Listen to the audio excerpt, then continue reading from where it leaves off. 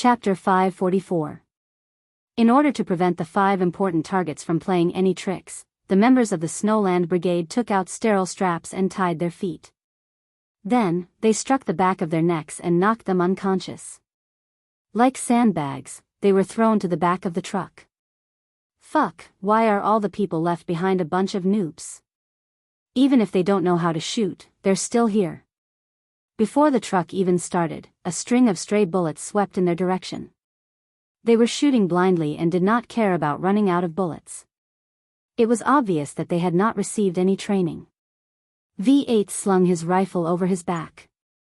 Under the cover of his comrades, he stepped on K7's hands that were folded over his knees and used the force of K7's hands to flip onto the roof of the garage. The stray bullets made it so that even the truck could not drive out. They had to find this guy who was wasting bullets. As the distance was very close, J5 saw through his night vision goggles that 2 Pakistani government soldiers were also suppressed by the stray bullets. They did not even have a chance to poke their heads out. Bang! Bang! Bang! Bang! The bullets hit the entire mud wall like rain and sent dust flying everywhere. Of the 2 Pakistani government soldiers, the one underground is probably dead. The stray bullets are in the house at my 10:00 direction. There are at least 2 of them. V8 did not make a move immediately. After he finished his reconnaissance, he whispered into his earpiece, "Fire at random," requesting a sniper. He did not get down from the truck but requested a sniper over his earpiece. Yi Qian was the sniper here, so she could only go up. When Yi Qian, who was already lying prone in the trunk of the truck, heard this, she quickly got up and jumped down from the truck with one hand on the fender. Xia Jinyuan, who was in charge of security, warned her in a low voice, "Be careful." Yi Qian laughed. "I'm a sniper to begin with. I've been carrying this sniper rifle for more than 10 hours without firing a single bullet. Now that I can finally put it to good use, I didn't carry it for more than 10 hours in vain." After she said that, she could hear the chuckles of her teammates through her earpiece. This young lady was really interesting. She was only 16 or 17 years old, but she was already carrying a sniper rifle and fighting enemies with them at night. She was their comrade who did not wear a military uniform. When T6 saw this, he wanted to whistle. This young lady was really energetic. Her nimble movements were pleasing to the eye. It wasn't like when he went to a high school to lead a team for military training in his first year in the army. Those girls would start complaining about how uncomfortable they felt after standing for 10 minutes. Just look at Yi Qian. She's a woman who doesn't lose out to men. Just looking at her makes me feel comfortable. The light from the fire in the south illuminated the area he was in. Yi Jian climbed up the car with the help of the K7. He cautiously glanced at the base village that was already riddled with holes. The windows that were shattered by the gunfire were dark and gloomy. No one knew if there were still Al-Qaeda members hiding in there. 10:00, at least 2 targets. Wide field of vision, suitable for sniping. Yi Qian said very softly as he carefully crawled down. He observed his surroundings and said to V8, 20 centimeters to the left. That's the best sniping position. She set up the sniper rifle that she had not used tonight and aimed it in the 10:00 direction. She began to accurately calculate the shooting range, wind speed, and how much the airwaves caused by the bombardment would affect the deviation of the bullet's trajectory. When she felt that there was a 99% chance of success, Yi Qian decisively and confidently pulled the trigger. The bullet came out of the barrel with a bang. After calculating its precise trajectory, it accurately hit the target that she could only see half of his head through her night vision goggles. Chapter 545. The bullet flew for 2 seconds and hit its target accurately. It was as if the bullet had entered the skull, pierced through the skull, and embedded itself into the wall of the room. The target didn't even know what had happened. He didn't even hear Yi Qian's gunshot before the Grim Reaper reaped his life. "There's one more target, we need to change positions." V8, who was acting as an observer, immediately spoke after Yi Qian fired the first shot. He even began to move his body, preparing to quickly change positions. Everyone knew that as long as a sniper fired the first shot, it was equivalent to exposing their position. Even if the enemy didn't know where they were hiding, their bullets would still shoot blindly in the direction of the gunshot. However, Yi Qian didn't. There was another hidden Al-Qaeda member who was probably frightened. The stray bullets paused for at least 5 minutes and seconds. It was during this short 5 seconds that Yi Qian's eyes flashed with a strange light. She moved her sniper rifle slightly to the right. In that instant, the light in her eyes changed.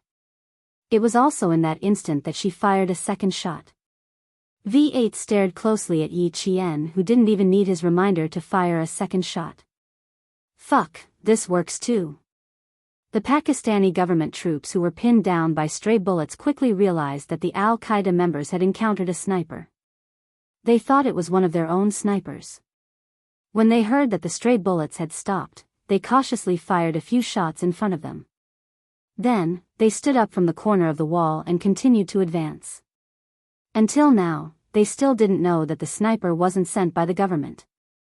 Yi Jian, who had completed the sniping, did not feel any sense of victory. There was a dark color in her dark eyes, which was so tight that it sank into the depths of her pupils. She lowered her eyes, and even her long eyelashes were trembling slightly. She put away her sniper rifle and said to J5 with both hands on the barrel, "They haven't been through strict training. Whether they encountered a sniper or not, they probably can't tell.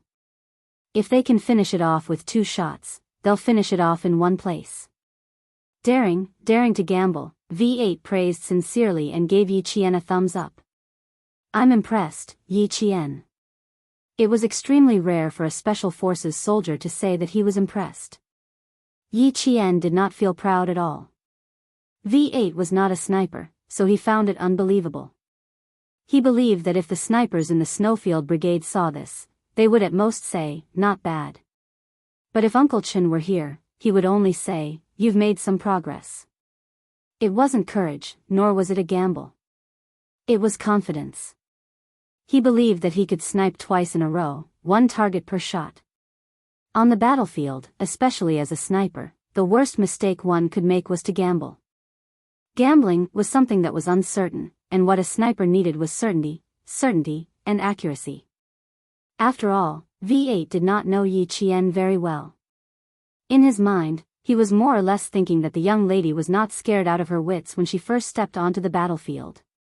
Instead, she held her gun and fought against the veterans like a newborn calf that was not afraid of a tiger. Even though he was in the assault position, he still had experience with sniper rifles after being in the military for so many years. He more or less knew how to shoot twice in a row without changing positions unless the position was very good and the target was clear. Only then would there be 2 or 3 shots. Just now, their position was average. The first shot would expose them, and the second shot would be equivalent to giving the opponent a chance to shoot. That was why he said Yi Qian was daring to gamble. Xia Jinyuan did not say anything at that time. After the 2 of them came down, he said calmly, "It's not a gamble, it's a calculation." She shot very quickly, and the target did not have time to retaliate. Chapter 546. V8 felt that he had to think twice before speaking in the future, especially when speaking to Yi Qian. He had to think twice in front of Q King. Cover G3. Copilot, K7, suppress fire. Rear compartment, suppress the left and right. Yi Qian, bring up the rear. After getting into the car, Xia Jinyuan immediately arranged a battle plan to rush out. They were facing gunfire and had to be careful of artillery. However, there was a lot of firepower in the south, and the heavy weapons of the Al-Qaeda organization were all concentrated in the south. This meant that the chances of encountering rocket launchers would be lower, but it could not be ruled out. 1 rocket launcher was enough to blow the entire car up into the sky. It was better to be safe than sorry. They had to use firepower to suppress the enemy until they had no chance to attack. At 10:30 p.m., after solving the problem of stray bullets, the truck finally started and drove out of the smoke-filled battlefield. The lights were not turned on. After contacting the Pakistani government forces outside with a satellite phone, they got the location of the exit. The truck was driven almost at the speed of a race car by G3. Boom, boom, crack, crack. It was so bumpy that they rushed out of the exit. The Pakistani government forces nearby already knew that the truck driving out from the east was one of their own. Naturally, they would not shoot by mistake. However, with such a big guy driving out, more bullets would be fired at the truck. The Pakistani government forces were very generous. When the commander knew that the Chinese soldiers were coming out, he immediately sent troops to support them. Friendly reinforcements. That saves us a lot of trouble. V8, who was holding a satellite phone in his hand, cut off the communication. He immediately said, "Just rush out and suppress the firepower passing by. The Pakistani government forces will clear the surroundings." After a slight pause, he said, "We can't rely on others, especially our friendly forces. Brothers, we have to rely on ourselves." K7 was sitting in the co-pilot's seat. He and G3 did not fasten their seatbelts, nor did they close the door. Any experienced Special Forces soldier who drove out of the battlefield knew that the large size of the car itself was a target. Once there was heavy firepower, the first thing to do was jump out of the car. The door was not closed so that it was easier to jump out of the car. Rushing out was much harder than sneaking in. However, with a vehicle in hand, as long as the car didn't catch fire, the wheels didn't explode, and the driver didn't get shot, and with a little bit of luck, suppressing the enemy with firepower would greatly increase one's speed. The grenade in his hand was meant to be used when he was retreating. K7 saw about 5 or 6 men in long robes rushing towards him, so he threw a grenade at them. Amidst the screams of agony, the car was jolted to the point that it sent people flying. With a loud boom, the car passed through the smoke and flames. Yi Qian felt a warm breath on her back. Then Xia Jinyuan, who was on her right, lifted his leg and rubbed it against her back. A piece of clothing that had been ignited by the explosion landed on Yi Qian's back. Although jungle camouflage was fireproof and waterproof, a piece of cloth that was on fire would still set the camouflage uniform on fire. "Don't move." When the car rushed out of the flames of the grenade, Xia Jinyuan thought of turning sideways to check on Yi Qian.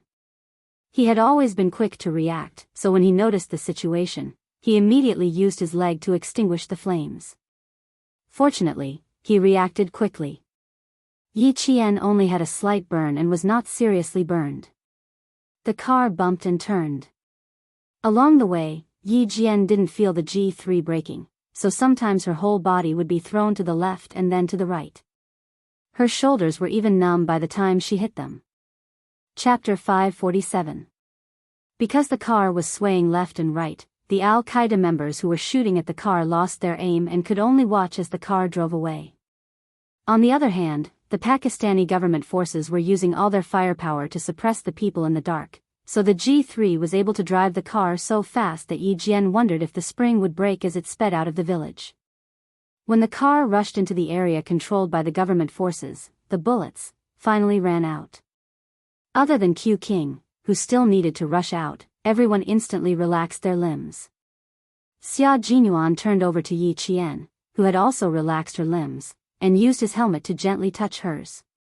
"Go back and let the doctor check your back and see if there are any other injuries on your body." Because he was choking on the smoke, his originally low voice was deep and hoarse, as if he hadn't drunk water for a few days, so hoarse that it was dry. Yi Qian could only feel the smell of smoke and blood in her mouth. She gently closed her beautiful lips and let out a long sigh. "It's not a big problem. Go back and treat it with alcohol and disinfect it." The car bumped again. J5's voice was lazy as he said, "G3, you can drive more steadily. The government forces are covering the back. Even if there are stray bullets, they will be blocked by the human bulletproof armor. My stomach, I'm going to throw up last night's meal." As for the 5 people who needed to be secretly escorted back to China, they were not like the members of the Snowfield Brigade. Their heads were not protected by helmets, and they were not wearing high-performance camouflage uniforms. When they rushed through the grenade fire, one of the young men woke up from the pain. Xia Jinyuan secretly held Yi Qian's hand. Because there were 5 other Chinese in the car who needed to be secretly escorted back to China for interrogation, Xia Jinyuan said in English, just in case, this is a battlefield, and the firepower is not even medium. The only choice is to accept it.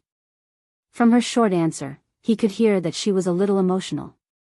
Everything was fine before, so why did she suddenly become emotional? Hearing his words, Yi Qian suddenly took the initiative and held Xia Jinyuan's hands tightly. After a while, she said with difficulty, "Captain Xia, the people I shot just now were 2 children. The 2 of them were probably young children who were about her age." She also spoke in English, which was like her mother tongue. Tonight, she spoke in a foreign language with great difficulty. Yi Jian held his hand tightly.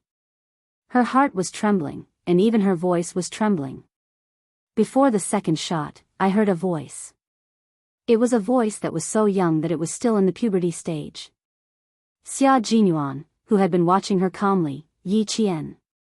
That's not a child. You're holding a gun to protect our country, but he's holding a gun to kill.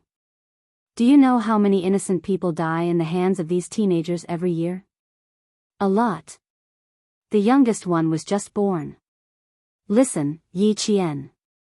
As long as the enemy picks up a gun, as long as he fires the first bullet at us, there is no difference between children and adults in your eyes. There is only the enemy.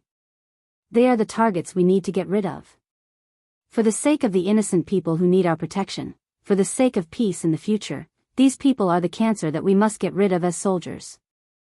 Chapter 548. You have to be worthy of. The 2 of them held hands tightly. Xia Jinyuan wrapped her hands tightly with his and transmitted strength to her with his smoke-stained hands. You have to be worthy of the camouflage uniform you are wearing, worthy of the country's expectations of you, and worthy of the training that the army has given you. When Yi Qian found out that the target was the same age as her, she almost chose to give up. This was a normal mentality and a necessary psychological process. However, Yi Qian suppressed this thought and chose to shoot normally. At that time, she thought that if she chose to give up, then the bullet would very likely hit her comrade. It was this thought that made her pull the trigger. She did not waver at all, calmly and decisively pulling the trigger. Yi Qian, don't use your kindness in the wrong place, and don't use your pity on the wrong person. Do you know why the Major General wants you to participate in the battle? He believes in you. He believes that you can become an outstanding Special Forces soldier and that you can fight alongside us. This was a very bad mentality. He had to stop it tonight. He had to make her understand that once she put on the military uniform and picked up a gun, she was no longer alone. Yi Qian, who had her eyes closed all this time, opened her eyes when she heard his angry reprimand. She turned her head to look at Xia Jinyuan. In the bright red light, she saw the coldness in his dark eyes, as well as the deep encouragement he was giving her. There was no anger or disappointment. Instead, he was encouraging her and enlightening her. The earpiece was not turned off, so everyone heard it clearly. They were all waiting for Yi Qian to speak. This kind of thing was not something that could be accepted just by listening to others. She had to understand and accept it herself before she could walk out of this hurdle. When facing obstacles on the battlefield, only she could help herself. Yi Qian did not answer immediately. She was taking deep breaths. She actually understood the general principles. Because she understood, she did not hesitate to shoot even though she knew that the target was a child, a person her age. She remembered that year when Xia Jinyuan appeared in the classroom in his military uniform. Zhang Bin, who was sitting beside her, whispered, "What a scary gaze. I bet he must have killed someone before." What did she say back then? Her answer was, even if he has killed someone, he is still a bad person. They were soldiers, and it was their duty to protect the country. The people who were killed were those who deserved more than death. It was really different from saying it aloud and personally experiencing it. However, one's beliefs could not be changed. Wearing a military uniform and holding a gun, one was a soldier. One was a soldier who protected the peace of the motherland. One was the nation's sword and the people's shield. She did not kill the innocent. Even if the other party was of the same age, he was the first to take a gun and shoot her comrade. They were the members of Al-Qaeda. Regardless of age, they could only differentiate between friend and foe. His undulating breathing gradually calmed down, and he exhaled a mouthful of foul air. He looked firmly at Xia Jinyuan, who was still staring at him. I got it. Thank you, Q King. It was not Captain Xia or Xia Jinyuan, but his comrade with the code name Q King. You don't have to thank me. I'm just reminding you. In the end, you can only be yourself. There was a faint smile in his deep and dark eyes. His lowered voice brought a warmth to Yi Qian's heart amid the rumbling sound of the truck. Rest for a while. You'll be fine after a good night's sleep. The only thing they did not have to worry about in this operation was the ending. They would leave after the battle, and the Pakistani government would take care of the rest. Chapter 549. Sleep on your lap? The only thing the Chinese soldiers brought into the base from their own country during this operation was the camouflage uniform they were wearing. There was no longer any trace that could indicate that the Chinese soldiers were involved in this operation. It wasn't until midnight that Xia Jinyuan turned on his satellite phone and contacted the Major General in the hotel after the car drove out of Magla Mountain. After hanging up, Xia Jinyuan said to the G3 soldiers, "Everyone will take turns driving and resting for an hour before we head to the Pakistan military airport." Then he said to Yi Qian, "Rest your head on my lap and have a good sleep. We'll arrive in the city in 3 hours." Normally, it would only take 5 hours to get there by car, but they had to drive for nearly 12 hours. All right, I'll rest then. I'll be on sentry duty in an hour while you guys sleep. Yi Qian did not refuse. Although the car had already driven out of the war zone, Pakistan itself was a dangerous country. If they drove in the middle of the night, they might encounter armed robbers. Even if they were leaving the war zone, a sentry post was a must. The T6 soldier smiled and said, "We'll arrive in 3 hours. We're all brothers this time, so you can keep resting." In the end, there were only 2 sentry posts left. One was for the K7 soldier in the front passenger seat, while the other was for the V8 soldier. After switching to the J5, the rest of the soldiers started to rest. Compared to Yi Qian, the Snowfield Brigade members who had not slept for 2 days and 2 nights needed more rest. After 2 nights of fighting, they were also starting to feel a little tired. Yi Qian rested his head on Xia Jinyuan's lap while Xia Jinyuan laid down in the car. With the bumpy ride of the car, both of them fell asleep in less than a minute.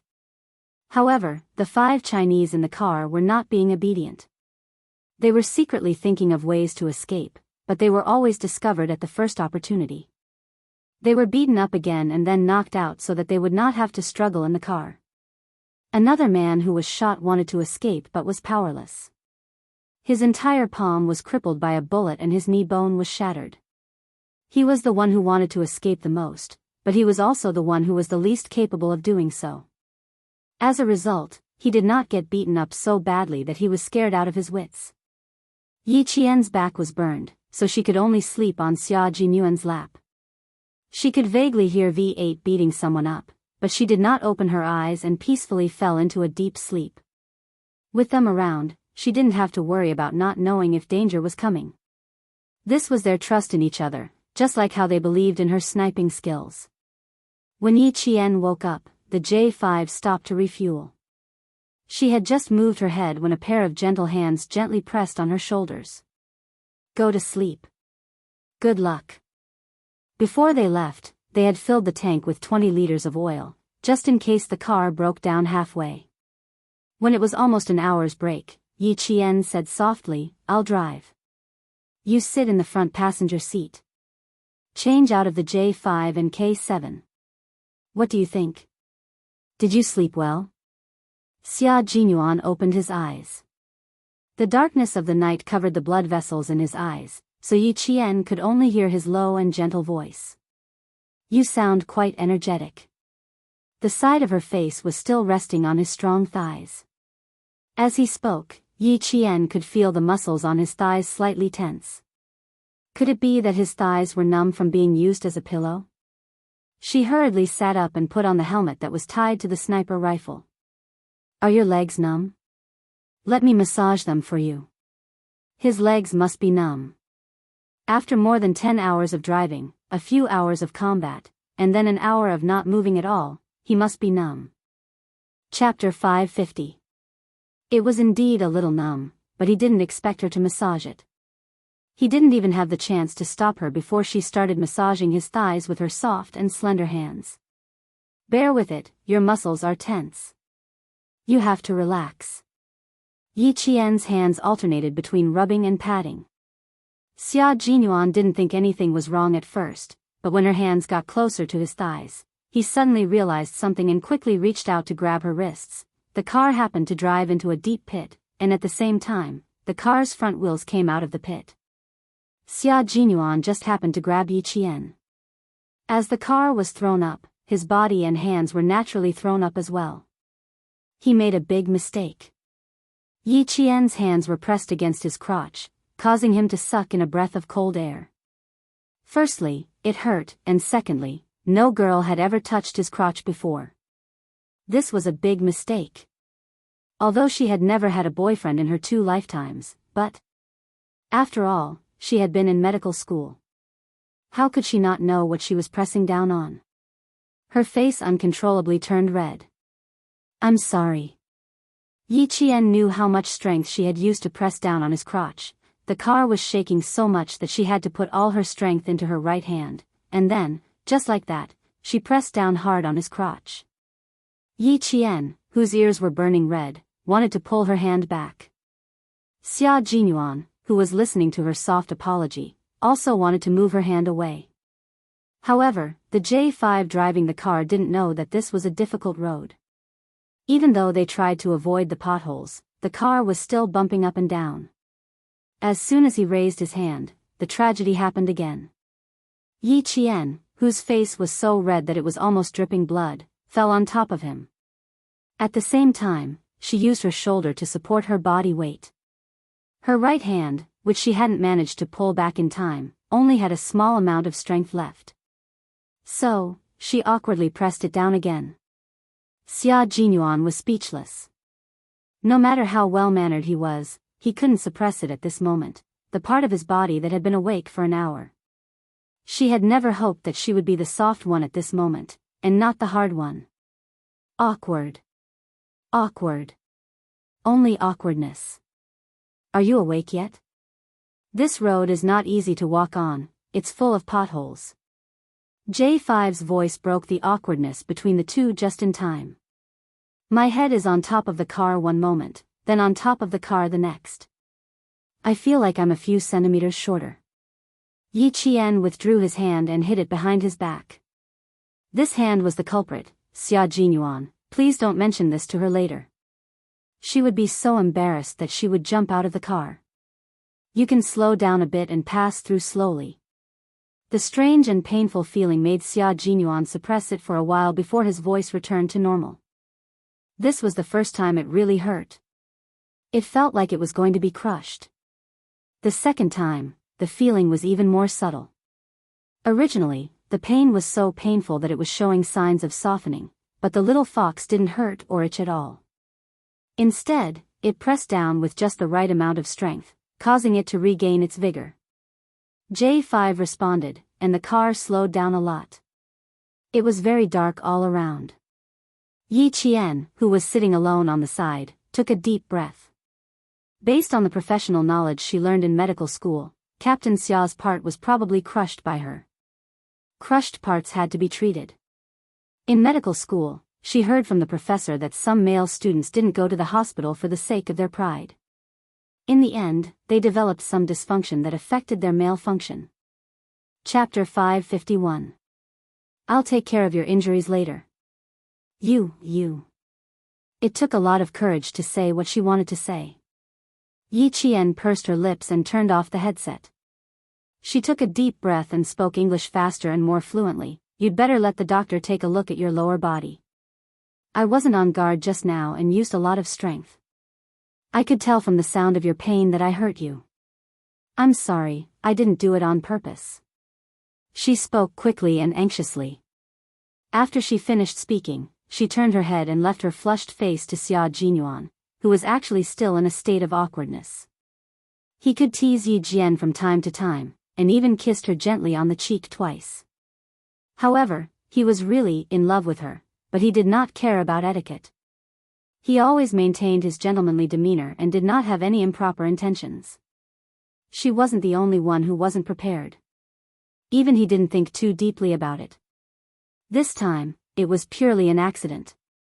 He wanted to just let it go, but she went on a long tirade and sounded quite anxious. An unnatural expression appeared on his handsome face.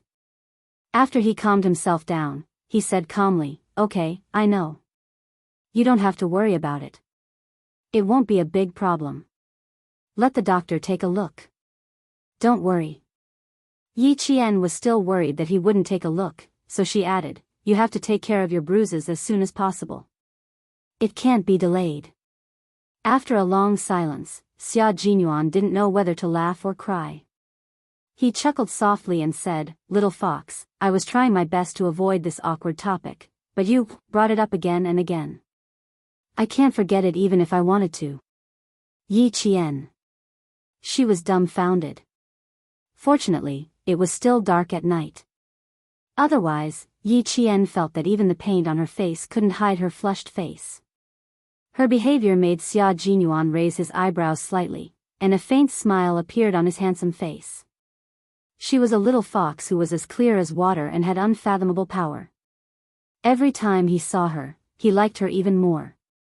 He clenched his fists tightly and looked at Yi Jian with his dark eyes. She didn't forget to put on her helmet even in the dark night. Seeing her beautiful side profile, his eyes became darker and gentler. "Grow up quickly, little fox." T6 and the others were in front of the car and didn't notice what was going on here. The two of them had turned off their headphones, so their private awkwardness was covered up by the darkness of the night. Only the two of them knew about this. When the car reached a flat area, Yi Qian took over as the driver and Xia Jinyuan sat in the front passenger seat. How could one really sleep forever in the wild? While J5, K7, and V8 were resting, G3 and T6 didn't sleep anymore. One of them was on sentry duty, while the other was staring at the five guys who were gritting their teeth from the bumpy ride and making unsatisfied grunts. In the end, the T6 combatant bluntly knocked the five of them out. When he could no longer hear any grunts, he whispered to G3, "She's really good at everything. Isn't she just starting to show off? She's almost at the top of everything. Which unit did this young lady train in?" G3 had fought with Yi Jian a few times, so he should know more or less. The taciturn G3 looked around with his beast-like eyes. After glancing at the five people who had been knocked out at least 3 times, he said calmly, "It's a mystery. He didn't mention it, and we didn't ask either. It's indeed a mystery. This little girl should have been trained as a special forces soldier. If even the army knows about it, it looks like she has the support of the army." T6 narrowed his eyes and casually changed the topic. "The first thing we should do when we get back is take a shower. We won't do this again in the future. Let's sleep first before we talk about this." Chapter 552. With a female soldier with a sharp nose by their side, they had to pay attention to their image. G3 agreed with this statement. In the future, they would have to shower after training. As long as there were no accidents, Yi Qian would have no problem entering the Snowfield Brigade after graduating from the military academy. The Snowfield Brigade was not a special forces unit that could be exposed to the whole army. The top 10 special forces in China were a unit that could get close to the lives of ordinary people. And even if they got close to the lives of ordinary people, they would not be special forces soldiers, but ordinary colonels. However, Yi Qian had received the Major General's approval to let her join the operation. This undoubtedly sent a signal that Yi Qian was very likely to join their unit. "She still doesn't know who we are. Don't think too much about it now," G3 added. T6 nodded in understanding. What he meant was that Yi Qian was still in the process of being assessed. Whether she could join or not depended on whether she passed or not. Yi Jian, who was driving, did not know that she had been spotted by a special force that was so incognito that it could not be found in the entire military establishment. She, who was driving seriously, finally forgot about the embarrassing incident just now and stopped thinking about it. Similarly, Xia Jinyuan did not mention it again. It would be awkward for both of them to talk about such things. It was fine to let it become a tacit little secret between the two of them. There was no need to be too explicit. Thinking about it once in a while, it felt good. After the car entered the city, they changed into the Urdu-speaking V8 and T6. The group of people drove directly to the military airport in Pakistan. The fact that one of the 5 people had been shot had already been reported to the higher-ups and the Major General of the army. When the car drove into the military airport, the first thing that was done was to inject all 5 people with special injections that would allow them to sleep for more than 10 hours. As for the Chinese person who was shot, it was not something that the Snowfield Brigade members handled. After sending him to the helicopter, they immediately took off and rushed to the China-Pakistan border to hand the 5 people over to the Linchuan military district. After that, the Pakistani government changed the team members into a nanny van. It was no longer a truck with bullet holes all around. Instead, it was a military jeep that was filled with fuel and looked very good. When the car drove back to the hotel in China, it was already 5 in the morning. After the car drove into the basement, they took off their helmets and clamped them under their armpits and got out of the car one by one. Xia Jinyuan stood at the front to organize the team. There were many steps, including standing at attention and taking attendance. Yi Jian stood at the end of the line. She announced her name in a clear voice during the roll call, which instantly lightened the originally serious atmosphere. Q King, when we go, we can call each other, eh? The group was actually very tired. Although they were smiling, their eyes were bloodshot. However, their eyes were all bright. If there was a mission for them to carry out, they would definitely rush to the battlefield without hesitation. The first night was still okay. At least the information was known to the Snowfield Brigade members. Tonight was full of danger. No one was accurate. Even with an M16, they did not have enough bullets. In the end, they could only pick up guns to fight. Everyone's jungle camouflage was no longer as clean and tidy as it was before they set off.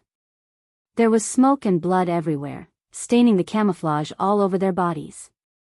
The paint on their faces had faded, and the smoke remained on their faces. This was the Special Forces soldiers who had walked out of the fire of war. Even if they could die at any time, they still held on to their original beliefs. Chapter 553.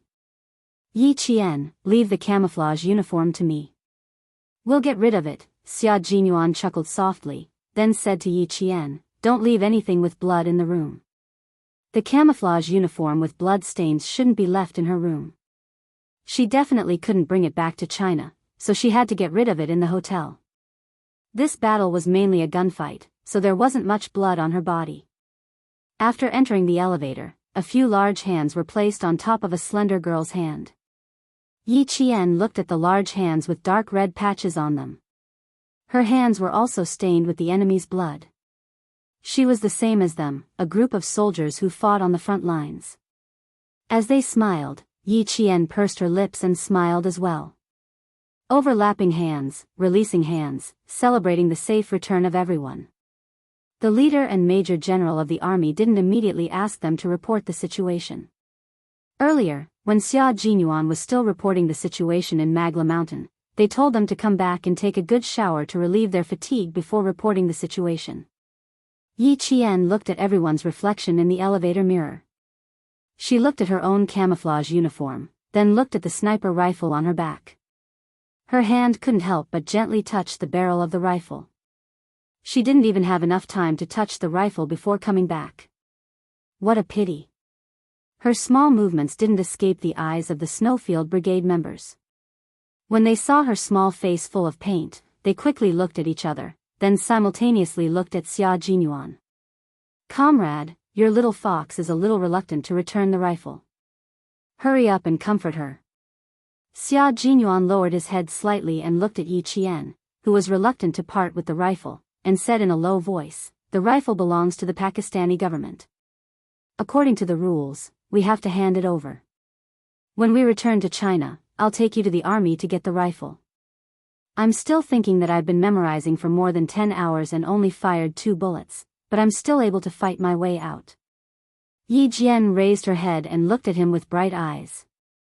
Every word she said was filled with determination. I've already walked out of this hurdle. 2 bullets opened up a bloody path for his comrade's safe return. Even if his hands were stained red with blood, he had no regrets. Xia Jinyuan and the others laughed. They said, "Our lives, and your life, we are one life. Little A, we are a team that will fight for our comrades to come back alive. Because we are comrades that will fight together until victory." Comradeship was a relationship of life and death established through blood and fire, and it was even closer than blood brothers. It was a friendship of absolute sincerity, a friendship of life and death. There was no utilitarianism in it, nor was there any prejudice of the secular world. Similarly, on the battlefield, comradeship was the sustenance of life. Putting aside life and death, leaving safety to your comrades and danger to yourself, clearing everything with bullets and returning safely side by side. Just now, when she folded her hands to celebrate her safe return, Yi Jian's heart was lifted in an instant. The helmet and gun were first handed over to Xia Jinyuan. She went back to her room and took a hot bath that soothed all her pores. Then, she washed the smoke from the gunpowder off her body until only the fragrance of soap remained.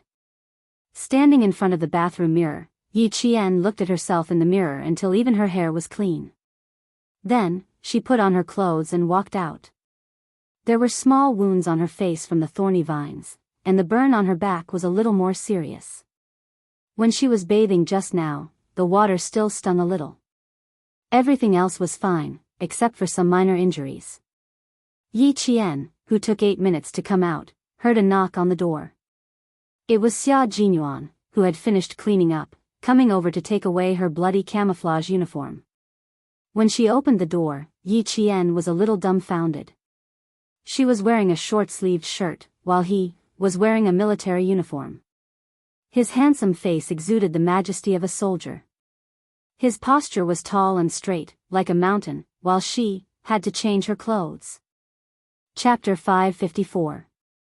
Professional soldiers were different after all. As long as the leader met them, they would change out of their training uniform and be in full military uniform. Looking at Xia Jinyuan standing in front of him, Yi Qian's pupils constricted slightly. Xia Jinyuan's expression was solemn and cold. His handsome face was calm and reserved, exuding the majestic aura of a soldier.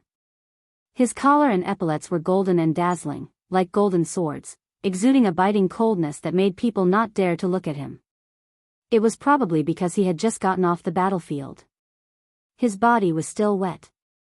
When he lowered his head and looked over, there was a hint of coldness in his clear eyes. Even the murderous aura that he had always concealed was exposed. Yi Qian, who had been through life and death, looked up slightly. Facing the murderous aura that made people involuntarily fearful, he said calmly, "Sorry, it's a little rude of me to go like this. I'll change my clothes." Wearing the school uniform was better than wearing a fitness t-shirt with short sleeves. "That's good, you don't have to change.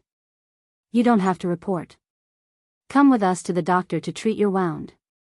Xia Jinyuan smiled slightly. The murderous aura that was faintly exuding from his body disappeared in an instant, leaving only a reserved and noble aura. Like a pine tree facing the abyss, proud and unyielding. Yi Qian laughed.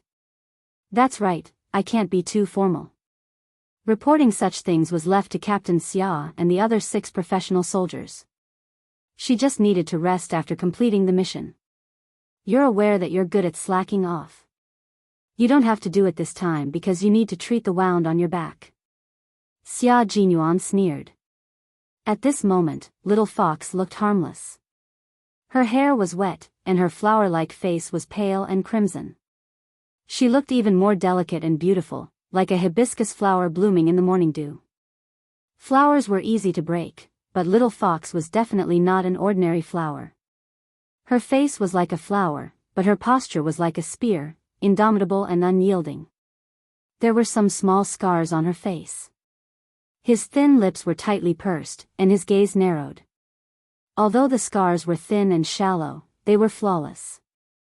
He raised his hand and gently stroked the small wound on her chin. He said in a low voice, "You're going to be disfigured. Will Uncle Chen kill me when we go back?" Speaking of injuries.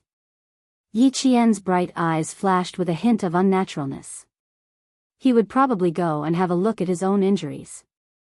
He hurriedly said, "How is that possible? I usually train with Uncle Chen, and my body is also injured. Where is the infirmary? What about the others? It's already over? Let's treat your wounds first, then we'll go see the leader. Little Fox did well tonight, she'll be recorded in the file again." The other 6 had already gone to the infirmary to treat some minor injuries on their bodies. Xia Jinyuan looked at Yi Qian, whose expression was a little unnatural. With a meaningful smile on his handsome face, he took her to the infirmary as well. He bet that she was thinking about the embarrassing incident in the car just now. Sigh, when faced with her, why did his originally healthy mentality give birth to a little darkness? This unintentional incident was definitely the most intimate contact his little fox had with a member of the opposite sex. He received her first time, and his mood was so happy that he even hummed a military song when he was taking a shower, and it was even a military love song. Yi Qian could not have guessed Major Xia's joy at this moment. Her ears were slightly burning. She tried her best to maintain a calm expression on her face and followed him into the infirmary. When he asked about her injuries later, she definitely could not stay in the infirmary. She definitely could not listen to a topic that would make her feel so awkward that she wanted to find a hole to hide in. Murphy's theorem: the more you are afraid of something, the more likely it will happen. Chapter 555. The leader went abroad for a secret visit. The medical staff around him was K7, but in reality, there were 2 professional medical staff accompanying him. They arrived in Pakistan 2 days in advance and did not go out.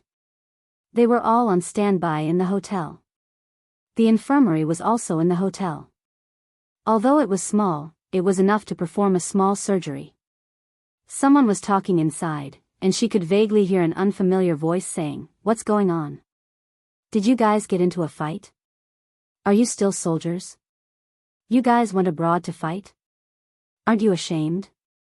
It was an unfamiliar voice and unfamiliar people. In the face of misunderstandings, she could only accept it calmly and not explain herself. "I don't feel good about it." Yi Qian stopped in his tracks and looked deeply at Xia Jinyuan, who was calm even in the face of misunderstandings. He said softly, "We don't need everyone to understand. We just need to know that what we do is right, right?" Xia Jinyuan chuckled. Seeing that she was no longer walking forward, as if she was deliberately avoiding him, he leaned forward slightly and his handsome face came closer to her. His sexy thin lips curved up slightly. "That's why I said, little fox, you have a high level of awareness and a strong psychological endurance. In the face of misunderstandings, the only thing we can do is to remain silent. Of course, we can't rule out the occasional use of violence." Looking at her bright eyes, Yi Qian's low voice gradually became deeper and gentler. There were too many complications that he could not understand. "Little fox, in the future, you might become someone like us. In front of the people you protect, you can't explain yourself. You can only listen and not say a word. Under this military uniform, there are both glory and bitterness. It depends on which one you choose. Fighting for glory is fighting for the country. If you choose bitterness, in the end, you will give up this military uniform and return to the path that everyone else has taken."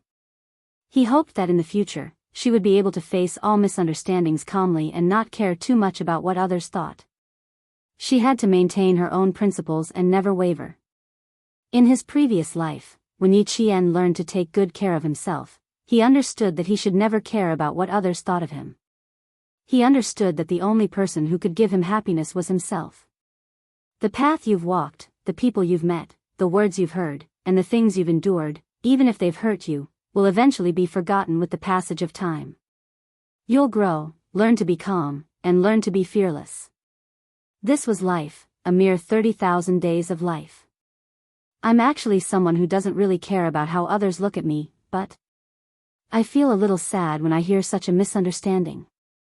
Yi Qian felt sorry for them when they risked their lives just to be misunderstood by others.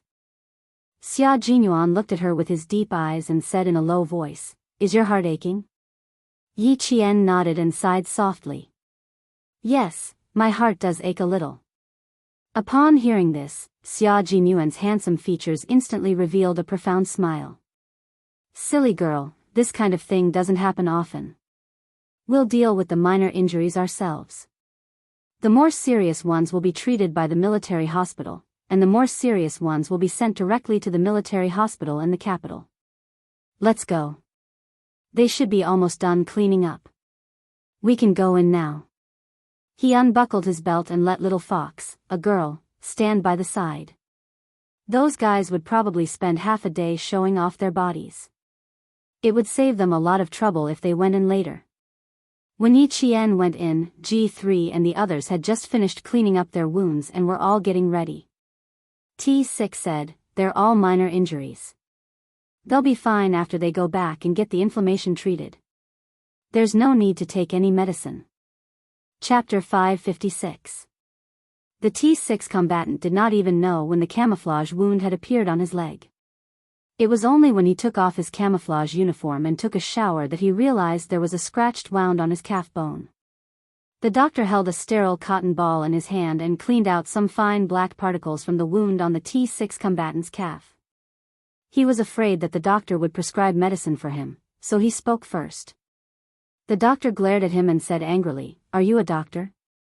Or am I a doctor?" "You're a doctor, you're a doctor.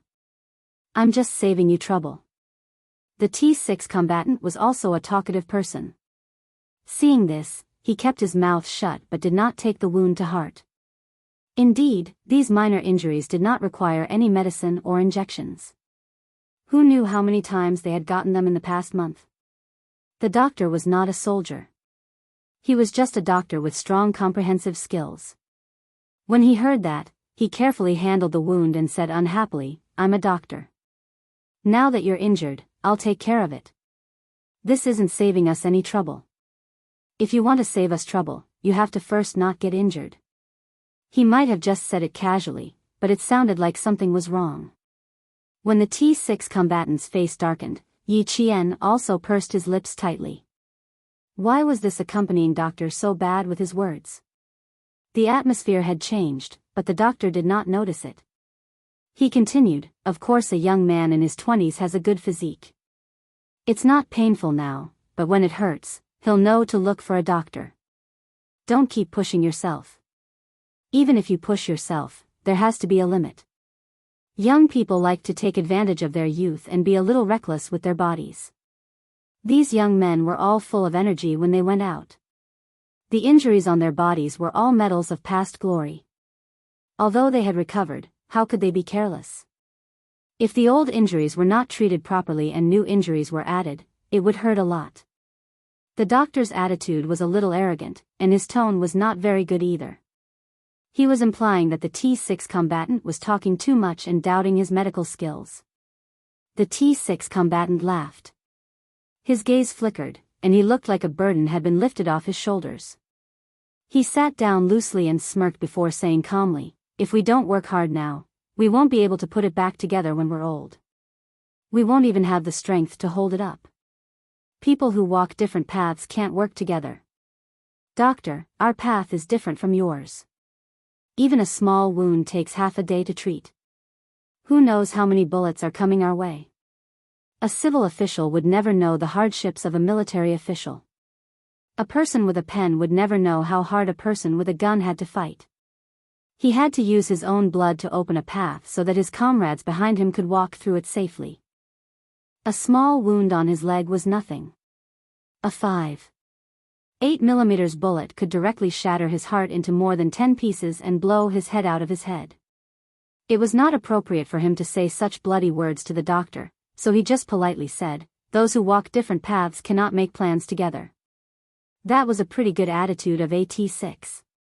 The other doctor was slightly older and was nearly 10 years older than the doctor who treated the T6 patient's wound. When he heard that, he looked at the 6 majors who were like fiends before looking at the young lady standing at the outermost edge of the group. He waved his hand and said, "Young lady, your back is injured, so go and lie down on the bed first. Little Wang, go and take a look at her. As for the rest of you, wait outside after you're done with your treatment." Although the T6 combatant's words were polite, he did not show them much mercy. The older doctor was afraid of making things worse, so he could only send the fiends away first. There were no bullets on their bodies, but they were all abrasions, scratches, and abrasions. They could leave after they were cleaned and disinfected. Yi Qian, who had a slightly cold expression, looked at the doctor who had just made sarcastic remarks about a fight. He pursed his lips and said in a deep voice, "Doctor, they didn't get injured from a fight. They got injured while trying to save me." Chapter 557. She couldn't accept it. If the misunderstanding happened to her, she would just bear with it. However, she couldn't bear to hear the doctor misunderstand the soldiers who risked their lives to fight at the front line. "If it weren't for them, I might have gone to heaven tonight. Doctor, I'm the one who wants to save you trouble." The younger doctor, who was the Dr. Wang that the older doctor mentioned, raised his head and looked at the soldiers with 2 bars and 1 star. He felt a little scared. He coughed lightly and said unnaturally, "I see. I'm sorry, I misunderstood." At least he apologized. Yi Qian winked playfully at his comrades who all had cold expressions on their faces. Her bright black eyes rippled slightly, making K7 purse his lips and reveal a faint smile that lasted only for a second. Xia Jinyuan patted J5's shoulder lightly and said in a low voice, "You're the instructor. Take them out. People who walk different paths cannot work together. They're doctors and we're soldiers. One is at the front line and the other is at the rear. Don't expect others to understand us. It's fine as long as we understand it in our hearts. It's okay. We can accept it." J5 smiled and said to Yi Qian, "We'll go over first. We'll come over with him later." They didn't need others to understand them. As long as they understood each other and had a comrade who stood up for them to seek justice, misunderstandings were nothing. It was 5:00 in the morning and the sky was already slightly bright. Yi Qian looked at the members of the Snowfield Brigade who walked past her. Only then did she realize that all 6 of them had the same military rank, 2 bars and 1 star. Even the military ranks in the same unit were the same. As far as she knew, the special forces also had different ranks.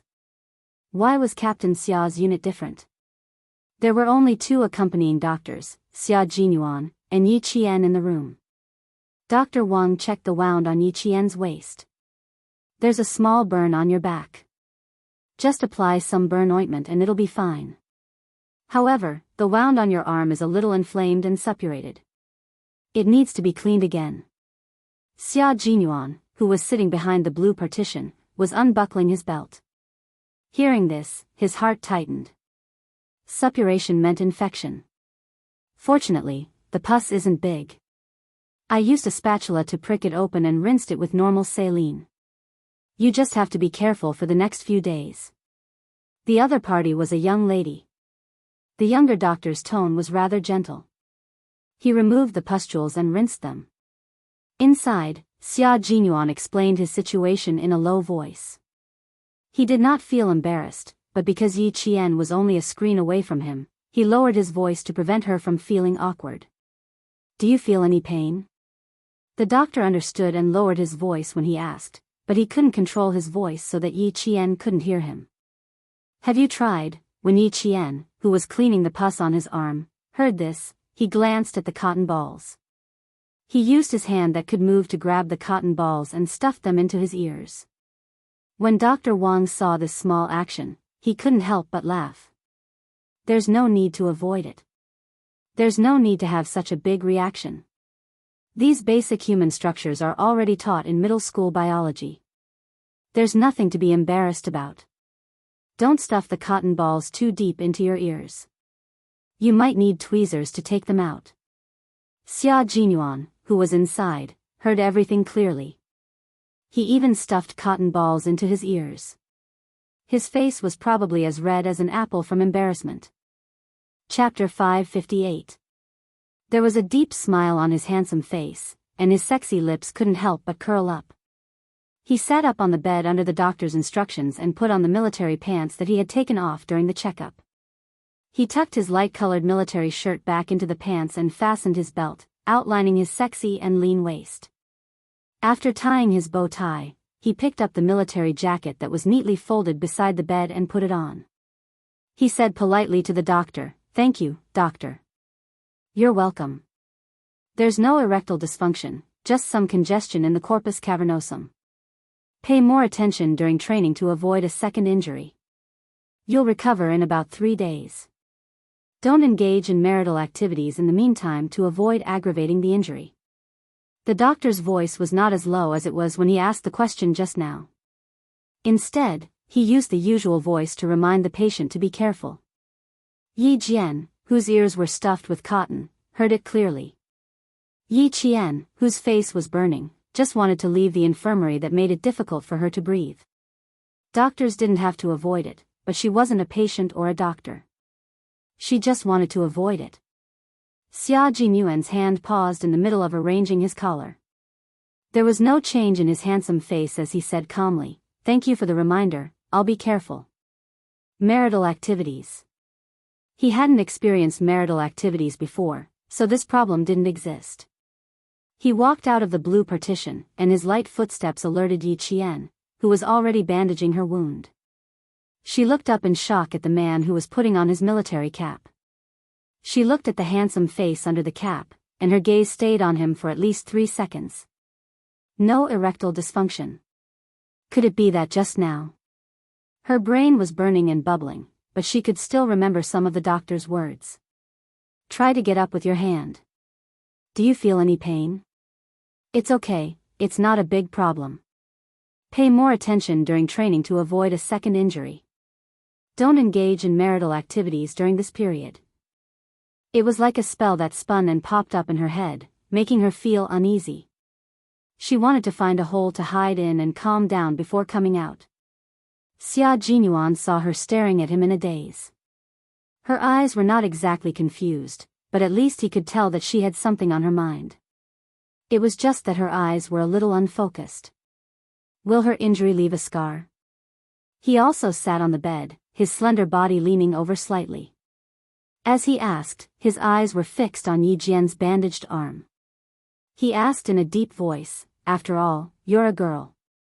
The wound will be exposed as long as you wear a short-sleeved shirt.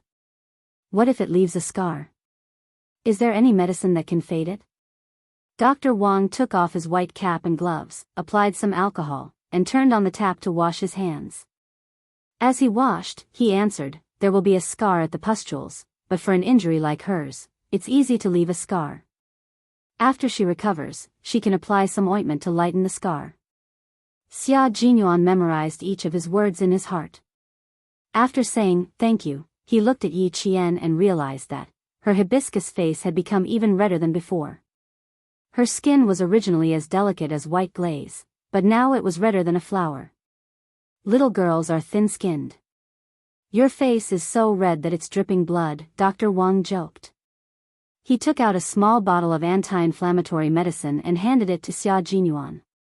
"After you shower, apply it until the scab comes off." Chapter 559. Beside her, the tip of her nose was filled with his scent. The faint minty scent could not hide his strong masculine scent. Thinking about how she had pressed his chest twice, Yi Qian could feel her heart trembling non-stop. Even her breathing became soft, for fear of disturbing him. As for the look in his eyes, Yi Qian knew that she did not dare to look at him at all. "We can go now. The leader is still waiting for us." She was so unnatural, as pure as a piece of white paper, leaving only his color.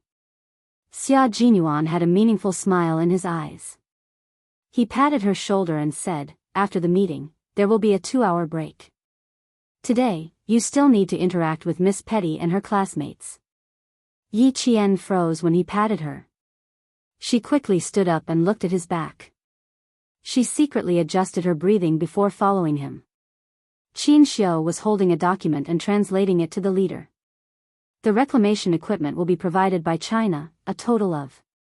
This was a reclamation project contract between China and Pakistan. Once the contract was signed, the Ministry of Commerce of China would come forward to negotiate until the leaders of China and Pakistan signed the contract. The reclamation project was undoubtedly beneficial to China. It seemed that China had lost money by providing the equipment and funds, but in the long run, China had the legal right to use the land for 30 years. Moreover, China also legally owned the resources in the sea. Once the reclamation was successful, China's warships would have a safe and reliable harbor. At the same time, it would promote trade between China and Pakistan, achieving a win-win situation. As the leader listened, he occasionally nodded slightly and pointed out some clauses that were not beneficial to China. Near the sea, how far is near? It has to be clear. It has to be digitized and specific. As long as the leader pointed out a point, Qin Xiu would immediately note it on the contract.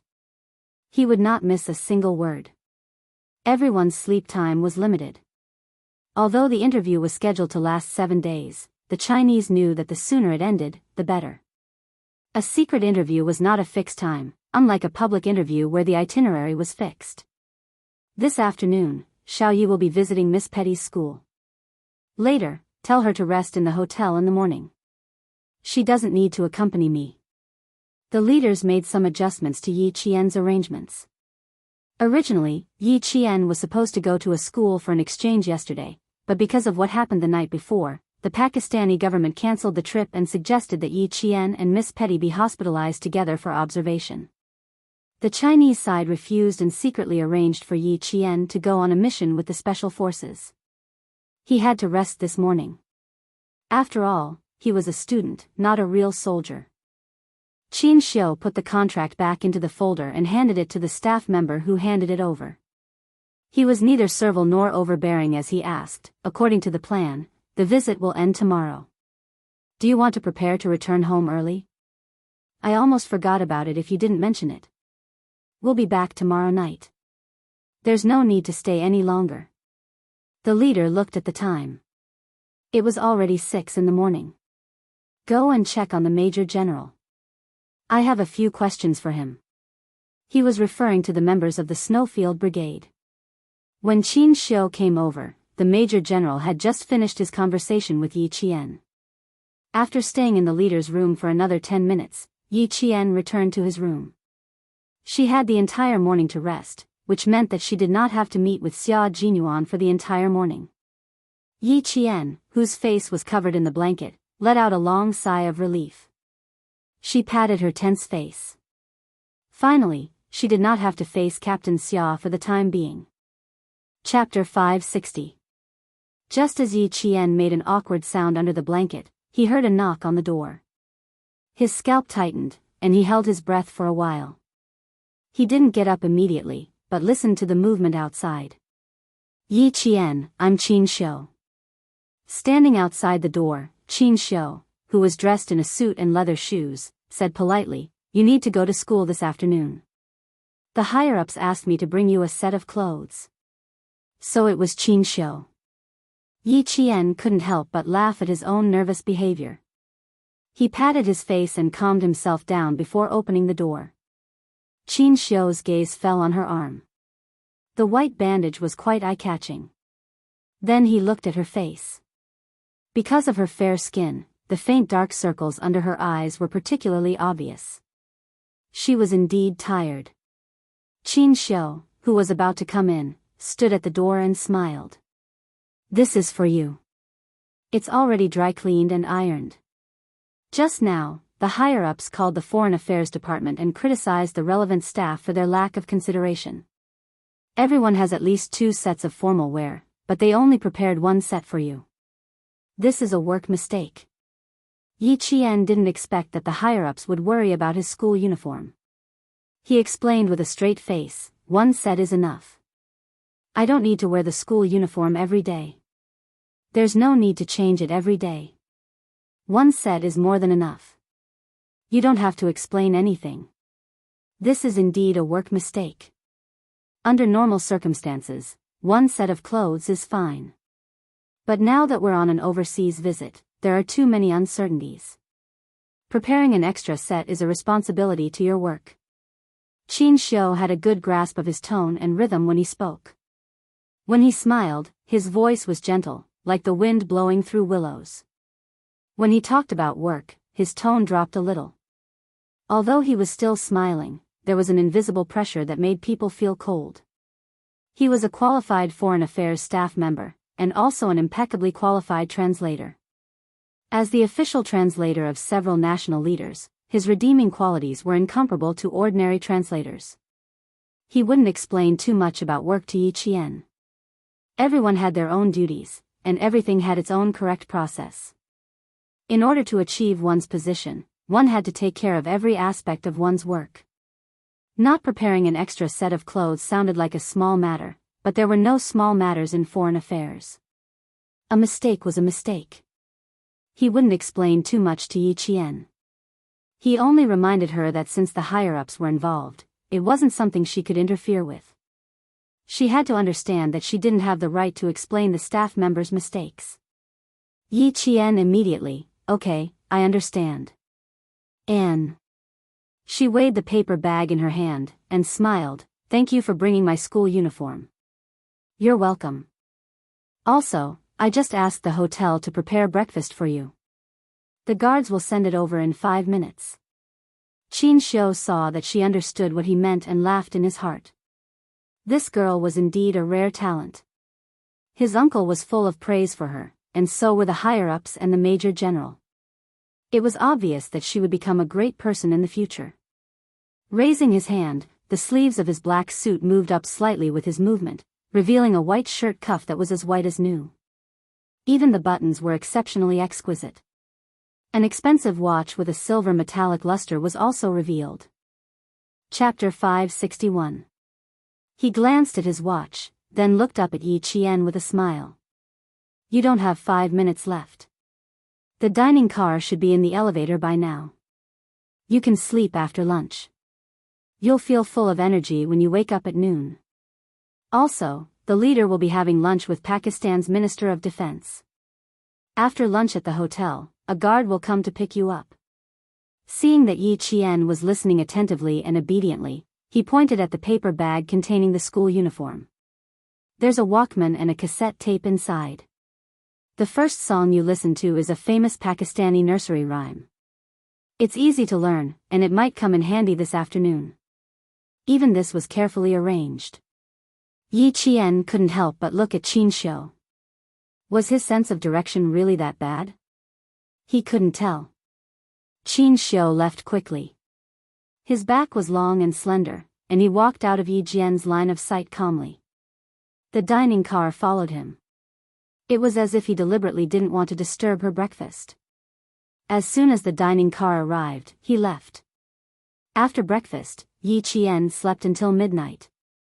When he opened his eyes, all the energy he had expended over the past few days had returned, and he was full of energy. The guard in charge of delivering lunch to Yi Qian punctually delivered it at 12 o'clock. After lunch, he waited in the room for the guard to arrive. At 1:30 in the afternoon, there was a rhythmic knock on the door. Just by listening to the sound, Yi Qian could guess who the guard was. Other than that dangerous man, who else could it be? 2 minutes, Yi Qian. Outside the door, Xia Jinyuan reminded him in a low and polite voice. There was a faint smile on his handsome face as he waited for the little fox who avoided him like a snake to come out. Originally, he wanted to give her some time to calm down. After all, he was also embarrassed by the incident, but he didn't expect the leader to directly ask him to come and pick her up. He couldn't refuse because of personal matters. Besides, it wasn't a big deal. After all, he was an adult man. How could he keep thinking about such a small matter?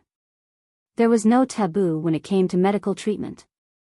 It was a matter of life and death that had to be explained in detail. Unexpectedly, the doctor's voice was a little loud. Even if the two of them wanted to pretend that they didn't hear it, they couldn't. At this moment, he had to be more serious. He couldn't let her continue to feel awkward. Therefore, He slightly tightened his voice and revealed a bit of coldness to let her understand that he was here for business. Yi Qian knew it was him. Although his breathing quickened, when he opened the door, Shuyan's expression was indifferent, and the corners of her eyes were calm and cool. You don't need 2 minutes. You can leave now. Very good. She didn't notice anything unusual. Xia Jinyuan glanced at her indifferently. When he turned around, the corners of his mouth lifted slightly. Miss Petty's school is in the wealthy district. The security there will be much safer than the slums. The decision was made suddenly and we didn't tell the school in advance to prepare anything. This was to prevent someone from using this matter to do something that would be detrimental to the visit. The leader won't go to school. He'll be accompanied by a diplomat. I'll be in charge of security. I'll ensure your safety during the 2-hour exchange. The car was parked in the basement. The driver was a motorist sent by Zhang Nanhai. Xia Jinyuan opened the car door for Yi Qian to get in first. Then he bent over and elegantly got into the car. Both of them sat in the back seat. Yi Jian, who thought that he would sit in front of her, saw this and her body tensed up slightly. Her breathing became sluggish as he closed the door. Her long eyelashes fluttered and her eyelids drooped. Chapter 562. Even the glass was bulletproof. After the car started, Xia Jinyuan reminded the driver to drive faster. He turned to Yi Jian, who was listening carefully, and said, after this afternoon's cultural exchange, we will go back home at 6:00. You're going back today? Isn't that 3 days earlier than expected? Yi Qian pursed his lips and whispered, did something happen that requires you to go back early? Pakistan was indeed a dangerous place. Al-Qaeda and terrorists would appear at any time. It was good to go back early. Xia Jinyuan noticed that her tense body gradually relaxed as they talked. A faint smile appeared in his eyes. Everything went well. That's why I was able to return home in advance. You can go back to the province tomorrow. What about the military training? Do you still need to go? It's okay if you don't go. You can rest in school for 2 days. The little fox had a strong ability to control her emotions. Although he liked to see her shy face, he hoped that she would be able to control her emotions well. Go back and participate in the military training. It's boring to stay in school alone. Yi Qian didn't think much and decided to go back and participate in the military training. After all, she had already gone back. There was no reason for her not to go back. She felt guilty for hiding the truth from her homeroom teacher, Miss Tong, who was very concerned about her. Xia Jinyuan nodded. That was fine too. She didn't have as much freedom in the province as she did in the town. There were many people in school and she couldn't stay in the dormitory all day. Participating in the military training would be more relaxing and free. There was a trace of guilt on her face just now. This trace of guilt was probably because of her homeroom teacher. Uncle Chen lived in the military area. Other than not being able to leave the military area, he could walk around freely in the military area. Therefore, her guilt was towards her homeroom teacher and classmates who cared about her. Little Fox had always been very soft-hearted towards people who were good to her. Yi Qian arrived at Miss Petty's school at 2:20 p.m. Although he didn't notify the school, they were notified before 10 a.m. The school immediately started to monitor the school. The car drove directly to the school. Miss Petty, who was holding a bouquet of flowers, saw Yi Qian get out of the car. She went up to Yi Qian and gave him a gentle hug. Thank you, Jane. Thank you for protecting her the night before. Thank you for saving the children in the orphanage.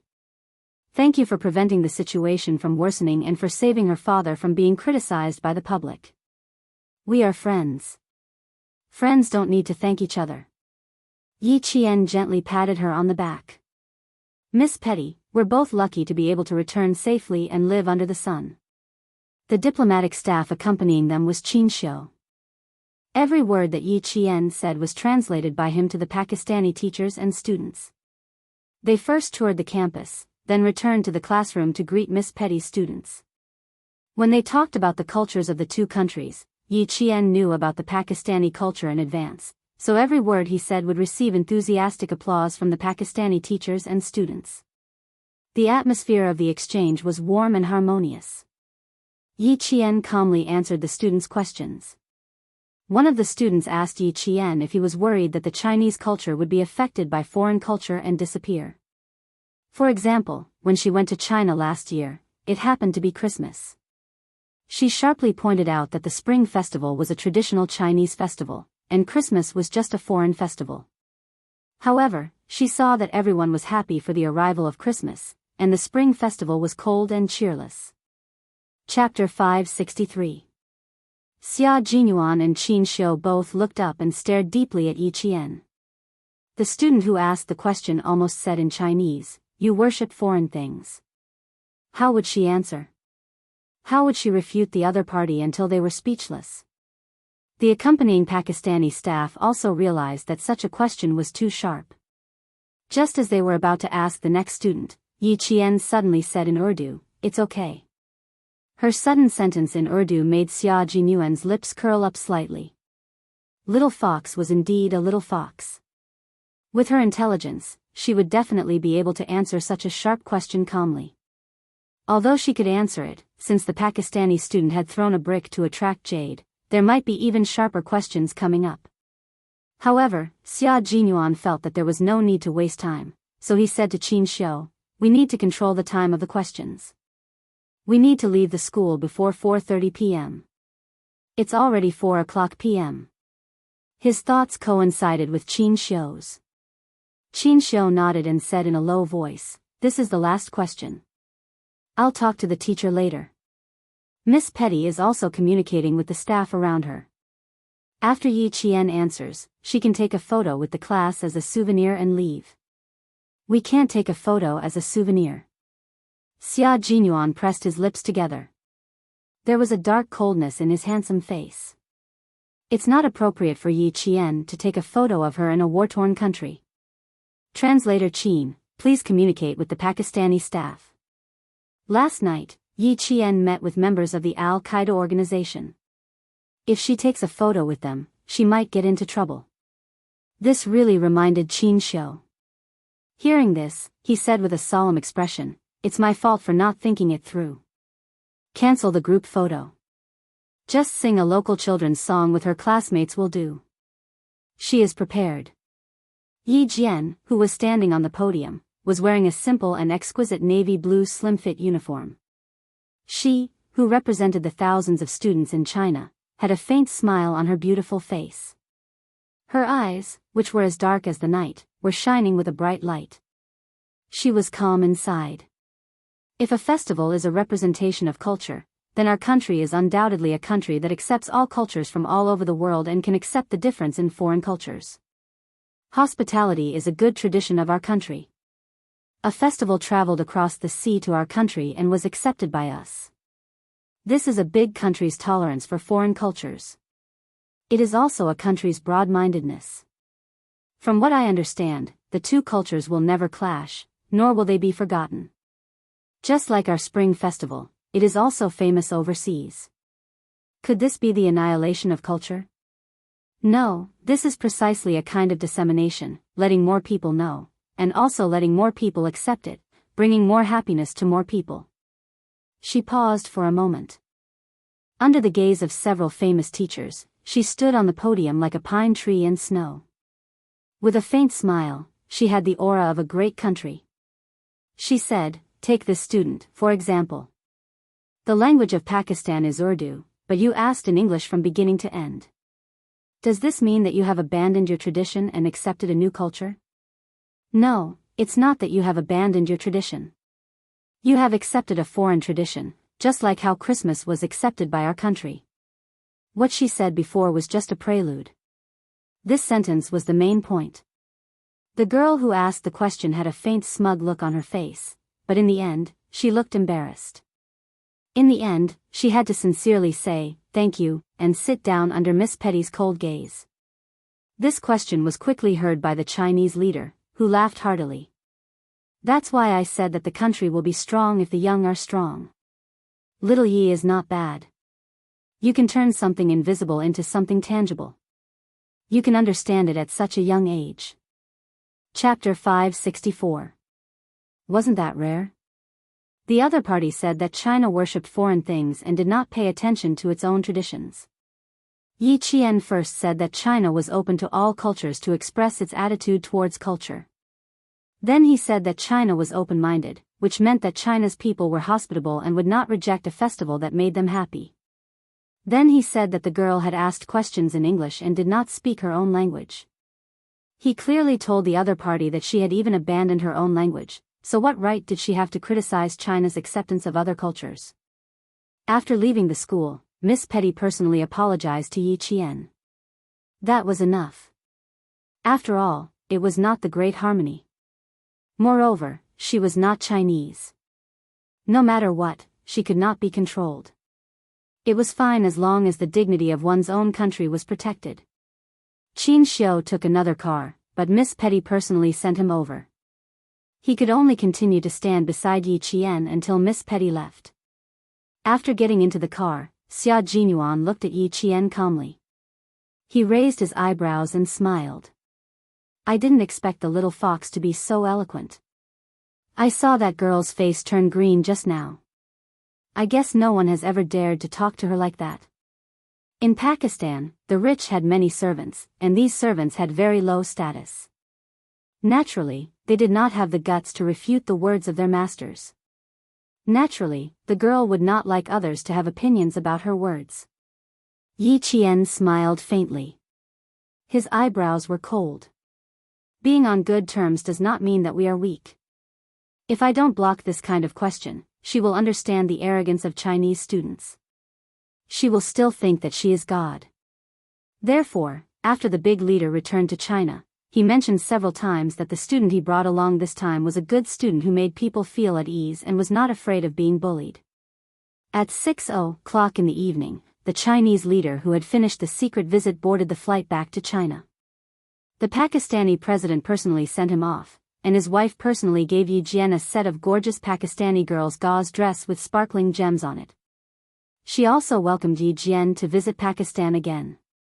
Yi Qian naturally agreed politely. The 4-day visit ended with a gentle hug from the president's wife. When the plane soared into the sky, they saw the fiery red sun still hanging in the west. The color was bright and full of hope. Just like the leaders of this country, no matter how chaotic their country was, they still had a patriotic heart and worked hard for their country. During the 6-hour trip, the big leader and Yi Qian talked for at least an hour. He told the major general that the local troops must train Yi Qian well. He was a good seedling and must not be missed. He looked forward to seeing Yi Qian in a military uniform during the military parade one day. They arrived in Beijing at 12:00 midnight. The earliest flight to the provincial capital was at 5:20 the next morning. Yi Qian did not return to Beijing with the big leader. Instead, he stayed in a hotel next to the airport under Qin Xiu's arrangement. Xia Jinyuan stood beside the major general and watched as Yi Qian bid farewell to the big leader and the major general. When he brushed past her, his slender hand gently touched Yi Qian's hand. Under everyone's gaze, a piece of paper slipped into Yi Qian's hand.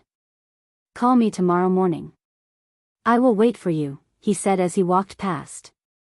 Yi Qian looked at his slender back and pursed his lips slightly. After returning to China, she did not want to have too much contact with him. Was it wrong for her to have such thoughts? But she really did not want to contact him. It was still the same as before. Dangerous men should be kept away. Chapter 565. They could work together on missions and stay as far away from each other as they could in life. This is the room card and this is the plane ticket. Keep them well. I've set up a wake-up call service. The service staff will call you at 4:00. Qin Xiu had been in charge of sending Yi Qian to the hotel. He took very good care of him and even prepared Yi Qian's military training uniform. This camouflage uniform was directly transferred from the army. It also has your school uniform. After you get off the plane, a car has been arranged. It will send you directly to the military training base. It's a little far and will take about 4 hours by car. It will arrive around noon. Qin Xiu was not only an interpreter by the leader's side. He also paid attention to the leader's residence and travel. The leader had arranged for him to take care of Yi Qian when he returned to the country and the province. This showed that the leader cared about Yi Qian. To Qin Xiu, Yi Qian was someone who had helped him before. He was even more attentive. I'll send you back to the hotel now. Come, walk this way. Under the light, the man's face was handsome. He had the calmness of a mountain. When he smiled, he looked like a jade tree facing a flower and exuded the elegance of a rich young master. He smiled at Yi Qian. Even the hotel receptionist blushed. He was really a gentle and elegant man. Yi Qian did not know how to appreciate a man's beauty. When he heard this, he smiled and said, "No need, Interpreter Qin. I know the way." "I know the way?" Qin Xiu's smile deepened. His eyes were very dark. When he smiled, it was as if there was a small whirlpool that could suck people in. "Classmate Xiao Yi, there's a deeper meaning to your words." Of course there was a deeper meaning. Yi Qian looked at his room card with smiling eyes. The room number was clearly written on it. "Thank you, Interpreter Qin. I'll go up first. Goodbye." He did not say goodbye because the chances of them meeting again were extremely rare. She held a camouflage travel bag in each hand and left with light steps. She didn't stop until she entered the elevator. Before the elevator door closed, Qin Xiu saw her waving goodbye to him. What an interesting girl. Qin Xiu waved back. After the elevator door closed, he said to the driver beside him, "Let's go back to the diplomatic compound first. When you were checking in for Xiaoya, Madam called and said that you can call her back to tell her that you are safe after you are done with your work." The chauffeur was the exclusive chauffeur sent by the Qin family to pick up Qin Xiu. He was very respectful to Qin Xiu. "Are you going back now? Or do you want to go back after getting on the bus?" Qin Xiu glanced at his driver and asked flatly, "Did my mom say anything else?" "No, he only said that you would give Madam a call after you're done with your work." Although Madam Qin's husband was a diplomat, she was also a businesswoman with a certain status in China. Therefore, she had the strong side of a businesswoman, and it was the same at home. She said that she wanted her son to call back, so she would definitely wait by the phone. Even though Qin Xiu was going home soon, he still couldn't avoid this call. "Mom, yes, soon." While Qin Xiu was talking to Madam Qin emotionlessly, Yi Qian had also returned to the hotel. She placed the note Xia Jinyuan gave her on the bedside table. After taking a shower, she quietly looked at the unopened note. Her eyes were calm, and it was impossible to tell what she was thinking. After a while, she turned off the lights and went to bed. The note was still unopened. At 4 in the morning, Yi Qian didn't even need to be woken up. She took the note in her hand again and slowly opened it. It was a phone number, not a personal number. Chapter 566. Xia Jinyuan had already turned in his cell phone before he left for the mission, so he had to wait until tomorrow to get his cell phone back. That was why he left his home phone number. Since he had broken his promise to Xia Jinyuan when he returned from Australia, Yi Qian still dialed this number. After about 3 rings, the phone was picked up and an extremely serious and authoritative voice came through. "This is Xia Xinhui." After about 3 seconds of silence, Yi Qian almost threw the phone out of his hand. Xia Xinhui. She had seen this name often. She had often seen this Commander-in-Chief Xia's signature in military documents. Sorry, wrong number. This was the first time in his life that Yi Qian had lied. Yi Qian would forever remember the taste of lying and would never let it happen a second time. Xia Jinyuan, who had just finished showering, walked out with steam all over his body. He had just heard the phone in the living room ringing, but now it was gone. It couldn't be Little Fox calling, right? He had asked her to call him when she returned to the provincial capital. Wrong number? Okay, it's okay. Goodbye. Commander-in-Chief Xia didn't think much of it and thought that it was really a wrong number. After saying goodbye warmly, he saw his son coming down the stairs. He knew where Xia Jinyuan had gone for the mission this time and also knew how well his son had performed during the mission. Like father, like son. How could Xia Xinhui's son be wrong? The father and son sat in the living room and chatted. However, they didn't know that after Yi Qian hung up the phone, he grabbed his luggage and almost ran away. It was too scary. She actually called Xia Jinyuan's home, and it was Commander-in-Chief Xia's home.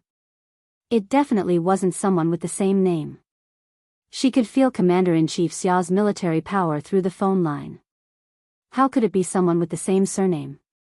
At this moment, Yi Qian really didn't know what to feel. He just wanted to leave quickly, go to the airport quickly, board the plane quickly, and leave quickly.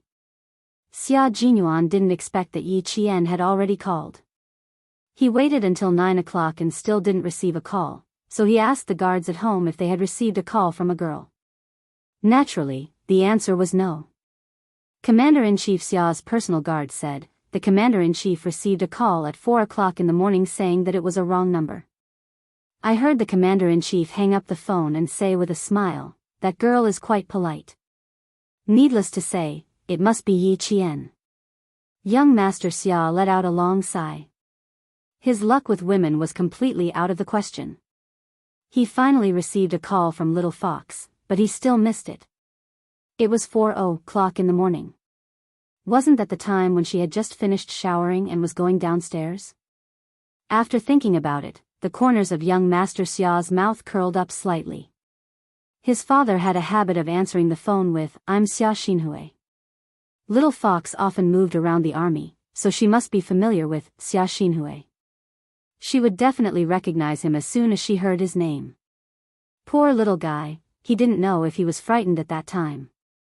Yi Qian, who was so frightened that he flew back to the provincial capital, got into the military car. Listening to the familiar accent, the guilty conscience in his heart disappeared little by little. In the provincial capital in October, it was the time when the tiger was running amok. At noon, the bright sun shone on the students who had just completed their military posture. Each and every one of them was drenched as if they had just walked out of a rainstorm. They were sweating profusely. When the instructor said that they were done with the military posture, the students who were exhausted couldn't care less. They collapsed on the ground and didn't want to get up. Damn it, I thought I could teach her a lesson through the military training. Who knew that she didn't even participate in the military training? That bitch Yao Jing, now she's pretending to be noble and aloof, as if it's none of her business. Just looking at her makes me angry. Chapter 567. Translator, Endless Fantasy Translation Editor, Endless Fantasy Translation. The untouchable Yi Qian, a boy who was wearing a military camouflage uniform, said fiercely. He touched the shoulder of the boy beside him and said, "Do you have any other ideas, kid? Weren't you in the same class as her? Don't you know her flaws?" "Brother Luo, I really don't know. Yi Qian used to be invisible in class. If you spoke a little louder, you would have scared her. Yi Ying used to take good care of her. She would help whoever bullied her." Later on, for some reason, the two sisters became estranged. In my opinion, it's Yi Qian's fault. It has nothing to do with Yi Ying. As the boy spoke, he heard the instructor whistle. He patted his butt and climbed up from the shade. He smiled and said, "Brother Luo, let's have lunch later at the same old place. Our class is gathering. We'll leave first." Luo ran, who didn't even have the strength to get up, waved his hand. He frowned and said unhappily, Okay. See you later." Damn it, I don't believe I can't take care of a little girl. Brother Luo, you have to be careful. Yi Qian is a little strange. The boy who left said in a low voice. He then ran back to his class to gather before the instructor's whistle was dropped. The military training sites of all the middle schools in the province were concentrated in the province's Chemical Defense Regiment. There were a total of 4 schools during the 7-day National Day holiday. A few thousand people were concentrated in the Chemical Defense Regiment for military training. Although there were many people, many old classmates who didn't study in the same school after graduating from middle school were able to gather. The province's #1 middle school was a school that was difficult to get into even if you had the money. Every time it was disbanded, there would always be students from other schools looking for their old classmates. Gradually, even Liao Jian, who studied in #16 middle school, got in touch with Yiying again. It wasn't that they got in touch again. At least he knew that Yiying studied in the province's #1 middle school. A few days ago, her father went to the countryside and mentioned to his father that they were both in the same chemical defense regiment. He even laughed and said that they were from the same town and were classmates. It was because of this sentence that he spoke to Yiying, who had come to the military training to look after the students' bags and hand them water. It was an accident that he met Luo Ran. He was almost beaten up by Luo Ran because he spoke a few more words to Yiying. Fortunately, he reacted quickly and avoided the disaster. Why did Yiying attract so many boys? Wherever he went, there would be people standing up for him. It was all because of Yi Qian. Was Yi Qian someone to be trifled with? Liao Jian's legs were sore from all the standing under the instructor's orders. He thought back to that year when he was in the province's #1 middle school. He saw with his own eyes Yi Qian climb from the 1st floor to the 7th floor with his bare hands, and then from the 7th floor to the 1st floor with a whoosh. From then on, no matter how much he couldn't swallow the resentment in his heart, he could only swallow it. He couldn't afford to offend people. If he did, he might even get himself into trouble. It was best to stay away from them. Yi Qian was someone he couldn't afford to offend. That boy over there, you, come out, come out. At ease, attention. I've taught you for 5 days and you still haven't learned? Come up. The instructor standing in front noticed Liao Jian's absent-mindedness and pointed at him rudely. This was a very common thing in military training. Whoever was caught by the instructor could only say that the student was unlucky. There were thousands of students in the 2 middle schools. At noon, they even had to line up for lunch. Fortunately, the Chemical Defense Regiment was big enough to accommodate the students of the 2 middle schools. It was also far from the city. It was located in a valley in the countryside, and the environment was quite good. Chapter 568. Yi Qian got out of the car and looked at the sentries on both sides. He wondered if he should call the school. Otherwise, how would he get in? The pass from the provincial military shouldn't be used here. Sigh, it was all because of his phone call. He was so guilty that he didn't even arrange his own matters properly. The driver was a soldier from the provincial military. Just as Yi Qian was hesitating about whether to call the school, he had already walked to the sentries of the anti-chemical regiment and showed his soldier pass.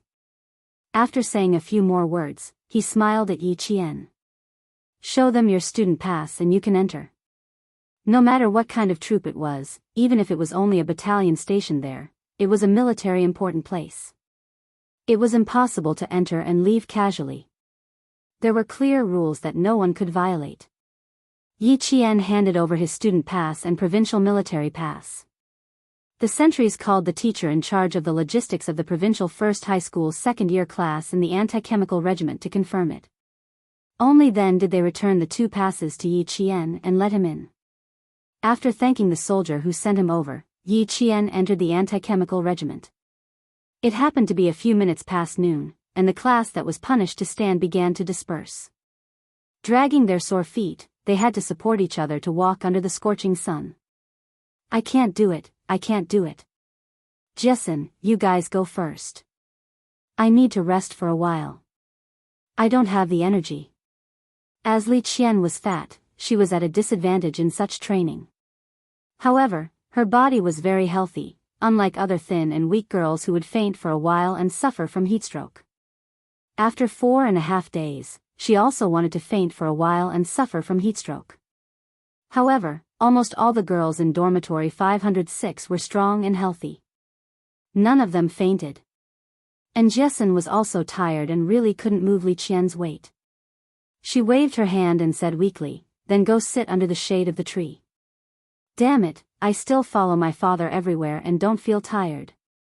I really can't stand standing in a military posture every day. Perseverance is victory, and Jessen. A voice that was like a gentle breeze drifted over. The voice was extremely cold, like the cool spring water in a mountain stream. The refreshing coolness drifted into the ears of the people in room 506.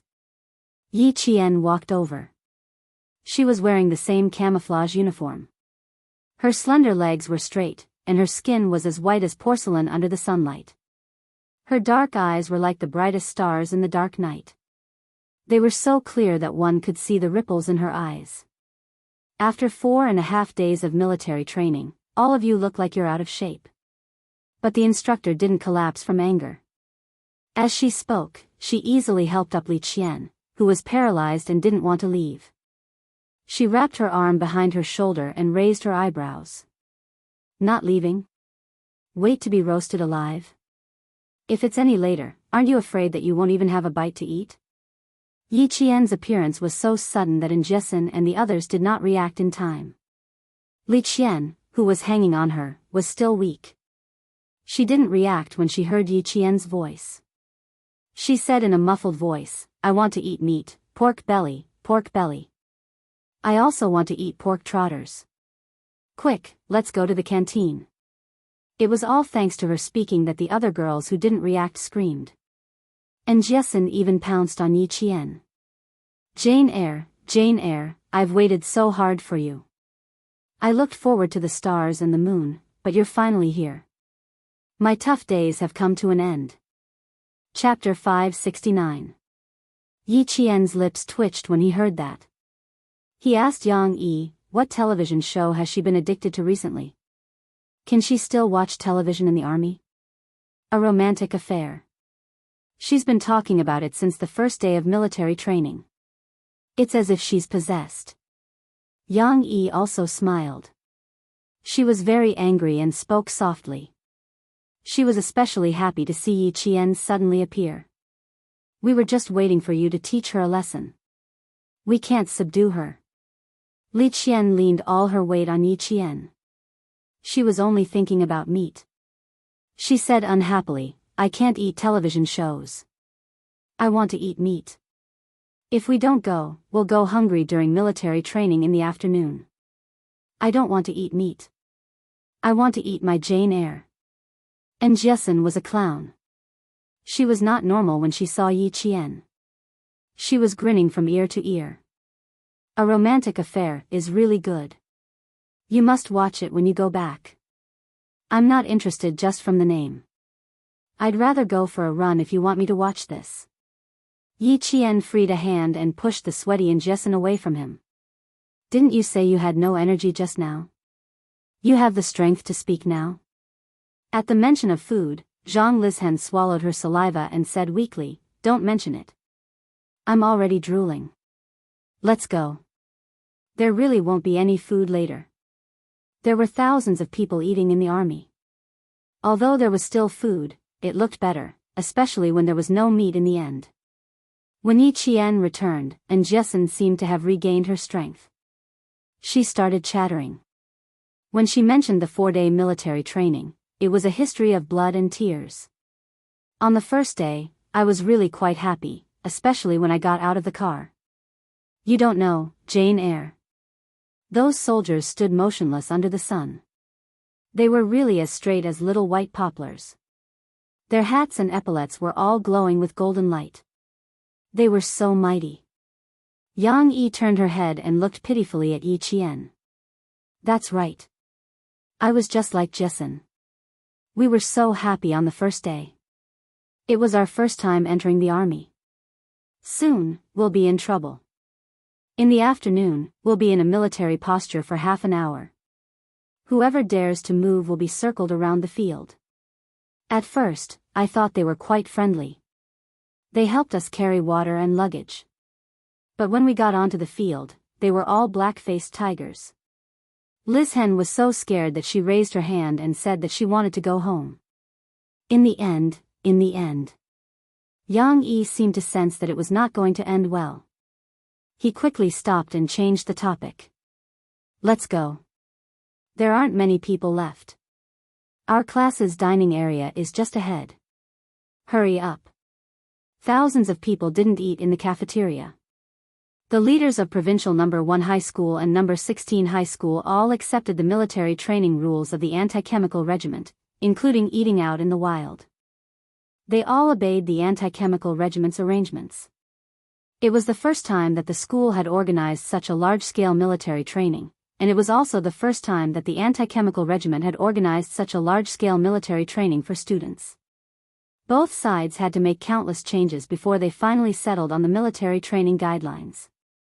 The moment they entered the army, they were under military management. All the students had to accept the rules of the army. Whoever dared to be arrogant would be dealt with directly. On the first day, more than 10 boys were taught a lesson. After that, they even wanted to challenge the instructor one-on-one. As one could imagine, they were taught a lesson even more miserably. Listening to the 5 of them talk, the corners of Yi Qian's mouth curved up slightly. This was school life. It made up for the regrets of her previous life. She could happily walk under the sun with her peers. No matter how harsh the sun was, she was still happy. Chapter 570. Why did she choose to come back for military training? It was because she did not want to miss out on the good times she had when she was still a student. Yi Qian? You? Why are you here? Lu Xian, the class monitor, walked out of the infirmary with a bottle of medicine in his hand. When he saw Yi Qian, he smiled in surprise and said, "Teacher Tong said that you went to the hospital to take care of your family and would not come back for 7 days of military training. It's not even 7 days yet, why are you here?" Yi Qian did not participate in military training. Teacher Tong mentioned this to the class. Because Yi Qian did not attend the evening self-study session, the students accepted Yi Qian's absence. Since he was discharged, Yi Qian naturally came back. Now that the vice class monitor is here, the class monitor will have less trouble. And Jessen's straightforward and generous personality was obvious to everyone in the class during military training. She was forthright and dared to take responsibility for her actions. Even the instructor said that she would join the army if she could not get into university. Because of this sentence, Jessen held on for the sake of her pride. Lu Xian smiled, "That's good news. Yi Qian, have you eaten lunch yet? Go to Teacher Tong's later and report to her. She has to arrange a bunk for you. Otherwise, you won't have a place to sleep at night. Military training is good for you." Lu Xian's grades were not the best, but he was very willing to do things for the class. Therefore, no one had any objections to him being the class monitor. He was usually a little naggy, but when he was meticulous, even the girls felt inferior to him. As a matter of fact, he began to remind Yi Qian what to do later. His finger was still pointing at Yi Qian. When he saw the camouflage uniform, he scratched his head in embarrassment. "I'm dizzy from the sun. I didn't even realize that you were wearing camouflage uniform." The camouflage uniform you're wearing looks much better than the ones we're wearing. The colors aren't quite right either. Ours are more white while yours is a lot darker green. Why does it look so good?" All along, Yi Qian had the habit of letting others finish talking before he spoke. When their gazes fell on him, he smiled and said, "I didn't get it before this. I got it directly from the army. It should be the soldier's usual training uniform, so the color is a little darker than yours. That's not right either. Why does it fit you so well?" No, it doesn't fit either. It's just.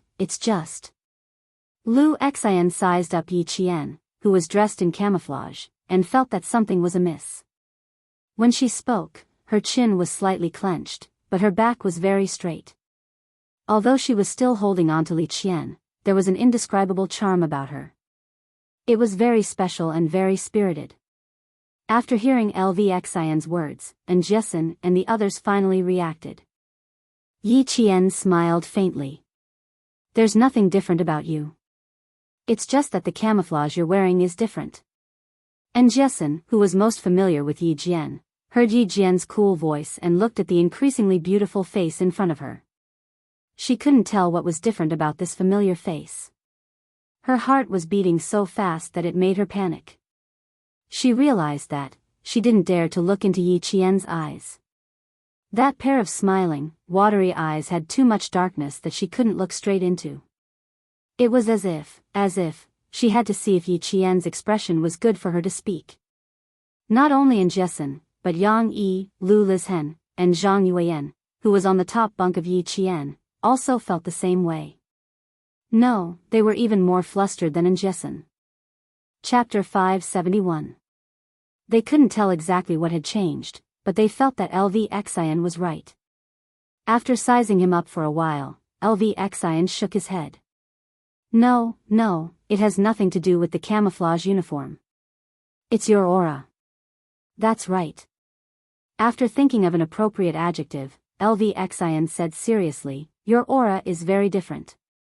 Even if we wore the camouflage uniform, we definitely wouldn't have your aura. Yi Qian, you look like a soldier, but we're still students standing in front of you. LV Xian's grades weren't the best, but they had always been stable. His EQ was also very high, so he was relatively sensitive. Yi Qian was wearing a suitable camouflage uniform, with a brown military belt around his waist and a pair of black training boots on his feet. He stood in the sunlight with a smile on his face, but his gaze was extremely cold. He had the aura of a soldier. It was an aura that only soldiers who had experienced the flames of war could have. Even ordinary soldiers couldn't compare to him. Yi Qian calmly observed the reactions of Jessen and the others. He laughed.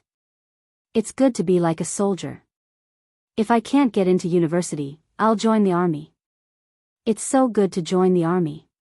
You don't have to think about anything in the army. You don't have to think about grades, what you're going to eat tonight, or what you're going to wear tomorrow. The army will plan all the seasons for you. It's so convenient. And Jessen and the others couldn't help but laugh when they heard this. The strange feeling in their hearts was swept away. Yi Qian was still the same Yi Qian. He had never changed. He was still the Yi Qian they knew. LV Xian said, so that's all you think about. Yi Qian, oh Yi Qian, you clearly didn't have to participate in the military training. Now you know how tiring it is. You'll be so tired that you won't even have the strength to hold chopsticks. I haven't tried it yet, so I must. Yi Qian lowered his voice slightly. He looked up slightly and saw Luo Ran and a few boys standing not far away. They were staring fiercely at him. No wonder he felt someone was staring at him. It was Luo Ran, the boy who had threatened to block him after school. And the boy beside him. Ah, isn't this my old classmate, Liao Jian? Why did Liao Jian also come to the province to study? That's not possible, right? Principal Rong wouldn't accept a student like Liao Jian. However, it was also possible that Luo Ran had been recruited. Liao Jian, on the other hand, was so frightened by the sudden sight of Yi Qian that he subconsciously retreated. He was really afraid of seeing Yi Qian. He was afraid. He was even more afraid that Yi Qian would see him with Luo Ran. Damn it. Why was he so unlucky whenever he was involved in Yi Ying's matters? Liao Jian, who was cursing in his heart, was afraid that Luo Ran, who was not afraid of death, would go and find Yi Qian, so he said from behind, Brother Luo, let's find a shady place to take a nap. Today is the hottest day, but it will be much cooler tomorrow. What's the hurry? Didn't I see someone familiar? Luo Ran, who had taken off the belt around his waist, walked over and said with a fake smile, Hey, isn't this Yi Qian? Didn't you say that you were going to the hospital to be a good student and be filial to the elderly? Why are you here? From his voice, it was obvious that he wasn't a good student. However, he couldn't stand Boss Luo, who had donated 500,000 yuan to the school. No matter how bad he was, the school could only accept him. Lu Xian also knew why Luo Ran wanted to find Yi Qian. It was because of the basketball incident. He ignored him and said to Yi Qian, let's go eat first. We'll gather at 2 p.m. You can sleep for a while. You can't go back to the dorm. Just find a shady place to sleep. Chapter 572. With his classmates around, Yi Qian didn't want to talk to Luo Ran and said, then hurry up. I can only support Li Qian. If one of you faints from hunger, I can only leave it to the class monitor. I want to eat meat. Without meat, I won't have the strength to hold chopsticks. After Zhang Bin's reminder, Jessen knew that she couldn't clash with Luo Ran. She pushed Yang Yi and Lu Lizhen and said, "You can't stand anymore. Let's go, let's go. I'm afraid there's no meat, but there should be some vegetables." Lu Xian, who also didn't want to cause trouble, chuckled. He couldn't hide his gloating expression. "Although there's no meat, we can definitely fill our stomachs." This time, it was Li Qian who wanted to cry. "I want to eat meat, I want to eat meat, don't say any more. I want to eat meat too. I want to eat meat too." Even a gentle girl like Yang Yi was shouting. It was obvious how much they wanted to eat meat. It wasn't that there wasn't meat for them to eat in the military, but that the consumption was too high. They really wanted to eat. At the beginning of the military training, Luo Ran had been thinking about how to teach Yi Qian a lesson. In the end, he didn't even meet her. Now that he saw Yi Qian, how could he let her go so easily? Seeing this, he snorted coldly and walked over to block Yi Qian. "You want to leave? Aren't you quite bold? Why, are you scared now?" The boys beside him, except for Liao Jian, all laughed. "Of course I'm scared. Who is our brother Luo? Even the principal has to give him face when he sees him." "Ha ha ha, brother Luo, why don't you just let her kneel down and kowtow to you and admit her mistake?" "That's right. Our brother Luo is magnanimous. If she kowtows and admits her mistake, he'll let you go." "Yi Qian, don't be so tactful." In any school, there were bad students and troublesome students. Luo Ran was both a bad student and a troublesome one. Because of his father's wealth, there was a bandit spirit among the students that said, "Those who follow me will prosper and those who oppose me will perish." He was close to Yang Heng in school, so he had been suppressed by Yang Heng until now. Now that he had cut ties with Yang Heng, there was no one more powerful than him to control him, so he began to act arrogantly. Yi Qian made him lose face. If he didn't get back at him, he wouldn't be able to take it lying down. Plus, with Yi Ying's incident, he had a huge grudge against Yi Qian. The words of the boys hit the nail on the head. He sneered and said, "Did you hear that, Yi Qian? My brothers are fighting for justice for me. What about you? Kowtow and admit your mistake, and apologize to Yi Ying as well. Then we'll forget about this. Otherwise," and Jessen's eyes were already burning with anger. She had a fever and her entire face was flushed red. Yang Yi couldn't hold her back in her anger. She suddenly rushed in front of Yi Qian and shouted angrily, "Luo Ran, don't go too far." "I've gone too far? Do you know what she did to me? In front of hundreds of people, she scolded me until my face was covered in blood. Am I going too far?" Luo Ran was furious. He looked at Jessen with eyes full of hostility. "Who's the one who's going too far?" He kept saying, "You're the one who's going too far." His foul language was disgusting. The boys around him were even more eager to see the world in chaos. They all shouted at the side, "You too, don't bully brother Luo because he's easy to talk to. You still have to apologize. Brother Luo, I think these two girls really don't take you seriously. They both dare to shout at you."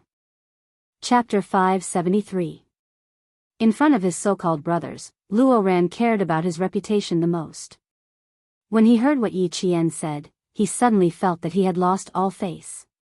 He was furious. He ground his teeth and said darkly, "Who the fuck do you think you are? How dare you meddle in other people's business?" Liao Jian didn't interrupt at all. He had been secretly observing Yi Qian. He could clearly see that there was a blood-like hostility in her eyes. She looked calm and even had a smile on her lips. She was just like those people who used to look for his father.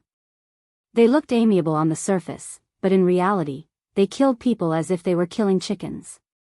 How could she be afraid of Luo Ran? How could she apologize?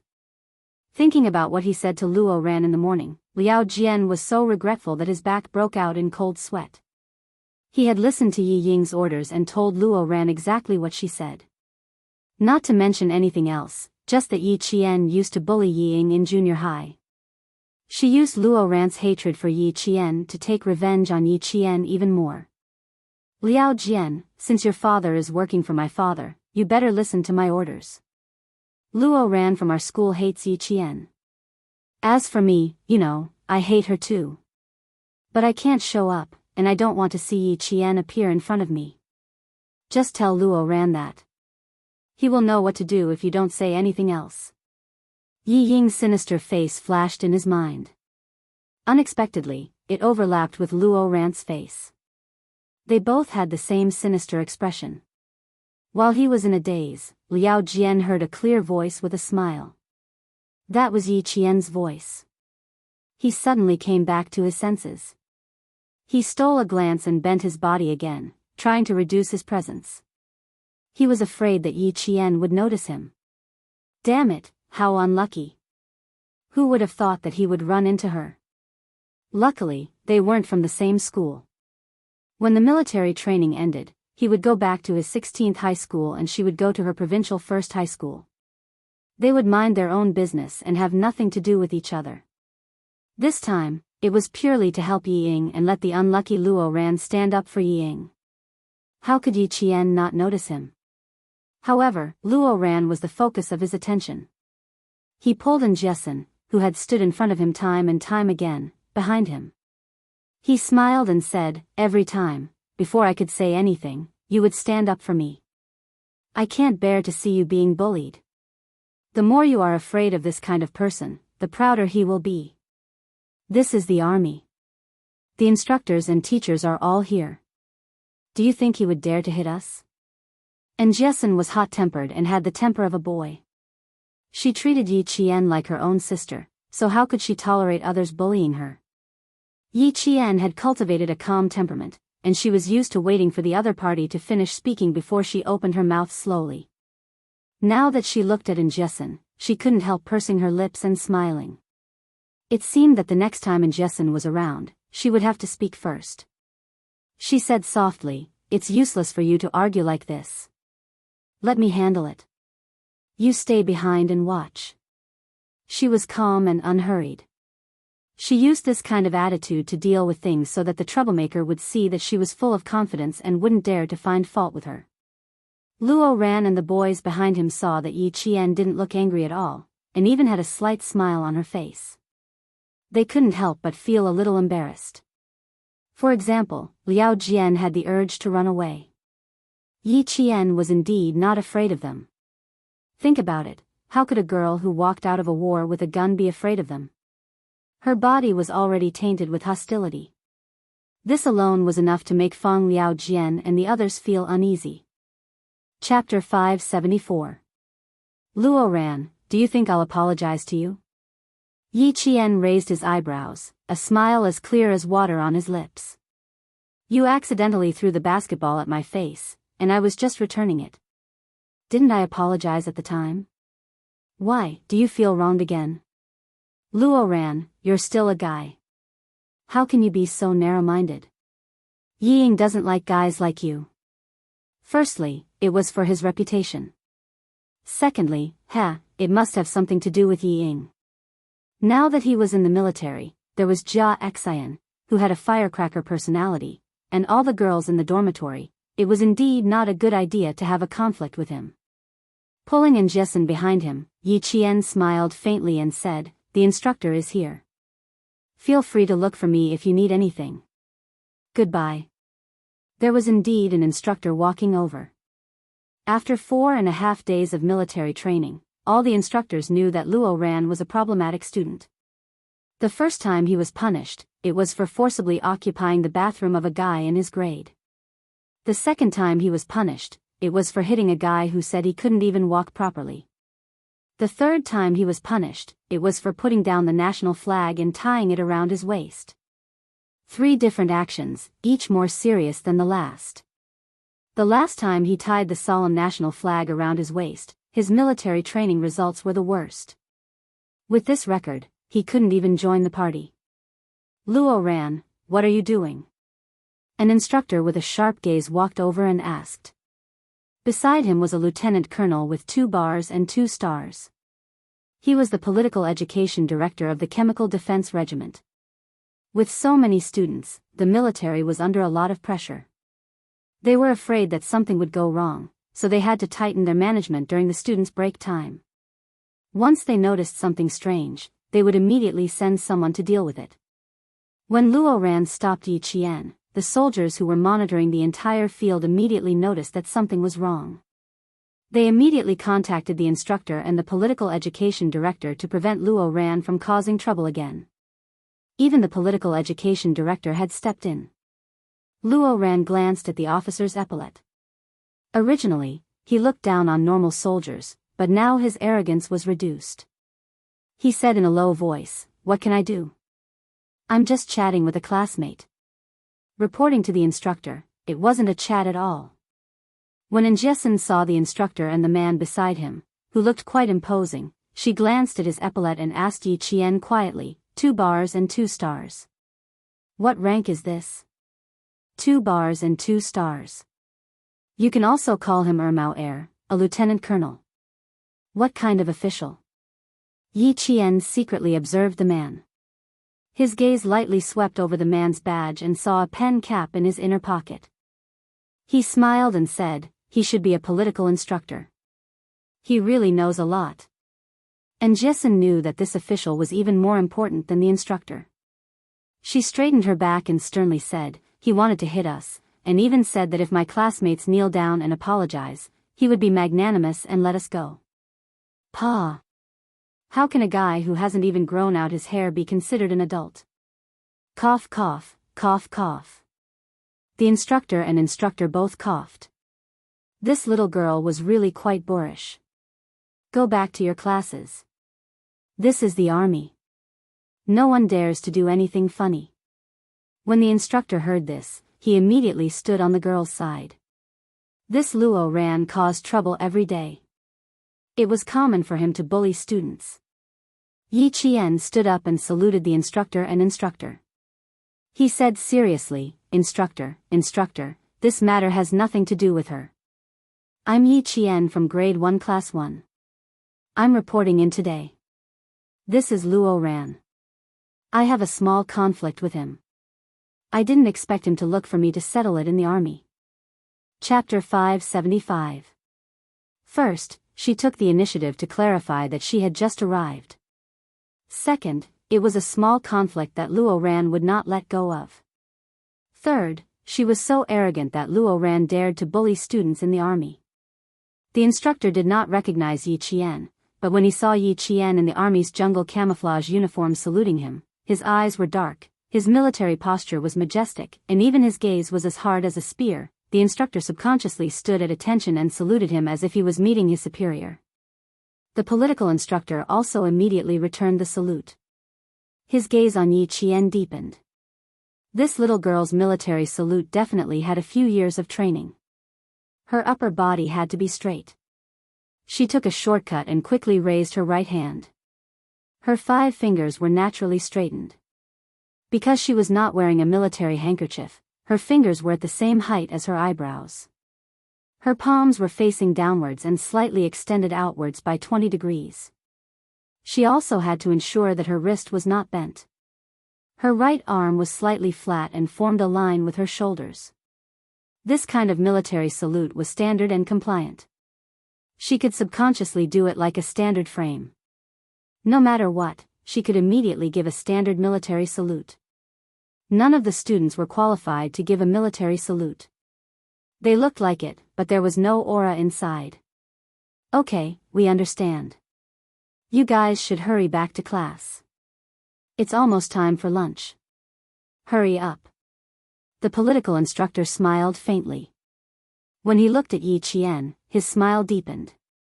This girl must have grown up in the army. With the instructor's instructions, Luo Ran watched Yi Qian leave. His expression became even more uncertain. For a student like Luo Ran who lacked discipline, the instructor would not punish him now. He just glared at him coldly and left with the instructor without saying a word. Brother Luo, you're the most respected.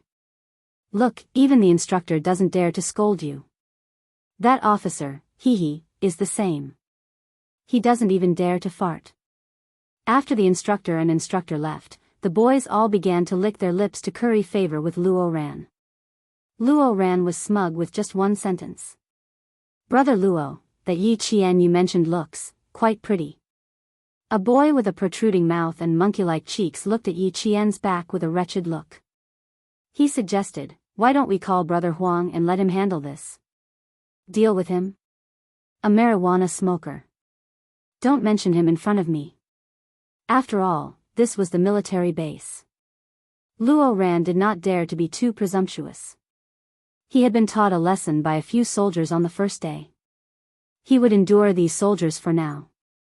As long as they dared to go out on the streets, he would settle the score with them sooner or later. At that moment, he was thinking about how to deal with Yi Qian in the army. Liao Jian, ask Xia Sifeng from your class to look for Yi Ying. Don't tell anyone that I'm looking for her. Luo Ran didn't dare to be impudent in the army, but now that Yi Qian was here, he couldn't bear the thought of being hit by a basketball in front of so many people. He had to teach Yi Qian a lesson in the army. He had to let her know that he, Luo Ran, was not someone to be trifled with. He also had to let her know that Yi Ying was under his protection. Anyone who dared to bully Yi Ying was the same as bullying Luo Ran. It was noon, and the group of people whispered for a while before they scattered like birds and beasts under the whistle of the instructor who came back. Each and every one of them ran back to their own classes. When Yi Qian and the others arrived at the place where Class 1 was getting their food, they saw the few boys in charge of the food, preparing to close the table under the instructor's instructions. The food was very rich. There was meat, vegetables, and even braised chicken. Chapter 576.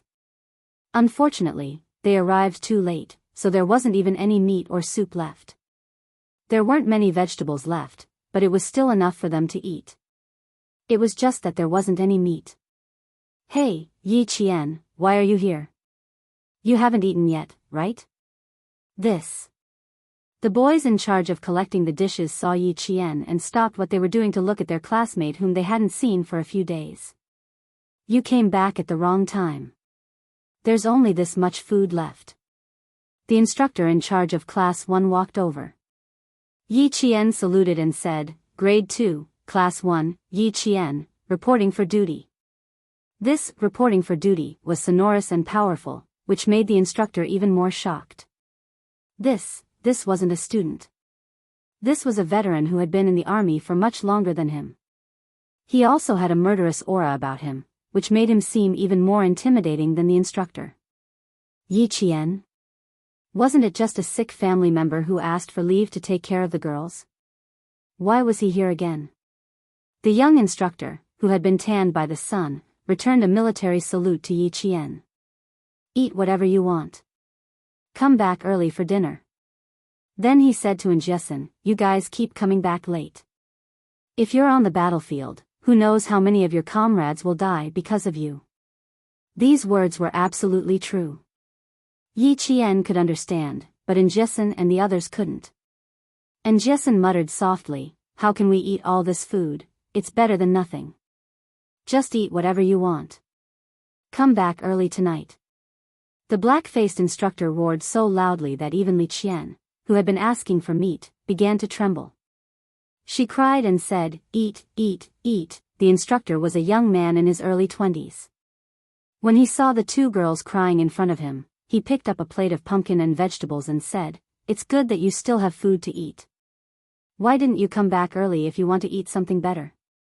Come back early tonight. Make do with lunch.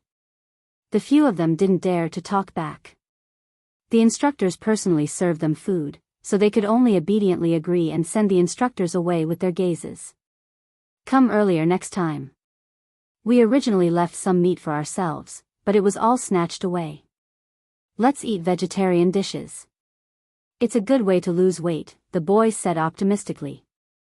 Then, he took out a stainless steel plate and added rice and dishes to the girls.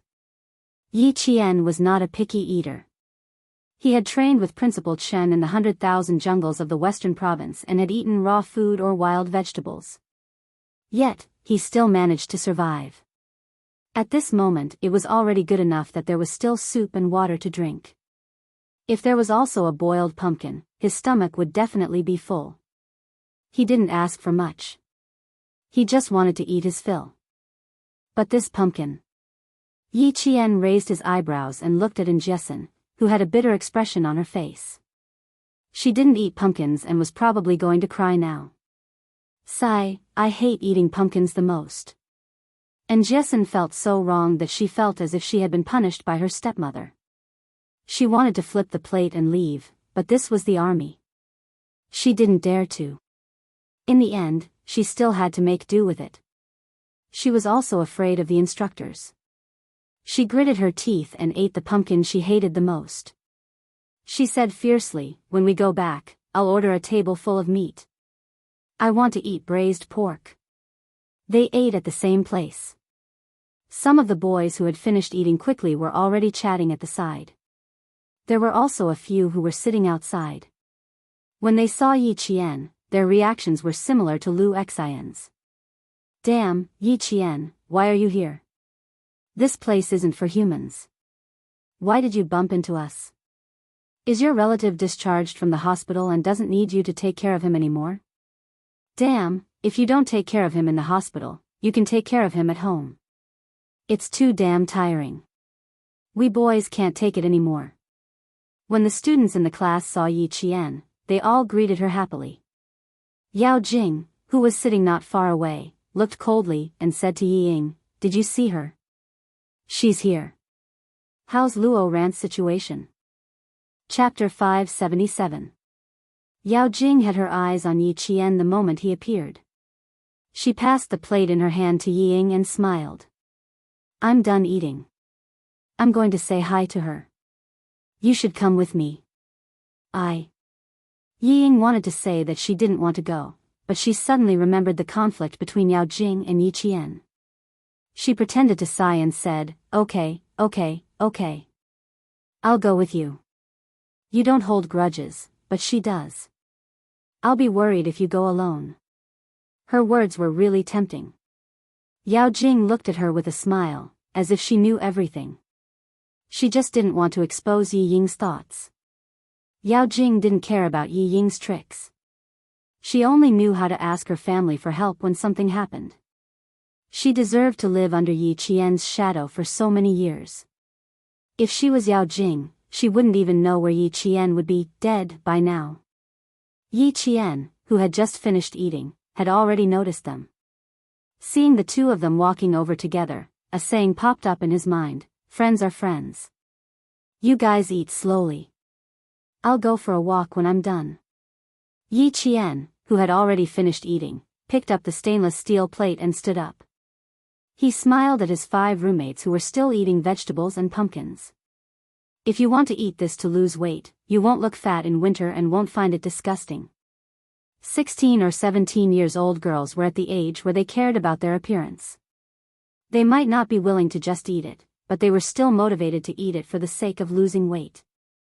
And Jessen didn't notice anything strange.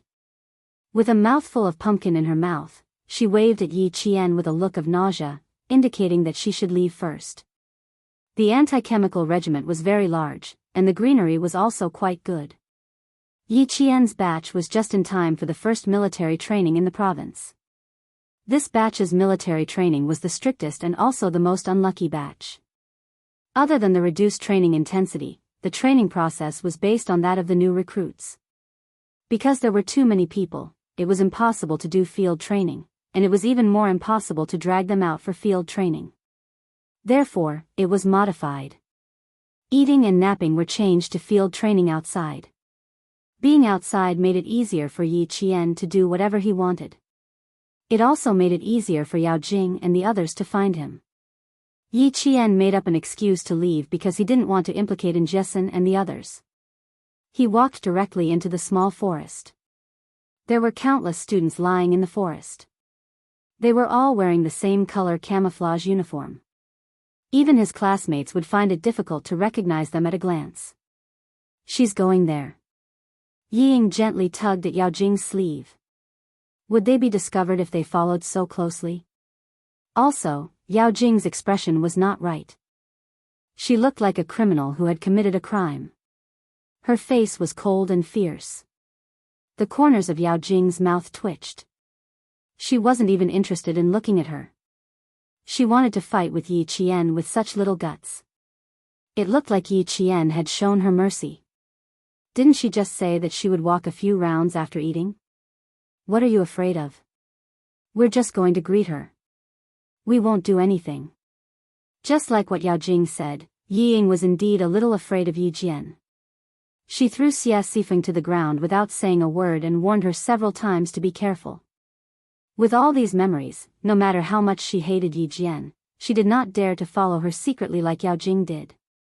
What if this wretched girl hit her? Thinking of this, Yi Ying was already afraid. Jing, let's. As she spoke, she suddenly realized that Yi Qian's figure could no longer be seen. The two of them had unknowingly walked into the depths of the small forest. Through the dense foliage, they could faintly see a green net encircling them. In front of them was a restricted area. Chapter 578. The forest was a little cold, and the leaves were so dense that even the sun couldn't shine in. Perhaps it was the intention of the anti-chemical regiment, but in some places, no one even cleaned up the broken branches. It was as if there were some fierce beasts living in the forest, and they were biting off these branches, making people feel scared for no reason. Yao Jing had been staring at Yi Qian, but because Yi Ying was tugging on her sleeve, she realized that Yi Qian had disappeared. She glared at her and gritted her teeth. Can you be a little tougher? Don't be like a child who can't stop drinking milk, okay? Let's go ahead and take a look. I don't believe she can fly. She couldn't fly, but she could climb a tree. The broken branches on the ground attracted Yi Qian's attention. It didn't look like it was broken naturally, nor did it look like it was broken by someone. Looking at the broken part, it looked like it was broken by a bullet. She climbed up the tree to take a look. It was indeed broken by a bullet. This anti-chemical regiment was interesting. This kind of training was also interesting, much more interesting than running circles. Climbing trees was also a necessary skill for a sniper. Yi Qian's bare-handed climbing speed was so fast that even Principal Chen had to say, very fast. He could climb at least 3 meters in a minute. It was too easy to shake Yao Jing off at this speed. After coming down from the tree, the two of them walked to the front. Yi Qian smiled coldly, but didn't say anything. Instead, he turned and walked outside. The restricted military area wasn't a place that could be approached at any time. It was none of his business that they rushed up to get scolded. Ever since Yao Jing scolded Yi Qian last time, she had been getting closer to Yi Ying. In the principal's office, she had admitted her mistake and had a good attitude. However, she had always been a proud person. She would admit that she had accidentally scolded someone she shouldn't have. But it was impossible for her to go over just like that. Yi Qian had made her lose face in school. Not only did the students of Class 1 speak ill of her behind her back, but even her own classmates did the same. Many times when she went to the washroom, she heard those gossipy women say that she deserved to be called to the principal's office for scolding a martyr. She could apologize, but she couldn't embarrass herself. Since she had already embarrassed herself, Yi Qian wouldn't have it easy either. She had to embarrass Yi Qian even more than she did. She had to let the whole school know that Yi Qian had made a fool of herself. Yi Ying was a shrewd person. Other than being narrow-minded and not being as tolerant as Yao Jing, she had great talent in reading people's minds. The relationship between the two of them seemed to have cooled down, but in the end, because of Yi Qian, their relationship became even better in the eyes of others. Even the words military restricted area could be seen clearly. No matter how brave Yao Jing was, she knew that she couldn't go any further. Just as she was about to turn around, a soldier appeared out of nowhere and shouted, "What are you doing? Raise your hands and turn around to lean against the tree." Yi Qian, who had already walked a few meters away, could still hear Yi Ying's screams behind him. He was so scared that he didn't know if his heart attack would relapse. Yi Qian smiled and walked away briskly. As for what would happen to the two people behind him, it was up to them. Because they were students, the two of them walked out with their heads and faces covered in dust after 5 minutes. Didn't Luo Ran look for you last night? He really didn't say anything else to you? Once they came out, Yao Jing's face was so calm that it was a little scary. He knows a lot of people. How could he not have a way? Chapter 579. Hearing this, Yiying could tell that Yao Jing wanted to make a move on Yi Qian. Thinking of her father's instructions, she smiled faintly and said, "What can Luo Ran do? He was taught a lesson every day in the army. No matter how brave he was, he would have to shrink back." Yao Jing wanted to kick Yi Qian out of the provincial first high school, and she had fallen into her trap. Her parents were both officials with real power in the city government. If they wanted to kick Yi Qian's ass, wouldn't it be a piece of cake? She was just an orphan. Other than her good grades, who would care about her? Her father hadn't found out who drove Yi Qian back to school, so he was afraid of hurting Yi Qian. He told her not to provoke Yi Qian in school. Moreover, Yi Qian's mother was a martyr. Even the provincial first high school knew about it. Martyr orphans would more or less receive special treatment in school. In order not to affect her future college entrance examination, no matter how popular Yi Qian was in school, she pretended not to see him and focused on her studies. At that time, she was still a little unwilling, but now she was relieved. Yao Jing, who had power in her family, also wanted to kick Yi Qian out of the provincial first high school. Why should she make a move on Yi Qian? Moreover, with Luo Ran, who used to be a gangster, one would give advice and the other would act as a hired thug. She, Yiying, could just watch from the sidelines and reap the benefits. Yiying sighed and said, "Forget it. Anyway, we're both in our second year of high school. With her grades, she'll definitely get into Hua University or Shi University in the capital. It's impossible for me to get into Hua University or Shi University, so there won't be many chances for us to meet in the future. I'll just bear with it. I've endured for 9 years from elementary school to middle school. 1 or 2 more years won't make a difference. Although she used to stay at my house, we don't have any kinship. Now that she's out on her own and relying on the old principal who's sick, there'll be a lot of hardship in the future. Why should I make things difficult for myself?" As he spoke, he observed Yao Jing's expression from the corner of his eye.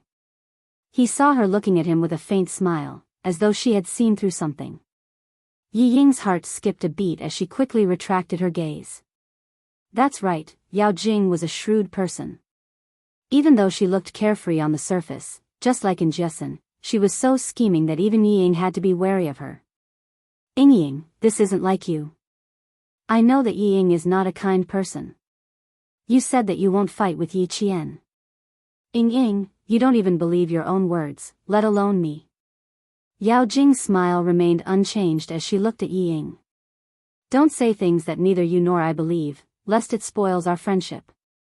She clearly went into the forest just now, but we didn't see anyone when we went in. Heh, it's obvious that she's trying to trick us. Yiying, you heard what the soldiers said just now. If they didn't know that there are students here for military training, they could have fired a warning shot just now. Yiying, Yi Qian wants us dead. I don't believe that you don't know." She kept smiling. Although she was smiling, her smile was so cold that it made the hair on Yiying's back stand on end. She was panicking. Similarly, Yiying used her smile to hide her panic. She smiled and asked, "You don't have to be so nervous. The soldier's words were just to scare us. What else can we do? What else can we do? Yi Qian has a firm foothold in the school. Even if I want to kick her out of the province, do you think I can do it just because I want to?" Chapter 580. Jingjing, I'm just a student. My father is just a small government employee in a small city. As for my mother, she's just a woman from the countryside who doesn't know anything. My parents aren't as good as yours. Even I'm not as good as you. Jing, what do you think I should do? Yi Qian was speaking the truth. Yao Jing retracted her creepy gaze and stared at Yi Qian, who was talking to a few boys. She smiled and said, "You really can't do it. It's hard for me too. Based on your honest words, I'll tell you that I've never thought of kicking Yi Qian out of the provincial first high school. It's difficult. It wasn't just difficult, it was simply impossible. That day in the principal's office, she knew that it would be much easier for her to get kicked out of the school than for Yi Qian. As long as the army opened their mouth and sent a military letter to her parents' unit, not only would she have to bear the consequences, her parents would also be implicated. Her thoughts of chasing Yi Qian out of school were instantly extinguished.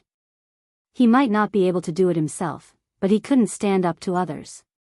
No, it should be said that he couldn't stand up to Yi Qian's thin skin. After being teased by his classmates time and time again, he finally took the initiative to drop out of school. It wasn't as if this kind of thing hadn't happened before. In junior high, the female lead who opposed her in class couldn't stand the teasing and malice of her classmates. In the end, she dropped out of school and left with her tail between her legs. Yi Qian was also a girl. Girls were all prideful. As long as he made use of her a little, he would succeed. If things didn't work out, there was still Yi Ying. She was the one who couldn't bear to see Yi Qian doing well. I'm not thinking about it anymore. Anyway, Luo Ran has already found her. As for what to do, it's up to Luo Ran. Yao Jing narrowed her eyes slightly. She had an oval-shaped face, and her facial features were also lively. Her eyebrows were like willow leaves, and her eyes were like crescent moons. When she smiled, she looked like the moon in the water. She always wanted to get closer to take a look. Tomorrow morning, bring us to the shooting range to watch the soldiers training. Although we can't get close, I've asked the instructor in my class. He said that it's possible for each class to send a few representatives to take a look. Our class hasn't been decided yet, but from Luo Ran's tone, he really wants to go in and touch the gun. What about your class? Did you choose anyone? Yao Jing's smile was a little calculative. Not knowing was also a good thing. Yi Ying glanced at her. She didn't quite understand why she was saying all this out of the blue. She didn't know what was going on, but she didn't say it out loud. She just smiled and said, I'm not the one going. I'm still delivering water and medicine to my classmates. It had to be said that Yi Ying was indeed a very scheming person. She had scolded Yi Qian in front of the whole class, which had caused her image to suffer a huge blow. However, during the military training these few days, she had managed to salvage her image bit by bit. On this point, Yi Zhifan had indeed taught her well. Yi Ying did not take the bait, but Yao Jing was not in a hurry. She still had Luo Ran. Whatever she wanted to do, she would be able to do it. Thinking about how Yi Qian had purposely tricked her and lured her to the restricted military zone, Yao Jing couldn't suppress her anger. Good, very good. If he wanted to let Yao Jing have a taste of bullets, then he might as well let Yi Qian have a taste of them first.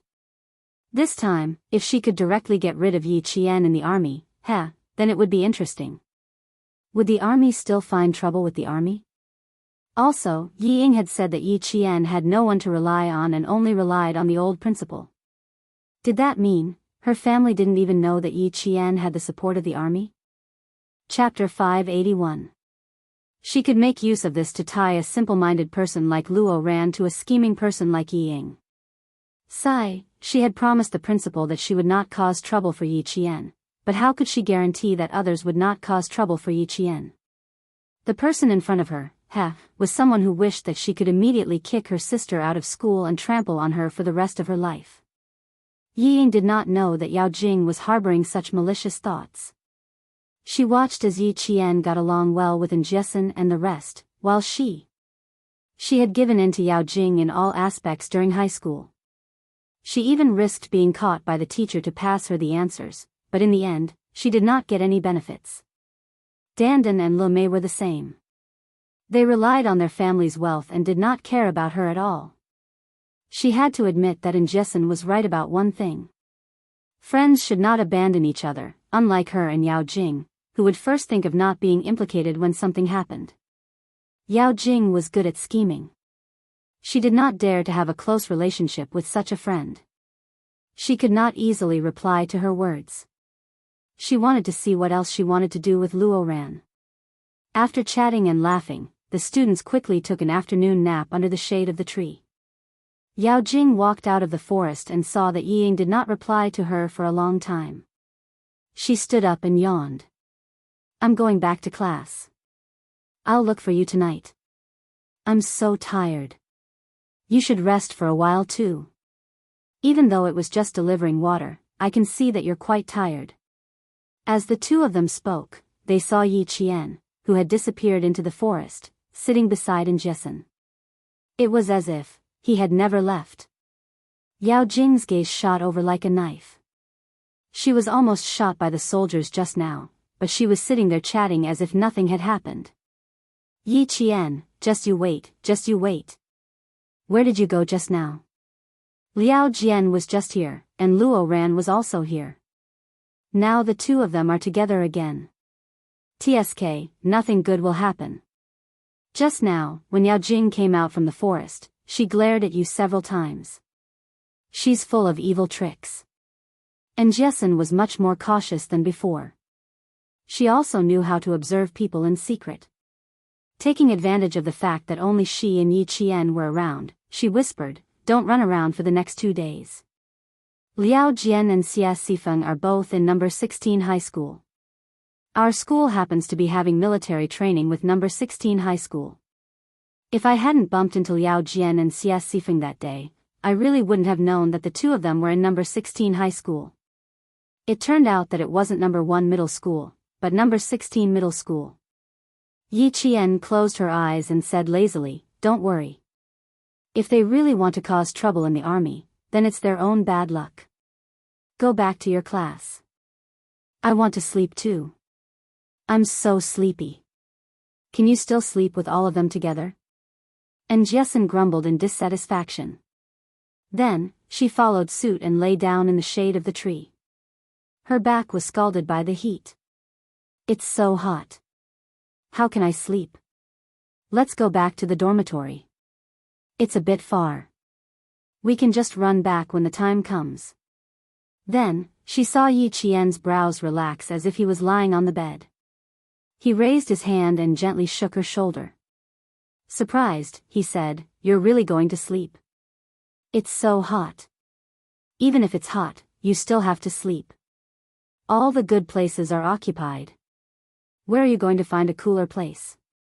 It's good enough that there's shade here. Yi Qian yawned. She hadn't had a good night's sleep in a while. Now that she was back in the country, she was in a familiar place in the army. She was with her best friends. Her body and mind were completely relaxed. She didn't care if the ground was hot or not. Chapter 582. Her eyebrows softened as she spoke, and her breathing became light and long. She was really fast asleep. It can't be. She really fell asleep just like that. And Jessen clicked her tongue. She tried to lie down again, but in less than a minute, she sat up like a fried fish. No, she really couldn't sleep here. She learned from the other students and slept on their shoulders. Out of the 50 to 60 students in the class, only Yi Jian and a few other boys were sleeping soundly on the hot ground. The rest of the students leaned against each other or went into the woods to sleep against the trees. It was indeed a bit far from the dormitory. They had to pass through 2 large fields before reaching the barracks. They really didn't want to walk under the sun. I really don't know if it's because you're so careless that you can still sleep with everyone together. 1 Liao Jian, 1 Xia Sifeng, and 1 Yi Ying. You've got all the bad guys in junior high. Now that you have Yao Jing and Luo Ran in senior high, don't you think you're born to be hated? And Jessen poked Yi Qian's face with her finger. She couldn't stand the temperature of the ground, so she found another place to take a nap. Yi Qian slowly opened his eyes before she got up to leave. The shadow of the tree cast in his eyes was like a thin layer of fog, giving him an unfathomable coldness. Why? In her previous life, she really wanted to ask Yi Ying why. Why was she always against her? Not only did she leave school early because she was framed by her, but she also became an unregistered student who couldn't prove her identity. She didn't have an identity card wherever she went. She gave in again and again, but ended up like that. She couldn't accept it. In her second life, there was no why. Because as long as she rose up and grew, she wouldn't be restricted by others. She wouldn't be bullied by Ying anymore. She took the right step and won every step after that. Why was Ying still against her in this life? There was no need to ask. She knew in her heart that it was because of jealousy. Everything started from jealousy. She was jealous that she had to rely on Ying to survive, but she suddenly learned how to resist. She was jealous that her grades were worse than hers, but she became the top student in class. She was even more jealous that her grades were better than hers, but she was better than her day by day. Just think about it. Her sister, who was inferior to her in every aspect, suddenly made a comeback. With Yi Ying's narrow-minded personality, how could she accept it so easily? If she couldn't accept it, she could only think of ways to suppress it. However, if she wanted to maintain her good image, she would definitely think of using other people's hands. Xia Sifeng, Liao Jian, and Luo Ran were Yi Ying's hands. As for Yao Jing, she was not someone Yi Ying could order around. She could only order Yi Ying around. Yi Qian was about to fall asleep immediately, but because of Injesen's words, his drowsiness gradually disappeared. Instead, he thought about Yao Jing. As he thought about it, Yi Qian vaguely realized the reason behind the conflict between them. Yi Qian, a girl from number 16 high school is looking for you. A boy found Yi Qian and saw that her eyes were still open. He said softly, he said that he's a good friend of yours from junior high. He's waiting for you in front. The resting place was in the green forest of the Chemical Defense Regiment. There was a small forest beyond that. After passing through the small forest, there were sentries standing guard. It was considered a restricted area. He pointed in the direction of the sports field. Yi Qian stood up and looked over. She saw a girl standing in the shade of the trees and pacing back and forth impatiently. Chapter 583. Isn't that Xia Sifeng from 16th High? She looks like she's grown a lot taller, and her temper has probably improved as well. The boy yawned and left, but Yi Qian had no intention of going over. She wasn't so close to Xia Sifeng that she would go over just because she called out to her. After taking a look, she saw Injesen leaning against a tree and falling asleep. Yi Qian smiled and walked over to sit next to her, using her back as a pillow. After a few minutes, Yi Qian quickly fell asleep again. Xia Sifeng, who was standing not far away, waited for a full 10 minutes without seeing Yi Qian. Her impatience had already expanded to boiling point. Chewing gum in her mouth, she didn't have the patience to wait any longer. She glared at the direction of the little forest and trotted away. Liao Jian, are you sure you're not mistaken? Yi Qian didn't come. Xia Sifeng, who hadn't seen for more than a year, had not only grown a lot taller, but also picked up some of the bad habits of society, such as getting tattoos, dyeing her hair, skipping classes, and going online. 16th High was a place where problematic students gathered, but it was also a high school where parents hoped their children could get a high school diploma. It was known throughout the province for smoking, fighting, drinking, and causing trouble. However, because it was a high school in the province, the entry requirements were relatively low, so there were still quite a lot of students. Xia Sifeng's grades were average, neither high nor low, and her parents ran a small business, so she could only be sent to 16th High. Liao Jian's situation was the same as hers. He didn't want to go to the city, and couldn't get into the good schools in the province, so he simply came to 16th High. The two of them were classmates, and their relationship was even better than when they were in junior high. They often skipped classes and went online together. I'm so hot that my throat is smoking, but I still haven't seen her. Because of their close relationship, Xia Sifeng's tone wasn't as good. She glanced at another boy from the provincial high school and said angrily, "You're from the provincial high school yourself. Why did I have to come all the way here? What a disgrace." The man was none other than Luo Ran. He could tell at a glance that Xia Sifeng was just a loafer like him. Seeing that she wasn't polite at all when she spoke to him, he glared at her fiercely. "Be more polite when you talk to me. Even Liao Jian doesn't dare to speak loudly to me." Don't think that I won't dare to hit you just because you're a girl. When Liao Jian saw this, he quickly tried to smooth things over. Brother Luo, don't argue with her. She's just a straightforward person. Let her do things for you. She then pulled Xie Sifeng, who looked unhappy, and said softly, he is the brother Luo that I always tell you about. He is very nice, loyal, and generous. If you have any problems in the future, you can always look for brother Luo. You can never go wrong. Luo Ran was overjoyed by the flattery, and Xie Sifeng's attitude also changed. I say, Luo Ran, you've been complaining all day. Now that Yi Qian is back, why haven't you come up with any plans? After searching for a while, Yao Jing finally found Xie Sifeng. When she saw him, she looked at Xie Sifeng and pretended to be enlightened. She joked, no wonder you didn't even look for Yingying. It turns out that you found another beautiful girl. She's from the 16th high school, right? It seems that the 16th high school is really a place with good feng shui. It's full of beauties. Luo Ran waved his hand impatiently. What nonsense are you talking about? Yi Qian didn't take the bait. I asked her to call for help just now, but she didn't even give a damn. How about this, brother Luo, I'll try again tonight. I won't look for her directly. I'll look for Yingying and ask her to come out while I'm at it. Xie Sifeng was a spineless person. When she heard Liao Jian's words, she recognized him as her brother. Now, she knew to go with the flow and try to strengthen their relationship. Chapter 584. Yao Jing's eyes flickered. After asking around, she found out that this girl named Xie Sifeng was in the same class as Ying. In just half an hour, Yao Jing had found out everything about her. She also knew that this girl hated Yi Qian. After thinking for a while, she brought up the incident where she and Ying were almost shot by the soldiers in the forest.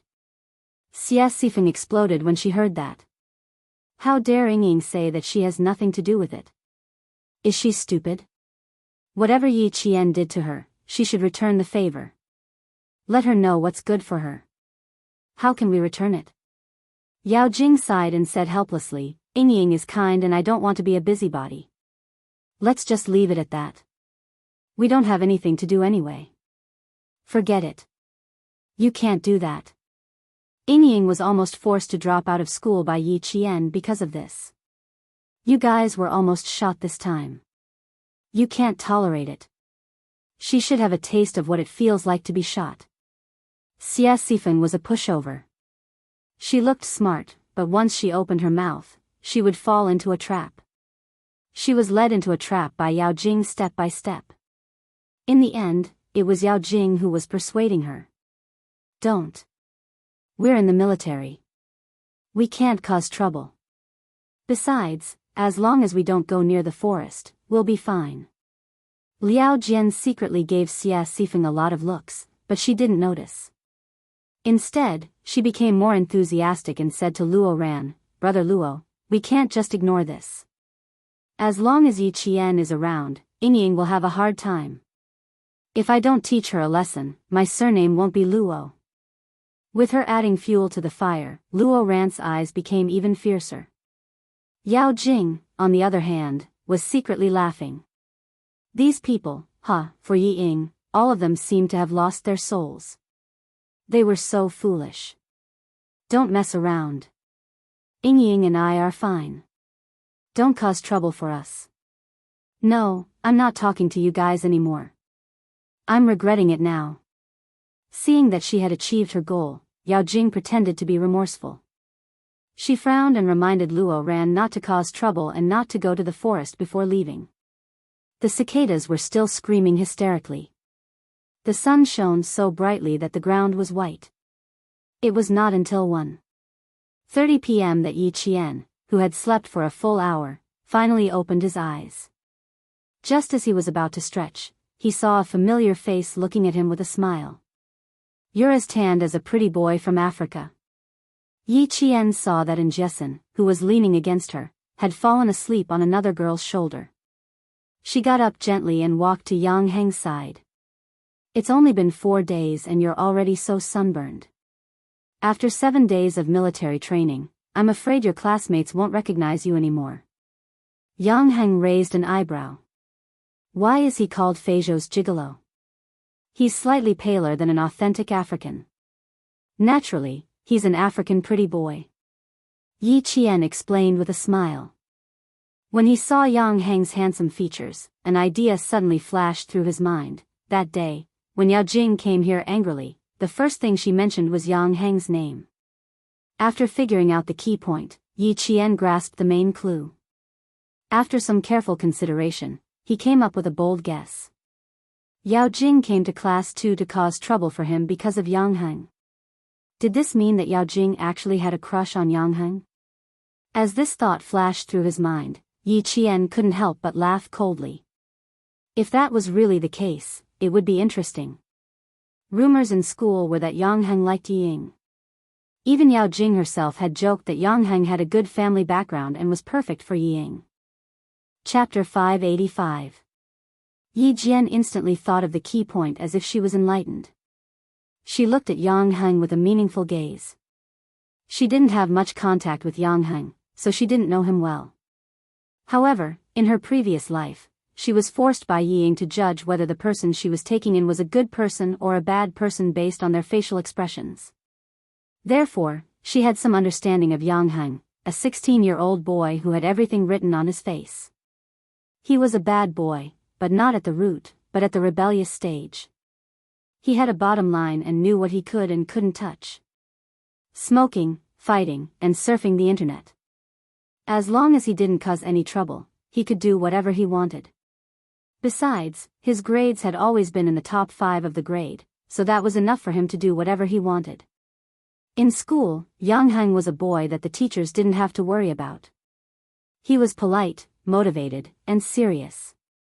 As for what happened outside of school, sorry, but as his parents, they didn't manage him well.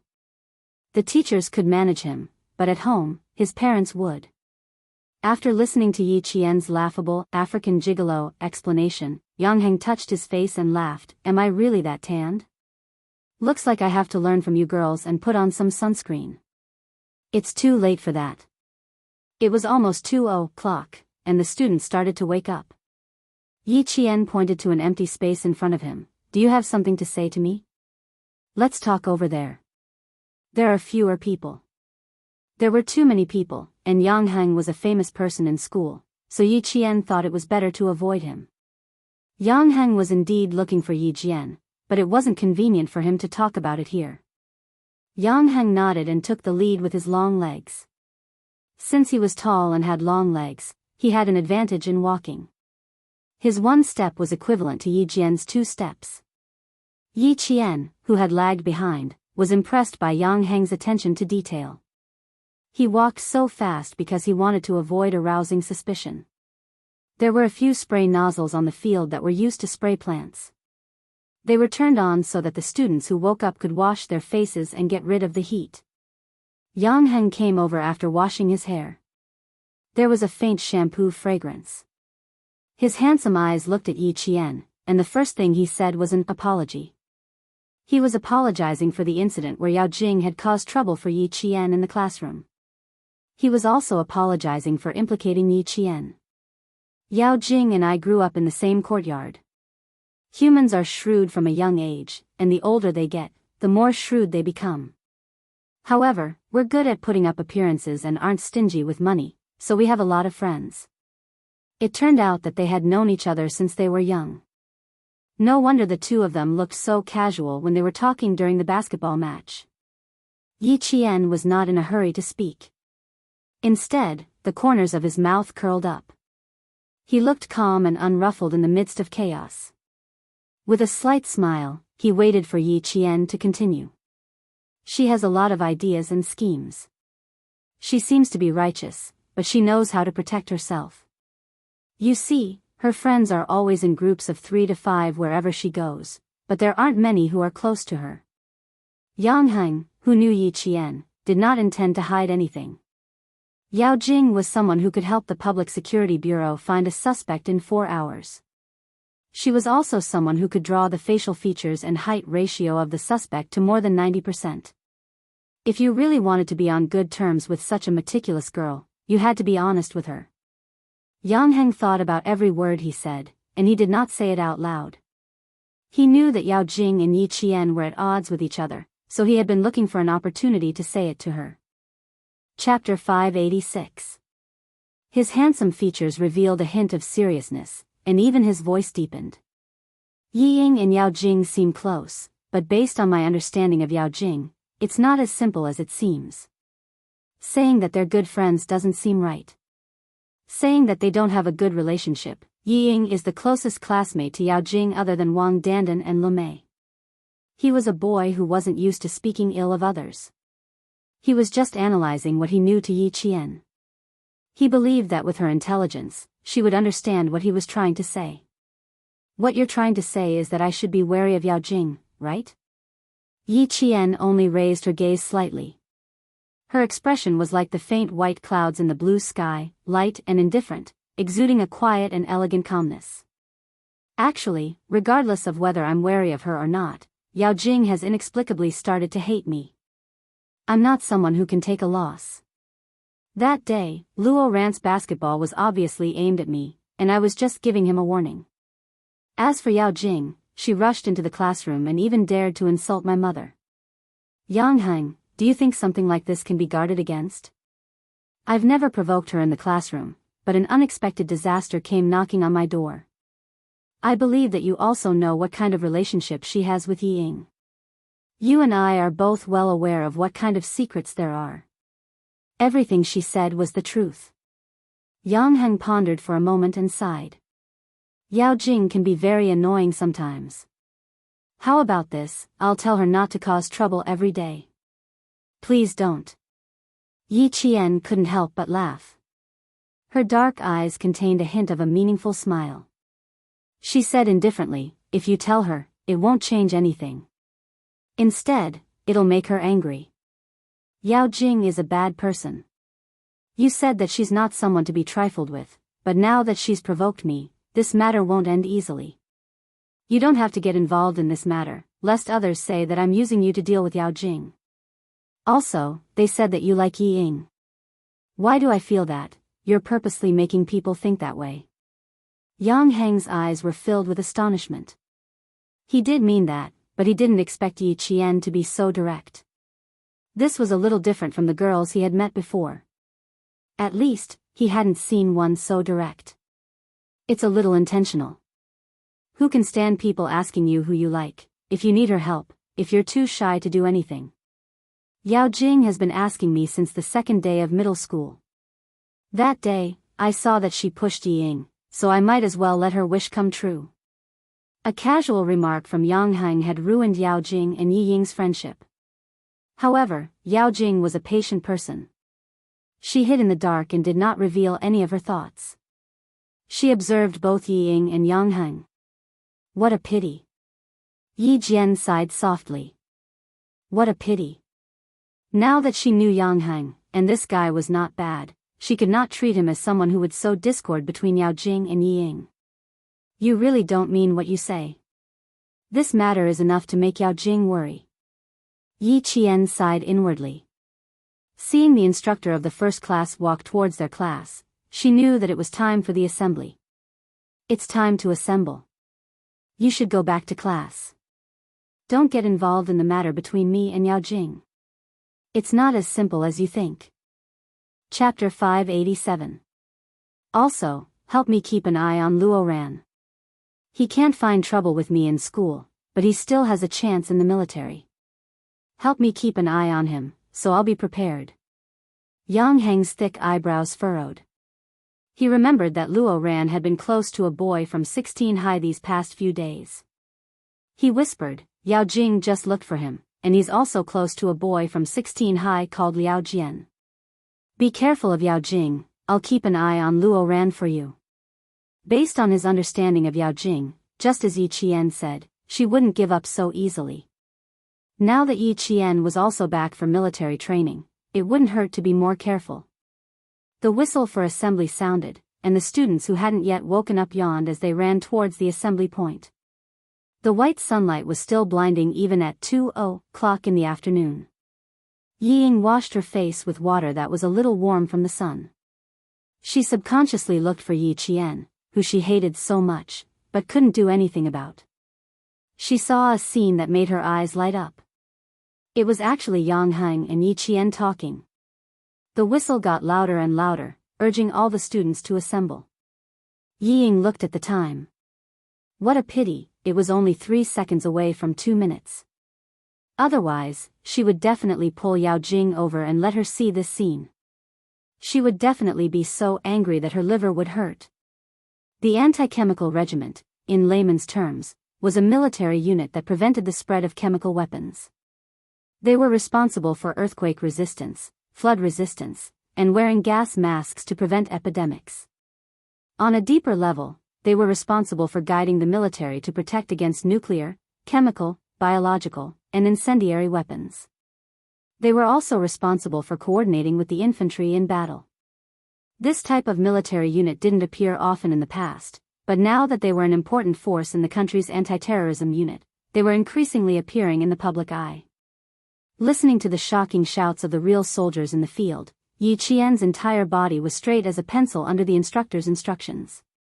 He followed the students in the class from the basic movements in the posture of a soldier.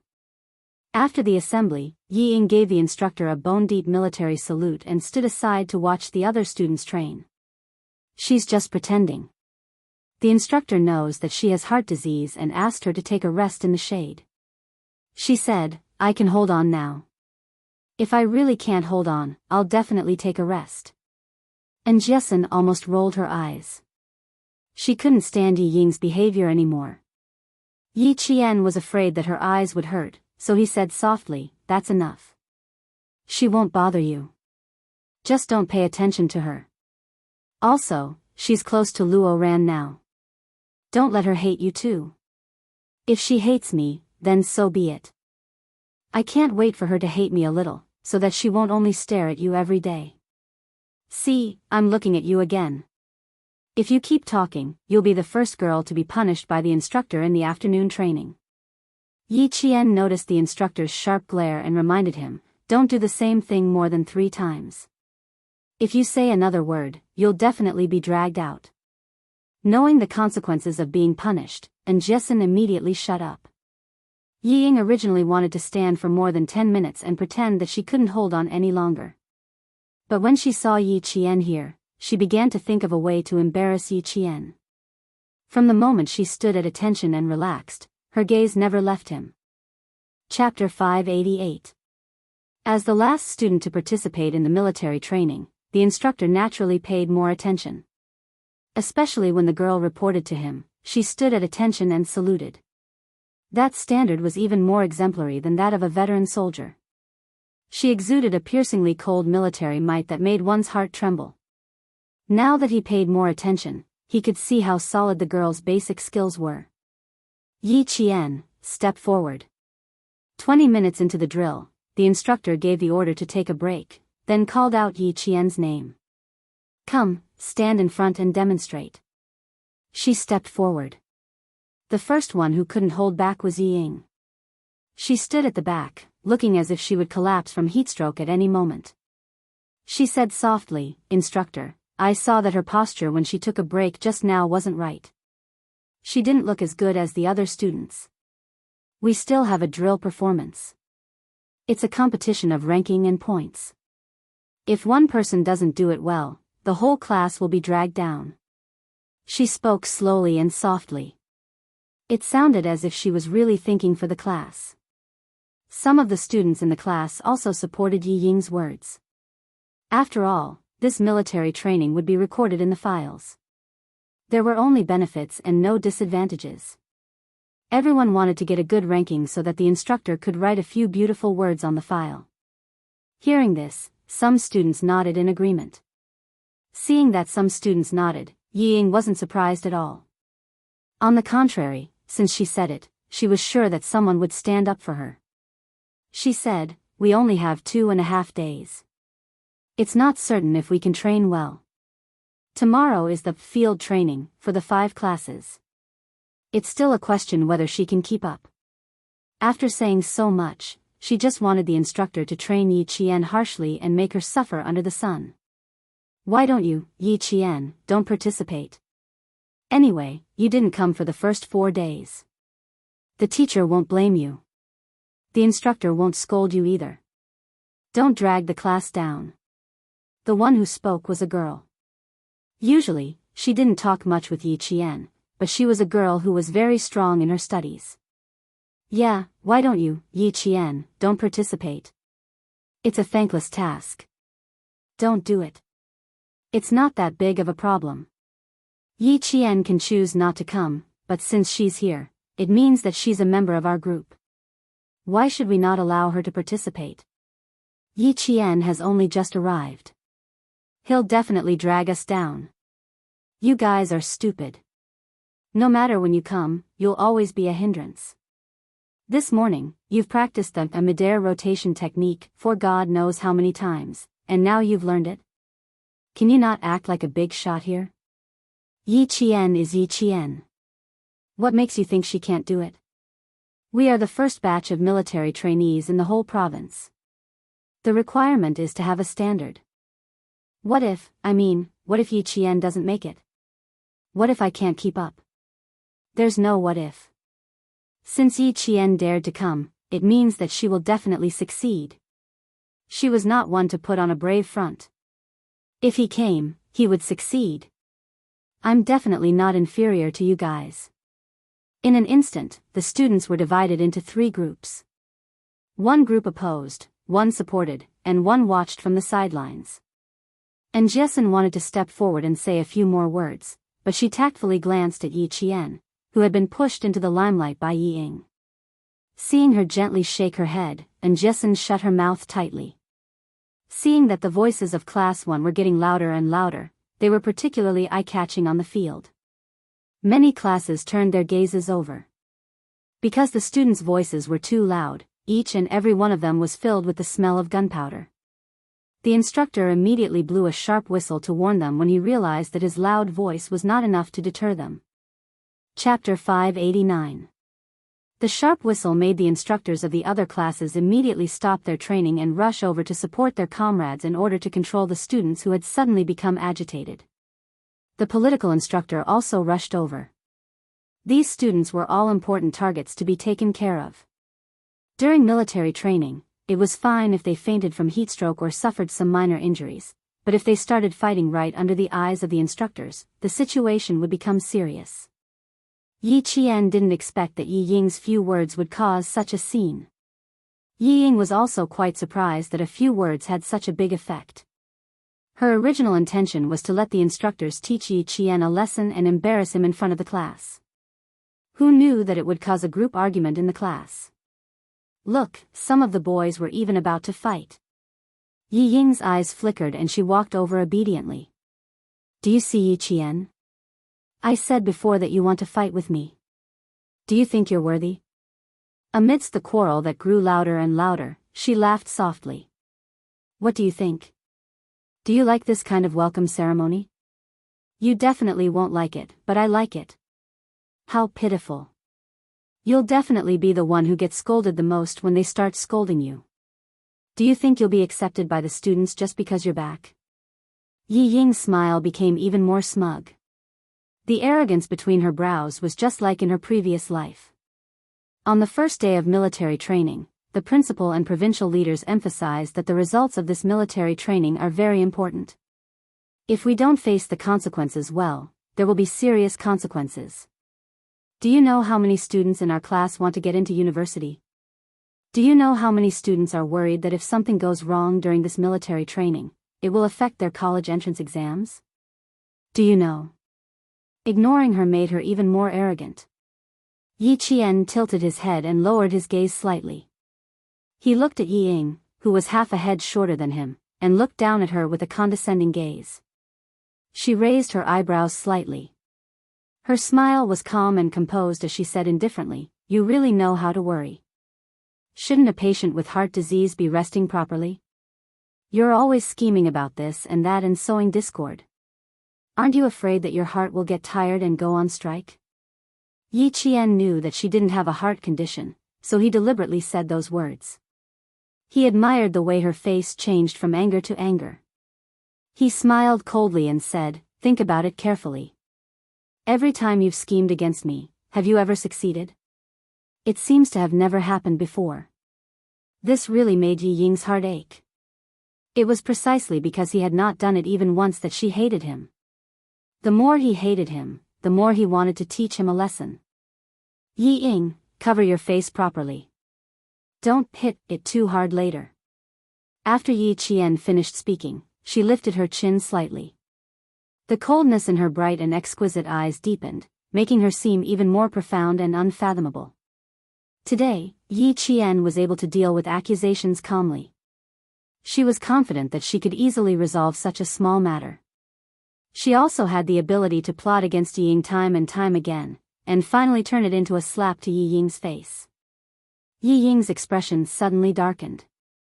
She gritted her teeth and said fiercely, "Don't be so smug here. This time, I'd like to see how you're going to explain this to your classmates and to the school. The whole class is fighting over you. Yi Qian, you really have a lot of face. With such a big face and such a big stance, I'd like to see how you're going to deal with this." Chapter 590. Of course, they would deal with her as they should. In the face of Yi Ying's uncontrollable arrogance, the corners of Yi Jian's mouth curled up slightly. The coldness between her brows was as if she was preparing for a battle. At the same time, it made her brows look even more beautiful, but at the same time, it also revealed a cold hostility. "Do you know why I didn't step in to stop you?"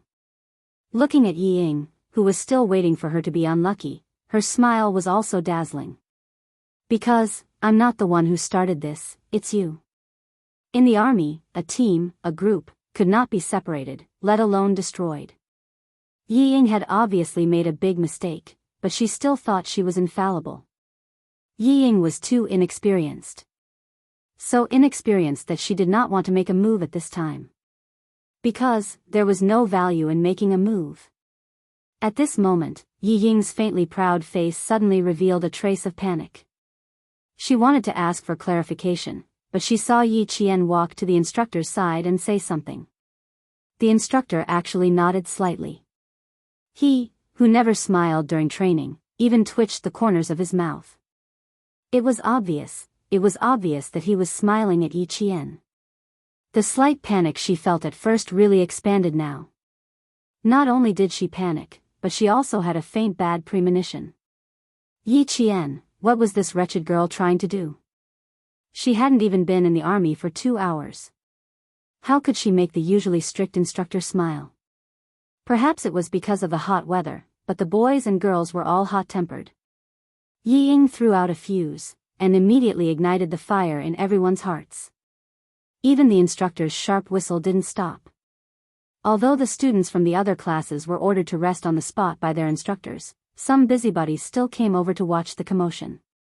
Luo Ran was one of them. When he heard that the quarrel was because of Yi Qian, he also raised his voice. "She's obviously here to drag the class down with evil intentions. You bunch of idiots, you've all been fooled by her. Applying for leave means that your military training score is 0. Yi Ying from your class has a heart condition. Originally, she applied for leave too, but in the end, she still came together because she was afraid that her military training score would drag her down. You bunch of idiots, Yi Qian will also get points if she sneaks in. She's here to drag your ranking down, do you understand? A bunch of idiots." When the political instructor saw this, he waved his hand and an extremely unfamiliar instructor walked over. Without saying anything, he directly threw Luo Ran to the ground. With one hand pressed against the back of Luo Ran's head, from the front. Luo Ran's facial features were squeezed out of shape by this instructor. Woo-woo. He still wanted to struggle, but in the end, not only could he not even make a sound, his entire body was suppressed to the point where he could not move at all. After this instructor made a move, the rest of the instructors separated the two groups of people who were quarreling. They stared fiercely at these students who were causing trouble without any team spirit. "Idiots, he's right. You guys are just idiots." Yi Ying was overjoyed. Even the instructor said so. "Yi Qian, before the joy could reach his face, he heard another instructor scolding, "Looks like I've been teaching you for nothing every day. I've been telling you guys to have team spirit every day. Everyone is tied to the same rope. The one who wants to cut this rope is your real enemy." Her joy instantly disappeared. Why did she feel like the real enemy the instructor was talking about was her? Yi Qian glanced at her, then followed the instructor to the political instructor. Yi Ying was the one who started this, but for the sake of the entire group, she had to step forward. Chapter 591. The instructor had a very deep impression of Yi Jian. A student standing in front of him was a soldier. He had never had such an impression before. Students were soldiers, unless they were military school students. The noisy scene was suppressed by a few instructors in a short while. The instructor stood in front of them with a cold military aura and a face as cold as water. His sharp eyes swept across the faces of all the students. All the noise gradually stopped, and finally, there was complete silence. "You said that the last student would drag the class down, right? I wonder who said that first. The first person to speak, please step forward." After suppressing the scene, the instructor spoke. His gaze was calm, but not a single student dared to look him in the eye. He silently used his military aura to intimidate all the students. At the same time, Yi Ying, who was standing at the side, trembled. She didn't step forward because she didn't dare to. Why? Why didn't things go according to her plan every time? Why did all kinds of situations happen? This officer didn't even know Yi Qian. All the students were arguing because of Yi Qian. Why did he look for her first and not Yi Qian? The bad feeling grew stronger. Yi Ying closed her eyes slightly, took a deep breath, and walked over step by step with determination. "Instructor, I said it first. Because Yi Qian just enlisted today, I couldn't help but take a few more glances while I was resting next to him." One thing about Yi Ying that was quite admirable was that she would take the initiative to admit her mistakes.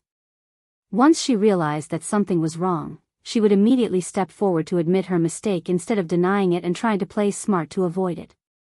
Yi Qian also admired her for this. After all, not everyone had the courage to take the initiative to admit their mistakes. The instructor didn't lose his temper immediately. Instead, he looked at her with bright eyes and asked in a deep voice, "What were your original words? Can you repeat them for me?" They were all students, not real soldiers under his command. He couldn't beat them or scold them. He could only educate them. No matter how he educated them, he had to look at the source of the chaos. "I didn't say anything else." The instructor asked Yi Qian to step forward. "I only said that I noticed that her at-ease posture wasn't right. It wasn't as good as the other students. He also mentioned that we have an exercise performance, and that we have to compete for rankings and scores. If one person can't do it well, the whole class will be dragged down." Yi Ying repeated what she had said, and her frantic heartbeat gradually calmed down. She did not say anything else. She was thinking for the sake of the class. She did not say anything wrong either. Even if the instructors were to pick and choose, they would not be able to find fault with her. Yi Ying's speech was indeed difficult to find fault with. Her IQ was indeed high, but she just couldn't meet Yi Qian. Once she met Yi Qian, she would try to find fault with him. In the end, she would be the one making a fool of herself. This was Yi Ying's biggest flaw, she couldn't tolerate it. Yao Jing's IQ was definitely not as high as Yi Ying's, but her advantage lay in the fact that she could endure and plan slowly, unlike Yi Ying who jumped out at the slightest thing. After the instructor finished his question, he saw the instructor nod lightly, confirming that Yi Ying had indeed said that. "Student, your intentions are good, but the bad thing is that you shouldn't have made rash comments when you didn't know the truth." The instructor was also a man. Although he was meticulous, he could not see through Yi Ying's thoughts. Instead, he criticized her. "Even if you really saw something wrong with her, you should first report it to the instructor. Don't use your rash judgment to elevate the class's reputation." Chapter 592. You are a team. One person can't represent the glory of the team. What you said seemed like you were worried about the class, but have you thought about the consequences? This kind of criticism was extremely light. In the army, it was no different from giving pointers while eating. But to Yi Ying, as long as it was because of Yi Qian, any kind of criticism was a great humiliation to her. She couldn't accept it. Her eyes reddened and she immediately said, "I'm sorry. I was too impatient and didn't think of the consequences. It's fine as long as you don't do it again in the future. Return to the team." The instructor saw that she had a good attitude and took the initiative to stand up for her, so he didn't have a bad impression of Yi Ying. He knew that there was a student with a heart disease in class 1. After returning to the team, Yi Ying lowered her head and wiped her tears. She bit her lower lip and held her head high with a pale face. She would not admit defeat. She would never admit defeat to Yi Qian, that wretched girl. Endure, she had to endure. Yi Qian wasn't surprised by her behavior. A smart person would immediately find something to their advantage after realizing that they were wrong. Yi Ying had always been good at this kind of thing. The current Yi Ying wasn't worthy of her help, but what about the future Yi Ying? She was really looking forward to it. The instructor gestured for Yi Qian to stand beside him and blew a whistle at all the students in class 1. He shouted with a cold voice, "Everyone, listen to my command, line up to the right." Under the covetous gazes of the 4 instructors, including Luo Ran, who was still being pressed to the ground by an instructor and couldn't move at all, the students who almost started a fight settled down one by one. They lined up to the right and lined up to the front. Although it wasn't really a straight line, they still stood in a good line. I can understand your feelings of wanting to be ranked. Everyone wants to be ranked, even your instructors. However, you're splitting yourself apart for the sake of a ranking. You're clearly giving up on yourself. You said that the students who came last would drag you down. Come, instructor, call those male and female students who had the most objections over here. I'll review their results. What do you think? The female student who first voiced her opinion, come up as well. Since you can see the mistake in that ease posture, you must have done a good job yourself. Come up together. In the army, what mattered was real ability. If you were capable, you could be arrogant. If you were not capable and still had the loudest voice, then you had better be obedient. Before you entered the army, it didn't matter what kind of army you were in. Once you entered the army, the first thing that mattered was obedience. If you don't have the ability and you still refuse to obey, I'll first train your skin, flesh, tendons, and bones until you become obedient. If the students couldn't train too hard, then let them open their eyes and see who would be the one dragging the class down. 6 boys and 4 girls, a total of 10 people stood up. Yi Ying stood against the scorching sun. Compared to the other 3 girls who were already terrified, her body was very straight. Although she didn't practice with the rest of the class every day, she still participated in the morning exercises. Compared to the wretched girl who only practiced for less than half an hour, she didn't believe that she couldn't win. With confidence, she naturally straightened her back. She even reminded the girl beside her whose shoulders were curled up, "I'm not afraid, so what are you afraid of?" She didn't even practice for a day, but you practiced for 4.5 days. Chapter 593. The girl didn't answer. She wasn't afraid that she wouldn't be able to walk well. She was afraid that, she had only said a few words, but the instructor had heard everything and even called her out. What if the word disunity was added to her file? What should she do? It's over. If you were the one who did this, Yi Qian would have to bear the consequences. Wang Dandan, who had a good relationship with Yao Jing, said softly. Her eyes flashed with a look of disappointment. Yi Ying is still too inexperienced. She's obviously smart, but why can't she grasp the opportunity? This was the sophomore class 8. They were divided into classes 1, 2, 3, and 2. Class 6 happened to train at the same time as Class 1, so Class 6 was the clearest about what happened in Class 1. Initially, Yao Jing was quite interested. Yi Ying's little tricks were indeed hard to guard against. This time, her little trick was brilliant. In an instant, she had turned Yi Qian into a target of public criticism. But, when she saw her moving closer to Yi Qian, Yao Jing knew that her trick had gone wrong. If it were her, she would definitely be the one to mediate when the students started quarreling. She would talk as she mediated and make the whole thing worse. She would even incite the students who were watching from the sidelines to join the camp for Yi Qian to withdraw from the military training. Then, she would make the boys fight. Even if Yi Qian had a backer in the army, she would never be able to participate in the military training. Because of her, the whole class was at odds with each other. No matter how capable such a person was, the instructor wouldn't take a second look at her. Nothing had happened during the 4 days of training. If she caused trouble as soon as she arrived, she would become unreasonable no matter how reasonable she was. Yi Ying can't stand it. She shrinks her neck at the slightest sign of trouble. It's okay to let her come up with ideas, but don't count on the people beside her. Yao Jing watched Yi Ying walk out, then watched her and the boys stand at attention, and salute.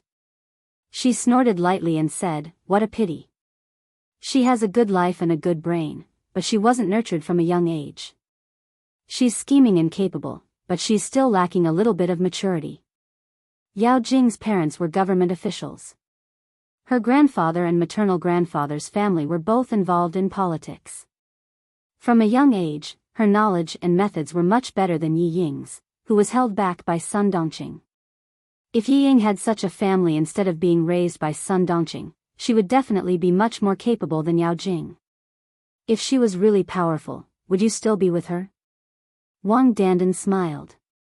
Even though her parents were not officials, her family was even more well off than Yao Jing's. Her princess-like heirs were no less than Yao Jing's. Seeing how Yi Ying walked so elegantly despite not having much training, Wang Dandan couldn't help but sigh. It's not unreasonable for Yang Heng to like her. She does have some capabilities. I'm not saying that she can't do it. She's just a little worse than the three of us. However, Yang Heng has always liked smart girls with good grades. Yi Ying is just right for him. However, what she did not expect was that Yi Qian and Yang Heng were completely unrelated. They did not even know each other. Why would Yang Heng beat Luo Ran up for her? She only knows how to fan the flames, but she doesn't know how to add fuel to the fire. If Yi Ying wants to bite down on Yi Qian, she will only injure her teeth. Wang Dandan was also a smart girl. Otherwise, she wouldn't have been able to hang out with Yao Jing. From the corner of her eye, she saw the instructor in the class walk over. She secretly pulled Yao Jing, who was deep in thought, and said, "The instructor is here." Chapter 594. The ruckus in Class 1 had stopped. The instructors of each class had returned to their own classes to continue the military training in the afternoon.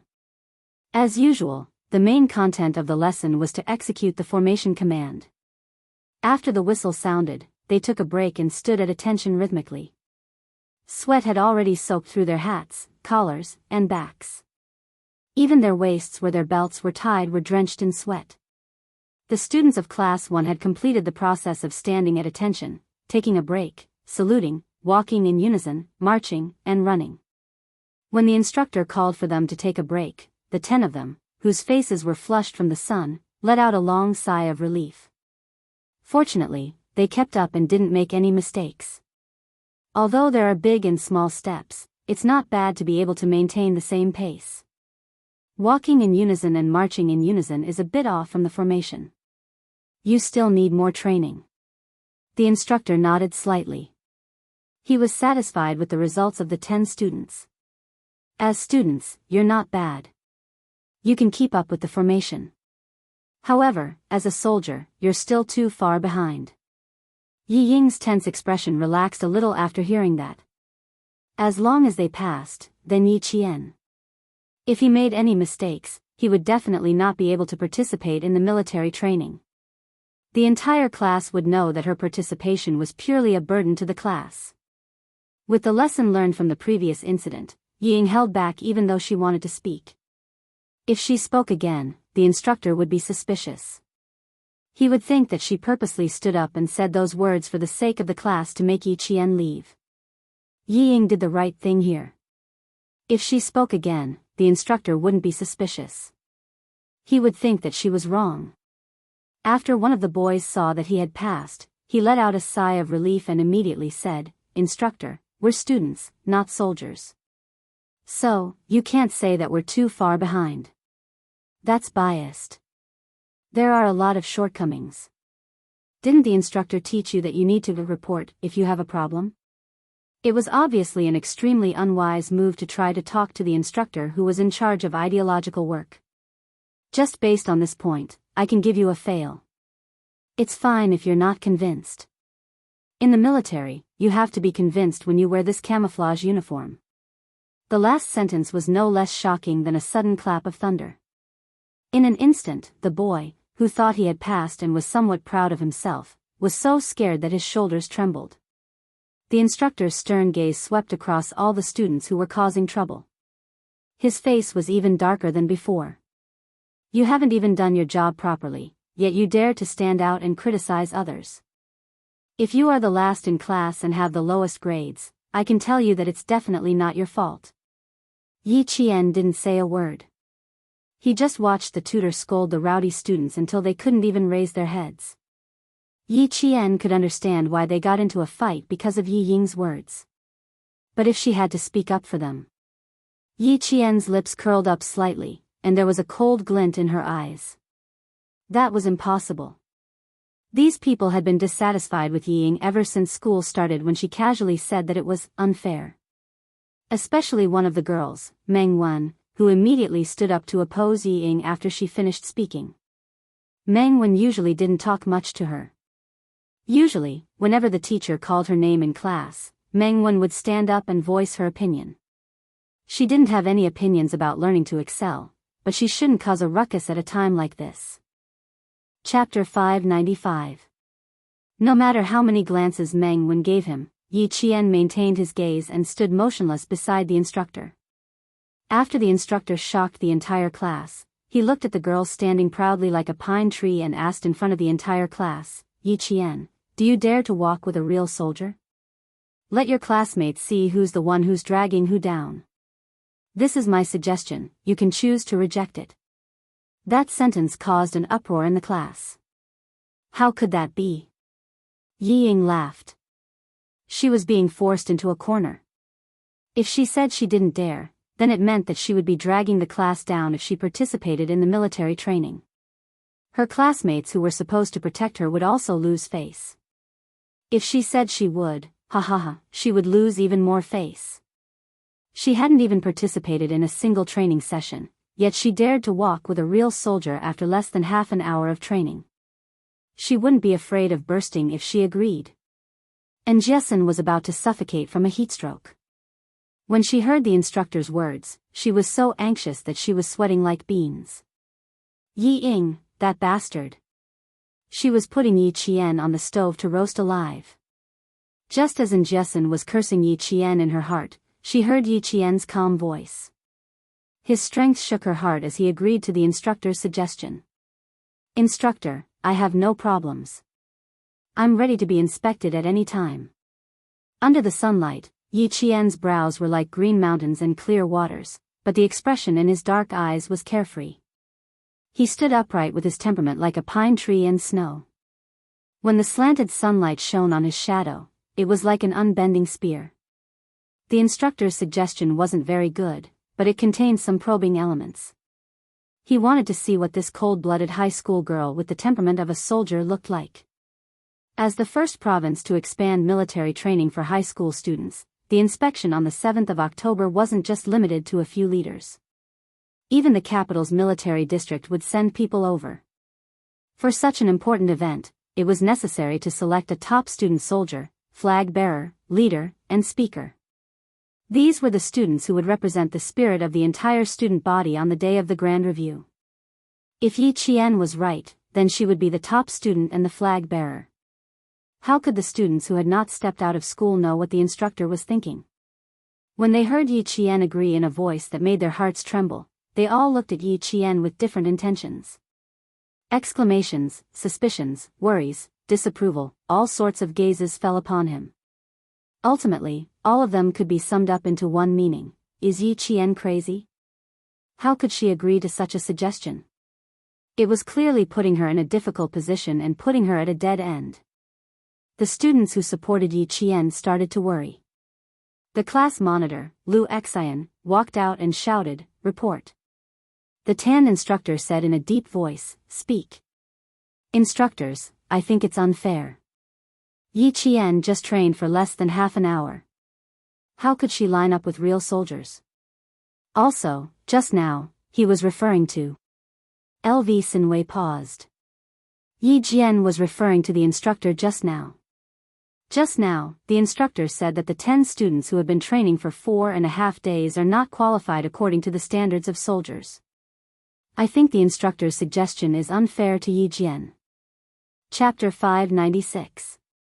Most of the students in the class agreed with Lu Xian's words.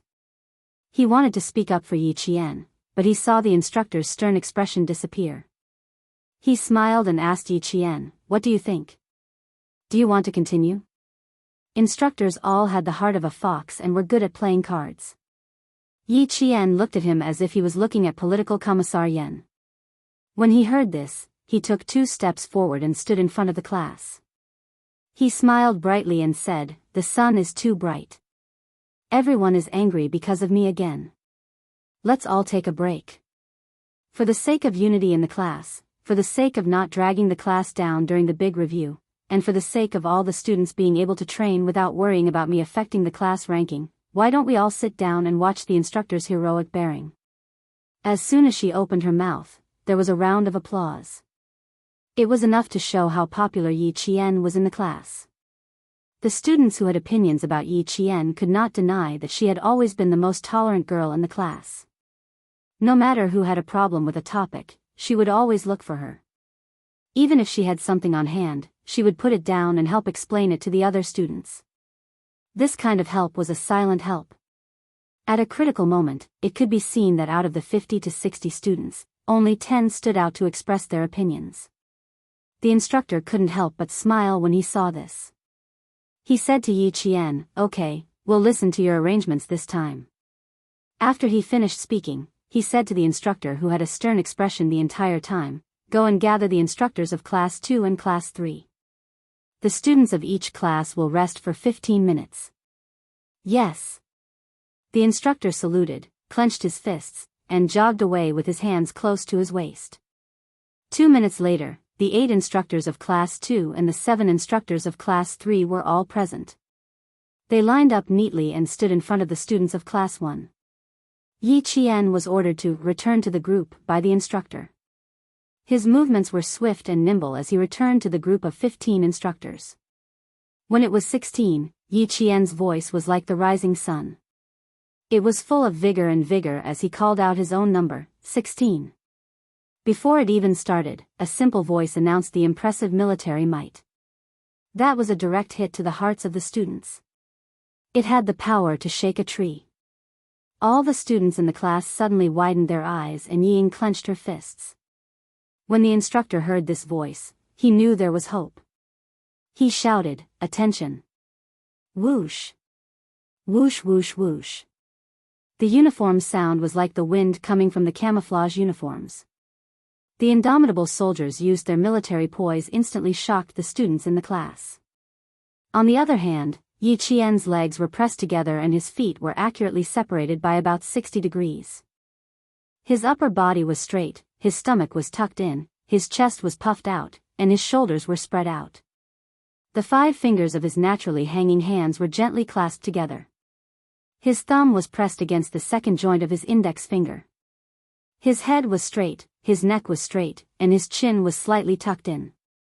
His eyes were like sharp swords unsheathed from their scabbards as he stared straight ahead. Her eyes, like all the other instructors, were looking straight ahead in the direction of the students of Class 1. The ones closest to her were Yi Ying, Meng Wen, and the other 10 students. In that instant, they felt Yi Qian's gaze burst out with a cold light, which turned into a cold substance and directly brushed past their faces. Cold, dark, sharp. It was just a gaze, but it made their necks shrink in an instant. It was as if they shrunk back a little later, that solid gaze would fall down their necks and make their heads fall to the ground. This feeling made them tremble in fear. It made them extremely frightened, and it made them lose their aura even before it started. Chapter 597. Even the instructor was shocked by Yi Qian's murderous gaze, not to mention the students of Class 1. The moment he saw Yi Qian's unsheathed gaze, the instructor realized that this girl was a soldier who had killed on the front lines and whose hands were stained with blood. Only a soldier whose hands were stained with blood would have such a sharp gaze that was a mixture of justice and killing intent. Shocked, he gave the order to be at ease again. Yi Qian's movements were perfectly synchronized with the instructor's without the slightest bit of incongruity. The two simple instructions made the students of Class 1 suck in a breath of cold air. The students of the other classes were also addicted to watching. They didn't even realize that the slender figure mixed in with the instructors was just like them, a high school girl. Yi Ying's hands were clenched so tightly that her palms turned white. How is this possible? How is Yi Qian able to maintain the same movements as the instructors? How is she able to do it? Her eyes were filled with unwillingness. It was as if she wished that she could be Yi Qian and follow the instructors to receive the attention of all the students. Yao Jing, who was closest to Class 1, had dark clouds rolling in her eyes even though she could tolerate it. How is this making Yi Qian look bad? It's clearly making her receive the worship of all the students. She can't do anything right, but she's good at spoiling things. She even said that she understood Yi Qian the best. Is this understanding? Is this understanding personally sending her to the front of all the students and making her the most prestigious person in the school? Wang Dandan's eyes could not turn away. Especially when Yi Qian walked in step with the 15 instructors, the valiance exuded by the movement of his hands made her gasp in amazement. Amazing, amazing. Too amazing. It's actually the same, it's actually the same. Marching in step was a common step used by soldiers. It was usually used to march in a neat formation. In a group of 16 people, it was clear who was slow or who was taking smaller steps. Yi Qian, who had joined the group of male soldiers, did not embarrass himself in the slightest. His posture was upright, and his arms and legs were in sync. His arm swings were natural and graceful, and his pace and stride were as precise as the instructor's. He did not fall behind by half a millimeter, nor did he walk half a millimeter more. Wang Dandan did not have any conflicts with Yi Qian.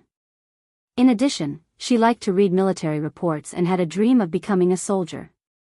At this moment, when she saw that Yi Jian was as handsome as the image of a female soldier in her mind, she immediately started praising Yi Jian without hesitation even though Yao Jing was beside her. It's so cool and exciting. Have you watched the TV series, Two Ladies, Two Soldiers? It's the one that won the National Outstanding TV Series Award. Yi Jian is even better than Qin Xiaomei. Yao Jing's expression turned cold. Dandan, if you still treat me as a good friend, stop praising Yi Qian. Let me tell you, I hate her. She's the one who made me unable to raise my head in school for the past few days. Yao Jing said through gritted teeth. The coldness in her voice made Wang Dandan narrow her eyes. Yao Jing hated Yi Qian, but that didn't mean that she hated Yi Qian. What's more, Yi Jian had become her idol in her heart. Okay. I won't say it. Wang Dandan smiled and blinked. Although she didn't say anything, her eyes were extremely bright as she stared at Yi Qian. She sighed inwardly. If only I could be like Yi Qian when I become a soldier in the future. Chapter 598. Wang Dandan was not the only one who thought so. Most of the girls and boys thought so as well. After setting up his position, Yi Qian gave the command to attention. His left leg moved forward by about 50 centimeters, the tip of his foot pointed out by about 30 degrees. His two legs were straight, and his right leg took a shortcut to his left leg. Just looking at his back made everyone applaud. Yi Qian. You're amazing. Holy shit. Yi Qian, you're my idol. My idol. How can you be so amazing? Yi Qian, be my girlfriend. I need a girlfriend like you who can make me feel proud. Handsome, handsome, handsome. You're so handsome that no one has ever been before. Yi Qian, how can you be so handsome? Applause rang out, but Yi Jian remained calm. Her heart was as still as water, without any ripples. Before the instructor gave the command, she maintained the posture of a pine tree and did not move at all. She did not even blink and looked straight ahead with determination and fearlessness. At this moment, what you saw was a soldier, a qualified soldier who had returned from a bloodbath. What you saw was a soldier who had earned everything she had through her own efforts. She used her unwavering steps to create her own wonderful soldier. She was a female special forces soldier who stood out like the sun rising from the east. The instructor was used to seeing the soldiers in formation, but when he saw Yi Qian's posture, although his expression was calm, his eyes burned with passion. This was definitely a girl with a story. She was definitely a female soldier who could be brought to the battlefield as soon as she was born. She had military might, a murderous aura, and a murderous aura. Marching. It was time to test one's basic skills. The applause also stopped at the instructor's command. All the students held their breaths as they stared at the instructors, and also at Yi Qian. Marching in a straight line was the best way to display the bravery of a mighty army. That was the military might of an army that had been forged into iron. It was a sharp blade that had the bravery of an army. Yi Qian's aura changed again. It was no longer reserved, but completely released. His brows were filled with killing intent, and his resolute gaze was as cold as autumn water. It shocked the students so much that they held their breaths, not daring to let out a breath. Under the sunlight, her upper body was straight and slightly leaning forward. Her fingers were gently clenched together, and when she swung her arm forward, her elbow was bent, and her forearm was slightly horizontal. This movement seemed simple, but it was actually practiced hard. The bottom of her wrist was about 10 centimeters above the bottom button of her shirt, and about 10 centimeters above her body. With a raise of her hand, Yi Qian immediately calculated these numbers accurately. Her left leg kicked out about 75 centimeters in front of her. Her long and slender legs were stretched perfectly straight, and the tip of her foot naturally pressed down. She was about 20 centimeters above the ground, and when her entire foot landed on the ground, a "pa" sound was heard. When she and the instructors raised their feet again, there was actually a cloud of dust. There was no applause in the audience, only absolute silence.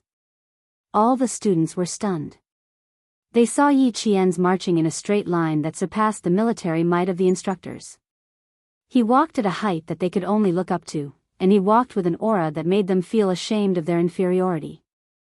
It was too standard, too perfect. It was even more perfect than a textbook, and even more impressive than the movements of the instructors. Suddenly, there was applause, followed by a wave of thunderous applause. All the students who were resting on the ground stood up and applauded and cheered for that valiant and heroic posture. Chapter 599. Did you notice? Her camouflage uniform is the same color as the instructor's camouflage uniforms. She looks like a soldier and doesn't look like a student at all. I'm completely in awe of her now. Oh my God. Didn't Class 1 cause a ruckus just now because Yi Qian only arrived today and would drag down their class ranking and scores? What a huge irony. Look at how well he's doing. So standard. She's actually a female soldier, not a student. She's amazing. So neat. If I didn't know that the last one was a student, I would have thought that she was an instructor too. TSK TSK TSK. She said that she only arrived at noon. How long has she been learning? She doesn't look like she just learned. While the sophomores and juniors were discussing, the sophomores from Class 1 would have run over and carried Yi Qian if they didn't remember the rules. Yi Ying's face was as white as snow. She hadn't been exposed to the sun. Now that the color had faded, her face was paler than any other student's. Even her lips were pale. She looked like she was suffering from a heatstroke. How could this be? How could this be? She really didn't expect that she wouldn't be included in her calculations. Instead, she was in the limelight. The thunderous applause was all for her. All the praises were also for her. The students who were doubting Yi Ying just now all lowered their heads. They were so embarrassed that even their necks turned red. No, impossible. How could this be? She really couldn't believe that what she saw was the truth. She couldn't accept the fact that she was humiliated even more. Her face turned from white to green, and her originally pretty facial features instantly became distorted like an evil witch. She wanted to rush up and drag Yi Jian, who had become the center of attention, down. She wanted to drive her out of the army and to the dirtiest place. She couldn't accept it. She really couldn't accept it. Why did Yi Qian, that wretched girl, win in the end? She couldn't accept it. She really couldn't accept it. He bit his lower lip so hard that he could taste the rusty taste of blood in his mouth, but he didn't let go. He locked his gaze on the figure of that standing still while running. He saw the handsome figure that was not inferior to the instructor's. He saw her under the sun, exuding a temperament that made him more and more nervous. Faintly, he saw the distance between them. How could this be? One had been beaten and scolded by him since he was young, the other had been cowardly and incompetent since he was young, and the other had been deliberately spoiled by his parents since he was young. How could Yi Qian be better than him in every aspect? When Yi Qian won the first round of applause from the students, the instructor immediately informed the team to send a small team over to maintain discipline. With the guidance of the soldiers, the 8 classes of the second year sat on the left, while the 7 classes of the third year sat on the right. In the middle, there were 18 valiant figures with impressive military might. The instructor immediately decided that Yi Qian would be the top student soldier and flag protector. There was no one more suitable than her. The applause didn't stop for a long time. Because Yi Qian was there, even the soldiers who came to maintain order looked at Yi Qian in surprise.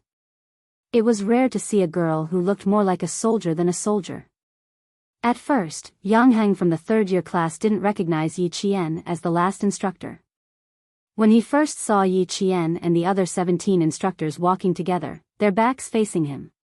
When Yang Heng saw the familiar face, he choked on his water and started to cry. Chapter 600. Yi Qian, it's actually Yi Qian. In addition to having a superb memory and heaven-defying observation skills, she also had the ability to hide things. Were Luo Ran and Yao Jing blind? Why did they still provoke her? Yi Qian? Isn't she the girl who made Luo Ran bleed and kicked the basketball like a soccer ball? There were also people in grade 12 who recognized her. Yi Qian had done something incredible on the basketball court that day. She had made the school's famous hooligans bleed. This was not something an ordinary person could do. Yang Heng frowned and said in a low voice, she didn't do it on purpose. She accidentally hit him when she was returning the ball. If this continued, Luo Ran would not let Yi Qian off. I didn't say she did it on purpose. Thinking about it, it's not likely. Yang Heng, why do I feel like you know her? What do you think? What do you think? Looking at this junior sister is really tempting. In grade 12, boys and girls were well aware of the situation. Those who wanted to fall in love would seize the time to find a partner. Those who wanted to study would bury their heads and ignore the outside world. They would only focus on revising. On the other hand, students whose grades were neither good nor bad were more relaxed. They would more or less pay attention to the big topics in school. They had heard of Yi Qian's name but didn't really know her. Now that they heard her name, it was clear. So she was Yi Qian. Yang Heng had always been impatient with these topics. He glanced at the boy in his class and saw the pockmarked acne on his face. He laughed and said, "What's wrong? Are you feeling amorous? Do you see Yi Qian's skin? It's reflecting the sun's rays. It's as white and tender as an egg. You should be more virtuous. Don't go near her. Mites are also contagious." There was a hint of a smile in his voice, and all the boys around him heard it clearly. Even the soldiers who were maintaining order couldn't help but laugh. These words were not false. Other people looked dirty when they sweated, but Yi Qian's skin was white. When she sweated, it was like pure white snow melting. It was as clear as water, giving people a sense of comfort. Her pitch-black eyes glistened under the sunlight. They were like the crescent moon hanging high on a laurel tree. It was so bright that people wanted to be the one chasing the moon. Her appearance alone was enough to amaze the boys. However, her temperament was as biting cold as a sword and as proud as a pine tree. She had a military aura that made them look up to her. They could only look at her from afar and not blaspheme her dignity. Handsome, elegant, virtuous, talented, and well-versed in both the pen and the sword. Such people really do exist. I didn't study in high school for nothing. Compared to the straightforwardness of the science class, the boys in the liberal arts class were much more reserved. There was no other to praise was a compliment. To compliment was Yi Qian's. The break, which was supposed to be 15 minutes, had been extended to 5 minutes. Yi Jian, who was standing in the military posture, had also been standing for 5 minutes. The veterans all had to admit that they were impressed by her. Stand in a military posture is the mother of all military actions. Pull in your stomach, stick out your chest, raise your head, look forward, and spread your shoulders back. Your body must be as strong as steel. You must have your head up to the sky and your feet firmly planted on the ground. At 3:11 in the afternoon, a gust of wind blew, blowing up the yellow dust on the field. Someone cried out and quickly raised his hand to wipe away the dust that blew into his eyes. Everyone stared with their eyes wide open. Almost half of the students were blinded by the wind and sand. Yang Heng and the rest who reacted quickly had already closed their eyes. They waited for the wind to blow away the dust before opening their eyes. They saw the wind carrying the dust close to the motionless figure in the middle of the field. It had been 10 minutes. She should have some reaction by now. Chapter 601. Even Yao Jing had begun to stretch her neck. With the sand blowing into her eyes, Yi Qian would definitely not be able to hold on any longer. Those who were not soldiers would never know how much hard work it took to maintain a military posture. Under Principal Chen's training, Yi Qian had steel needles on both sides of her legs. As long as she moved slightly, the needles would pierce into her legs and cause them to bleed profusely. Her back was straight and her waist was straight. Her wrists were also tied with iron balls and sandbags. She had to look straight ahead. Even if the wind blew and sand into her eyes, she would not blink. As long as the instructions were not over, she would not be afraid of storms, thunder, lightning, or strong winds. As long as she stood still, she would be able to stand tall and straight like a pine tree. So what if the sand blew into her eyes? So what if sweat flowed into her eyes? The army had to look like an army. A soldier had to look like a soldier. A soldier's image, a soldier's majesty. She had to be a deterrent to the enemy and a sense of security to the people. She had to be powerful when she moved and her attacks were sharp and unstoppable. Wearing this military uniform meant suffering. The wind, sand, sweat, and tears were all trivial things that could be ignored. Yi Qian kept her eyes level. She stared at the sunlight that could make one's skin peel off. She stood there for 20 minutes without moving an inch. Even the students who were sitting down started to get impatient. They were already uncomfortable sitting under the sun. How much more uncomfortable would it be for Yi Qian, who was standing still? 25 minutes. She didn't move. Not only did she not move, I even saw the wind blow directly into her face. She didn't even blink. Could it be that her long eyelashes blocked the wind and sand? Are you stupid? No matter how long your eyelashes are, how can they block the wind and sand? Why don't you bring a pair of fake eyelashes and try it out? Even though I rubbed my eyes, it still hurts. Look at Yi Qian. She's standing so straight. Just based on this, we boys can't compare to her. What was there to be surprised about if boys were not as good as her? If he told them that Yi Qian had helped the Public Security Bureau uncover the truth within 4 hours, wouldn't they be shocked? After finishing the entire bottle of water, Yang Heng gripped the empty bottle tightly. His gaze was fixed on Yi Qian. Wasn't this Yi Qian very attractive? Even if all the students in the two middle schools were added together, who could compare to her? 1 in 1,000? 1 in 1,000,000? It would be difficult to find a girl like her in 1,000,000 people. She was still standing. The sun's blazing white light began to glow with a faint golden hue, and her body was elongated by the setting sun. On the ground, her figure stood side by side with the instructor's, and her aura did not diminish in the slightest. They had trained for about half an hour before, and now they had about 40 minutes. This meant that Yi Qian had been training for almost an hour without any breaks. An hour was the limit for boys, but to her, it seemed so easy, without a trace of fatigue. As he watched, Yang Heng couldn't help but laugh. There was a sense of pride in his handsome eyes. Look, standing there like a ray of light, Yi Qian was Yang Heng's friend. She was so outstanding that all the teachers and students in the school would have a whole new level of respect for her again and again. Vaguely, Yang Heng felt that Yi Jian would definitely become one of the century-old famous people in number 1 middle school of the province. Her photo would definitely be hung in the school's Hall of Fame, and her junior brothers and sisters would look up to her. Perhaps one day when he returned to his alma mater, he could point to the famous people's pictures and tell them that she was his friend. Chapter 602. Yang Heng was a smart guy. He knew that if you treated someone like Yi Qian as a friend, she would treat you with the same sincerity. She was like a brother to you. Compared to Yao Jing and Luo Ran, Yi Qian was more worthy of being his friend. Thinking of Luo Ran who jumped out, Yang Heng's youthful and handsome face flashed with a trace of coldness. This kid needs to be taught a lesson.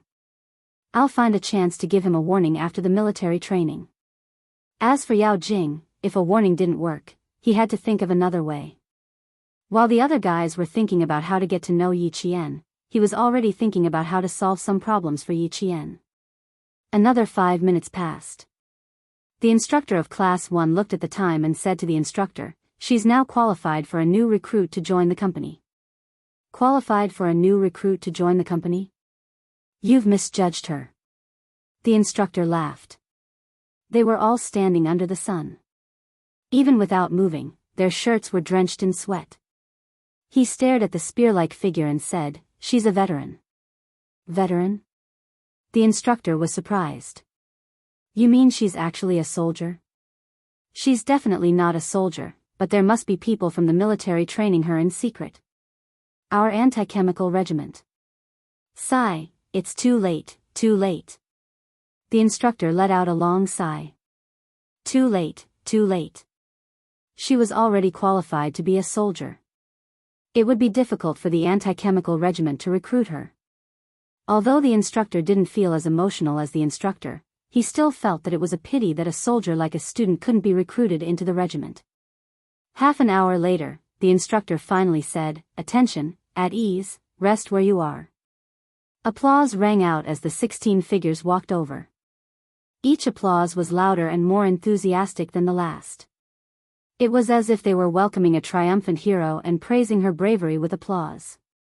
It was only half an hour, but to Yi Qian, it was like 3 minutes. Years of training had already trained her qi, every muscle, and every bone in her body to the best possible state. She coordinated and balanced her qi and strength perfectly.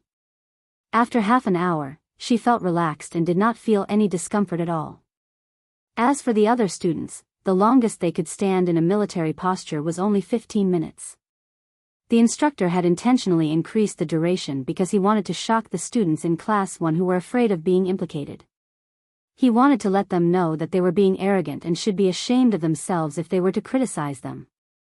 And Jessen, whose palm had turned red from the slap, turned sideways and saw the figure sitting in the first row on the far right. Anger flashed in her eyes, but she smiled again. She gently passed through the 2 rows and came to stand behind Ying. "Did you see that, Ying? Do you think Jane Eyre is afraid of your little tricks? Are you regretting it now? Ha ha ha, you want to embarrass Jane Eyre and incite the whole class to ostracize her. You're really blind." The righteous Jessen came over to make her angry. She wanted Ying to know that her evil intentions had all become Yi Qian's highlight. Doesn't it feel good to shoot yourself in the foot? Yi Ying, you're doomed to destruction for your sins. Yi Qian has always known her place. She's always laughed at the things you've done. This is her magnanimity and kindness. Don't think too highly of yourself. If she really wants to make a fuss about it, do you really think you'll be able to finish high school smoothly? And Jessen was warning her to stay put. Yi Qian might not make a fuss about it now, but that didn't mean she wouldn't make a fuss about it in the future. If she dared to use such despicable means again, it was hard to say who would be the unlucky one in the end. Chapter 603. Yi Ying was already furious. Her eyes looked like they were about to spit fire, but her heart felt like it had been doused with cold water. She was suffering from both ice and fire. When she heard Jessen's voice, she turned her head fiercely and glared at Jessen with her fiery eyes. She turned her head just in time to let Jessen see her snow-white face. Ioyo, she was so angry. It felt so good. She was so angry at herself. Heart attack? She looked like she was about to get a heatstroke. Looking at Jessen, who always felt sorry for her, Yi Ying said fiercely, "Don't be so smug. We don't know who will have the last laugh. All of you, just you wait. Just you wait. I won't let Yi Qian off. Don't be so ungrateful. Yi Ying.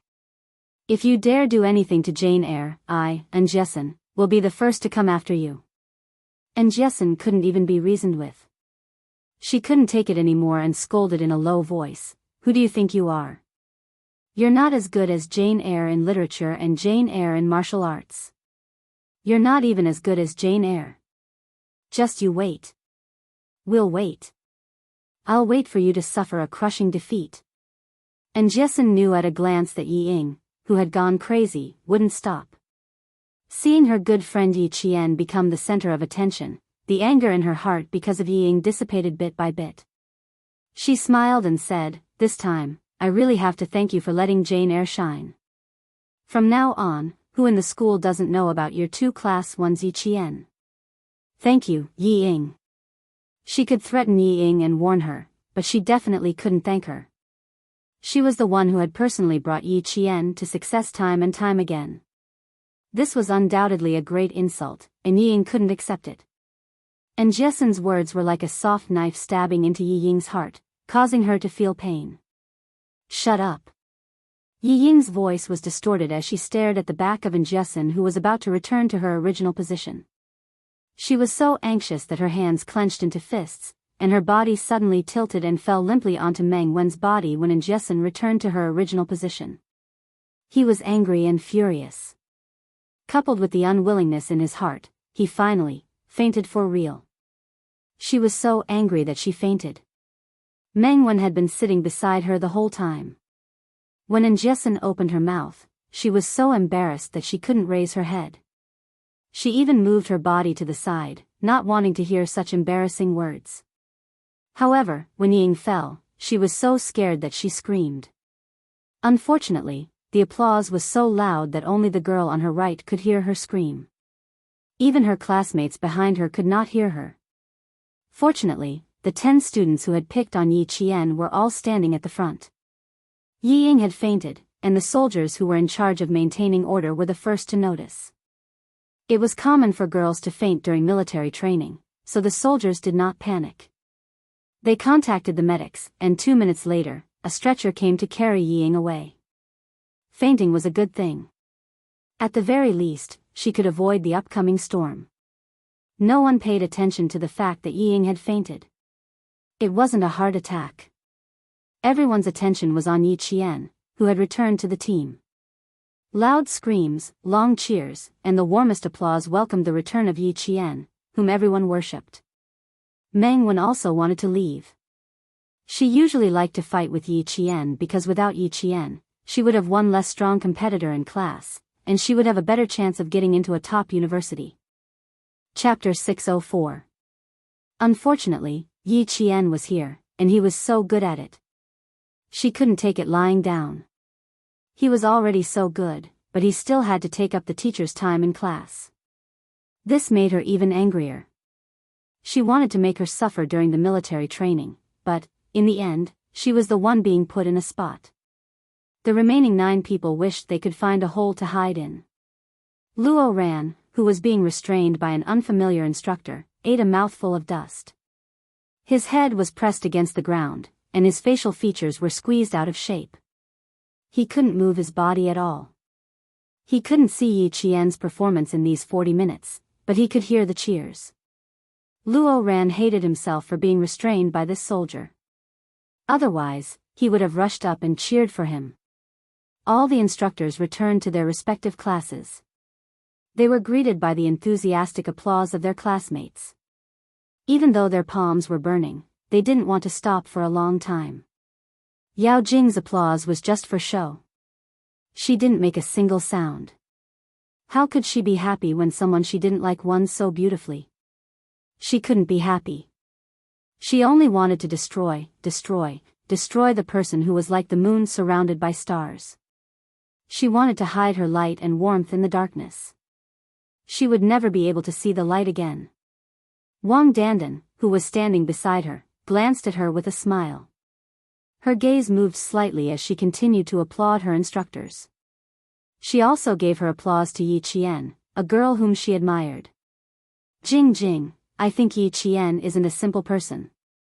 As for the matter between you and him, I think you should just let it go.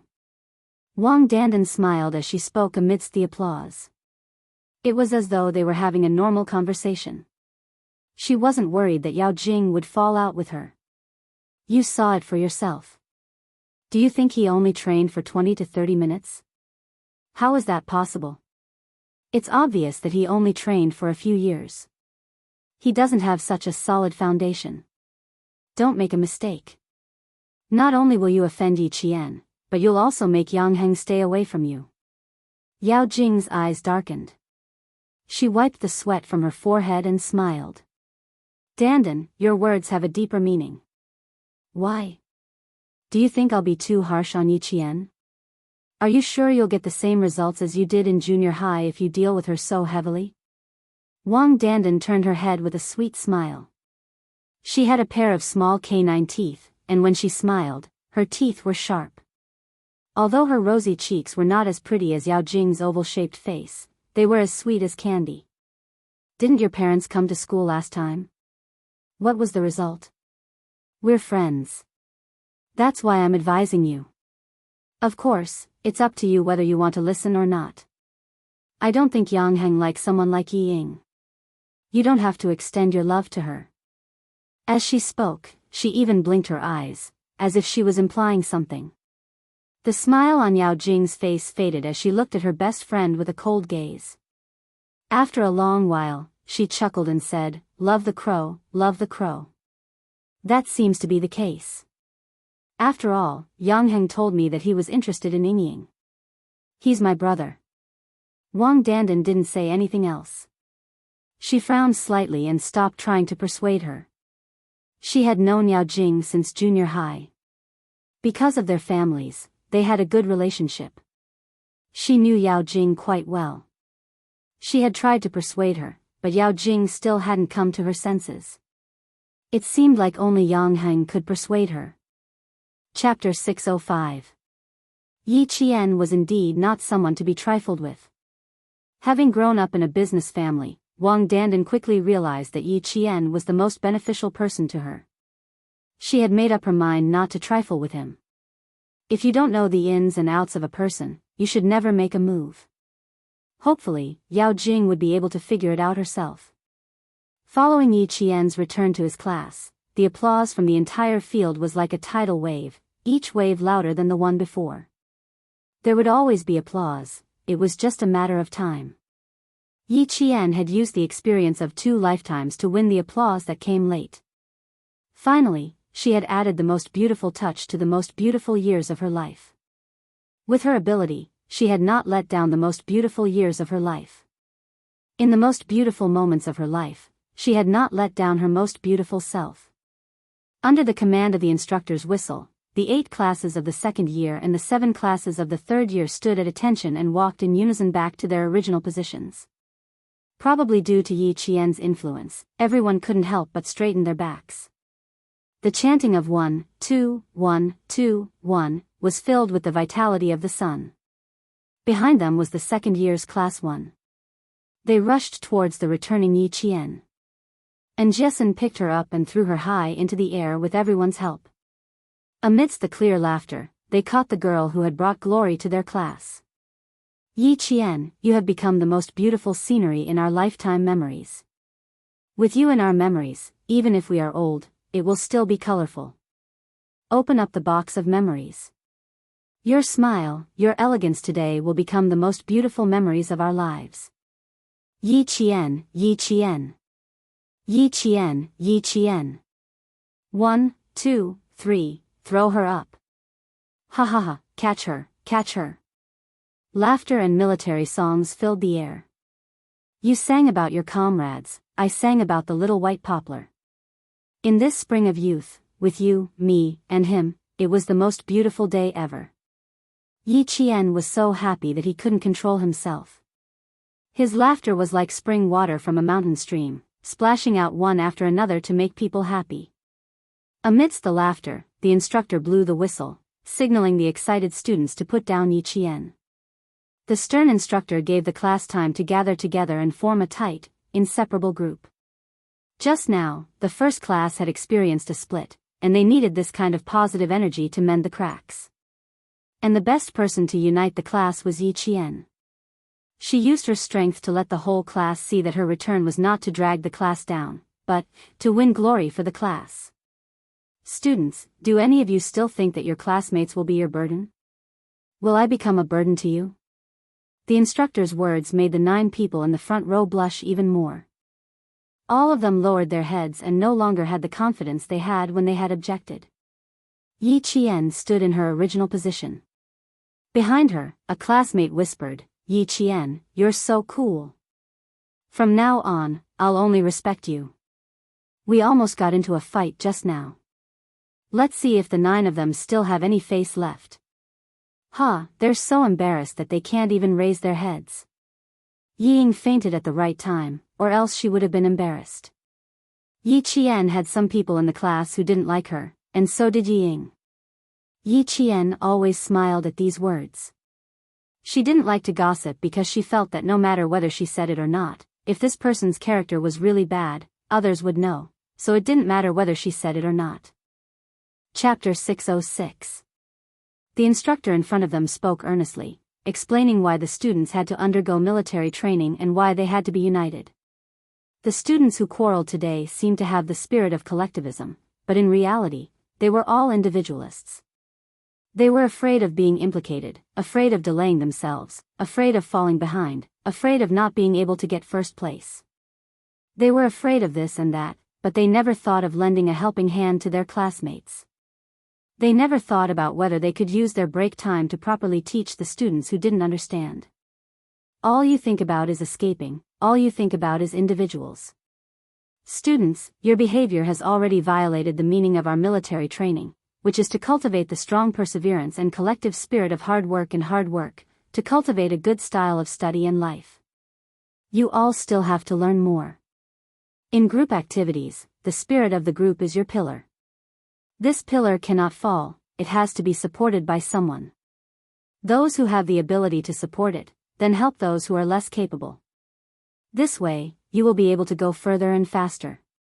It is not to exclude individuals to achieve individual victory. That way, even if an individual wins, it will not be of any use in the group.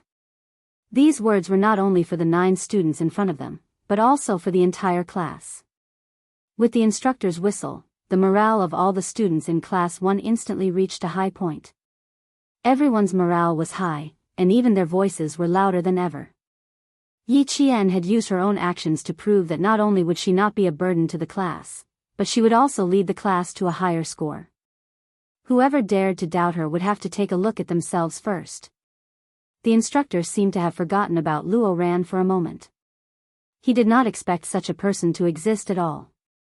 It was only when the instructors of the class resumed their training that he coldly and resolutely walked towards Luo Ran. The soldier holding Luo Ran down was not an instructor. If Yi Qian were here, she would definitely be able to see that this soldier had a pair of cold eyes as sharp as an eagle's. The area between his thumb and forefinger and fingers were thick with calluses. This was a sniper from the anti-chemical regiment, and he was also an outstanding sniper. Release him and bring him to the infirmary. The instructor looked coldly at the boy who was as weak as a dead fish. To put it bluntly, this kind of brat needed to be taught a lesson. He was still so arrogant even after being taught a lesson for 4 days. He would definitely become a scourge in society. After receiving the order, the soldier lifted Luo Ran up like a little chick. Behave yourself, kid. If you want to eat another mouthful of dirt, I promise you'll have your stomach pumped tonight. Fortunately, he was a student.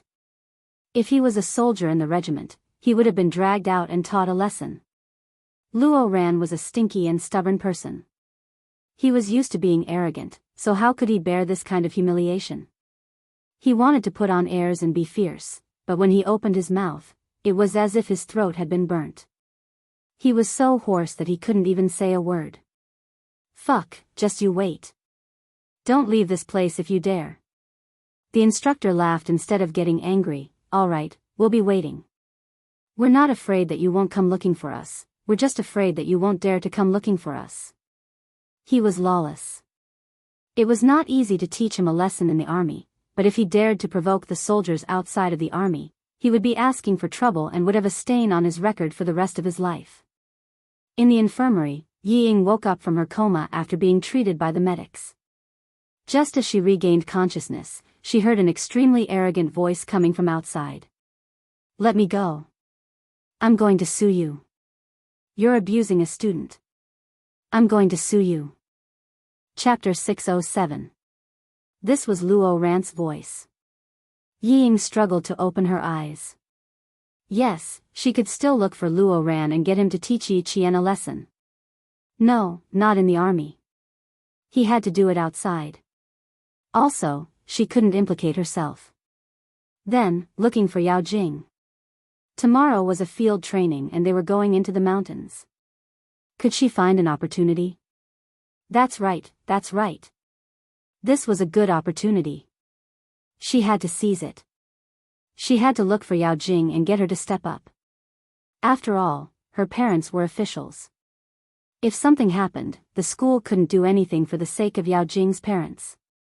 Therefore, after she dragged Yao Jing out, she had to think of a way to get herself out of this mess.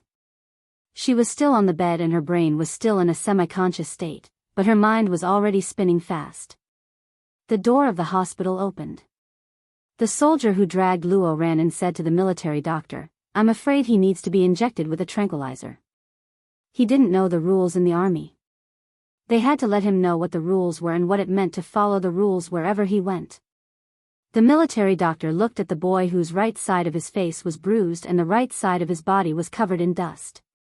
He knew that he had been taught a lesson. This kid is quite wild.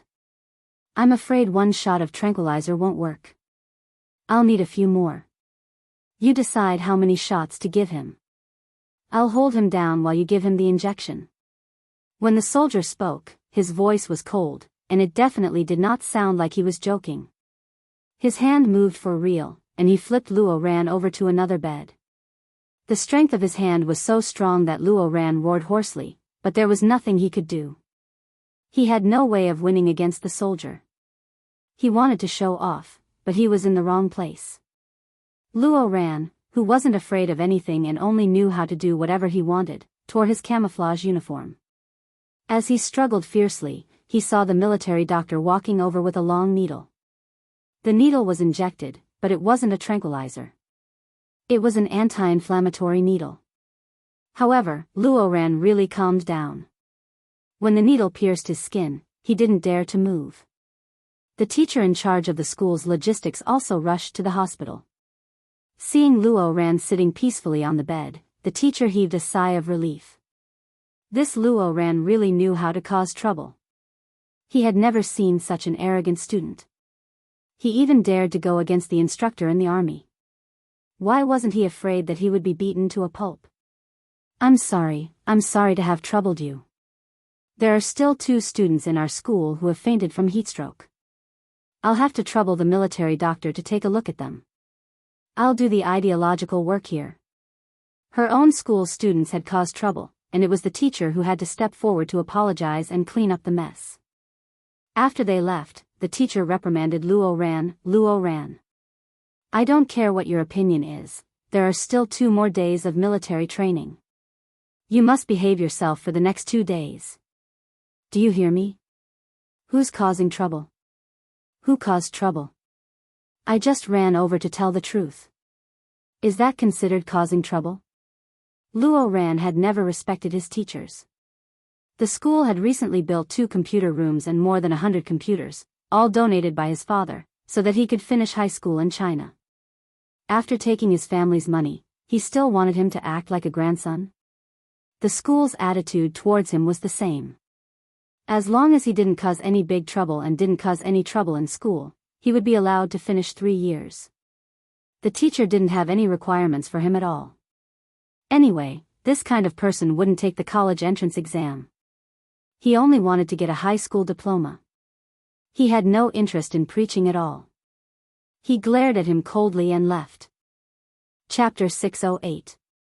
Yi Ying, who was behind the blue folding curtain, waited until the teacher left before she spoke softly. Luo Ran, if you continue to cause trouble, you'll be the one at a disadvantage. At the moment, letting Luo Ran take action was the best way. After all, he hated Yi Jian. Luo Ran, who was about to leave, rushed in and saw Yi Ying with a pale face, lying on the bed with an 4 drip. This was a sickly beauty. Luo Ran's eyes lit up as he sat on the bed. When did you come to the infirmary? Fainted from the sun? Didn't you say you didn't have to participate? Why, is the instructor in your class making things difficult for you? Yi Ying knew that Luo Ran had feelings for her, but she didn't want to interact with this kind of person. His face was swollen like a pig's head, but he still pretended to be cool in front of her. Yi Ying's eyes flashed with disgust as she said softly, Yi Qian has been working so hard since he came back. How can I be a burden to the class? It's just that I didn't expect my body to be so weak that I fainted. She fainted from anger, but pretended that her body was weak. It's her again. Don't worry, isn't there a field training tomorrow? Just you wait. I'll deal with her sooner or later. Luo Ran's eyes were fierce as he said maliciously, I'll go back tonight and think about it carefully. I'll definitely have a chance to make a move tomorrow. She didn't even say anything, but he was already planning to make a move. Yi Ying's eyes flashed with joy as she said in a low voice, You've already been targeted by the instructor. If you do anything else, you'll definitely be noticed.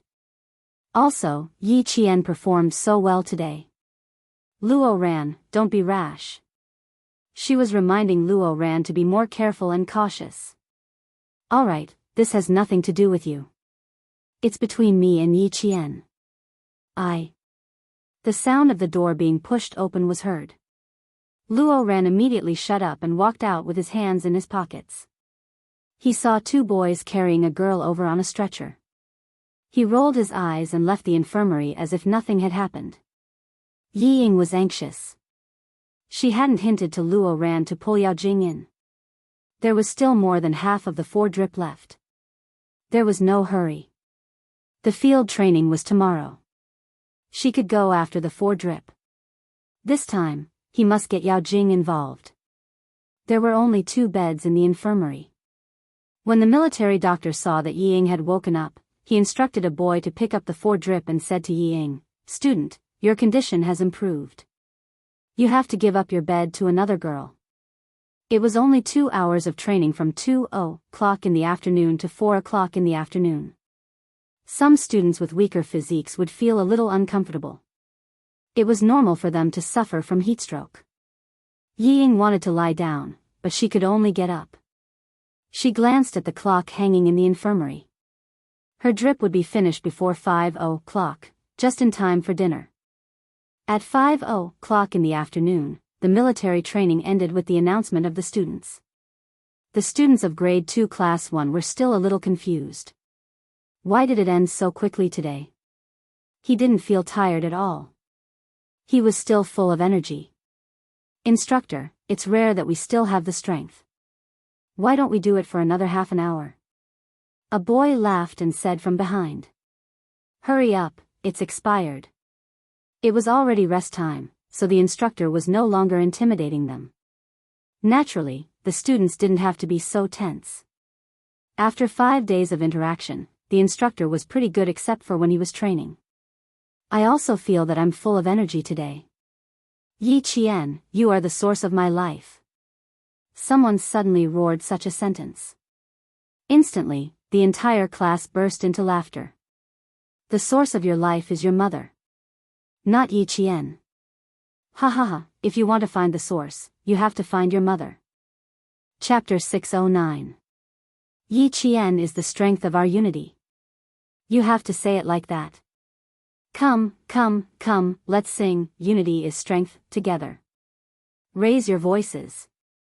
The instructor was of course very happy. Seeing that his students were all in high spirits, he felt quite proud. Of course, the biggest contributor here was Yi Qian. He was like a catalyst, bringing out all the potential that the students had not yet unleashed. With a shout of, "Get ready," the students of Class 1 started singing, "Unity is Strength," in high spirits. It was amazing that they took the lead. The other classes did not want to be outdone. On the way to lunch, they all started to sing. It was really a competition of whose voice was louder and whose voice was in unison.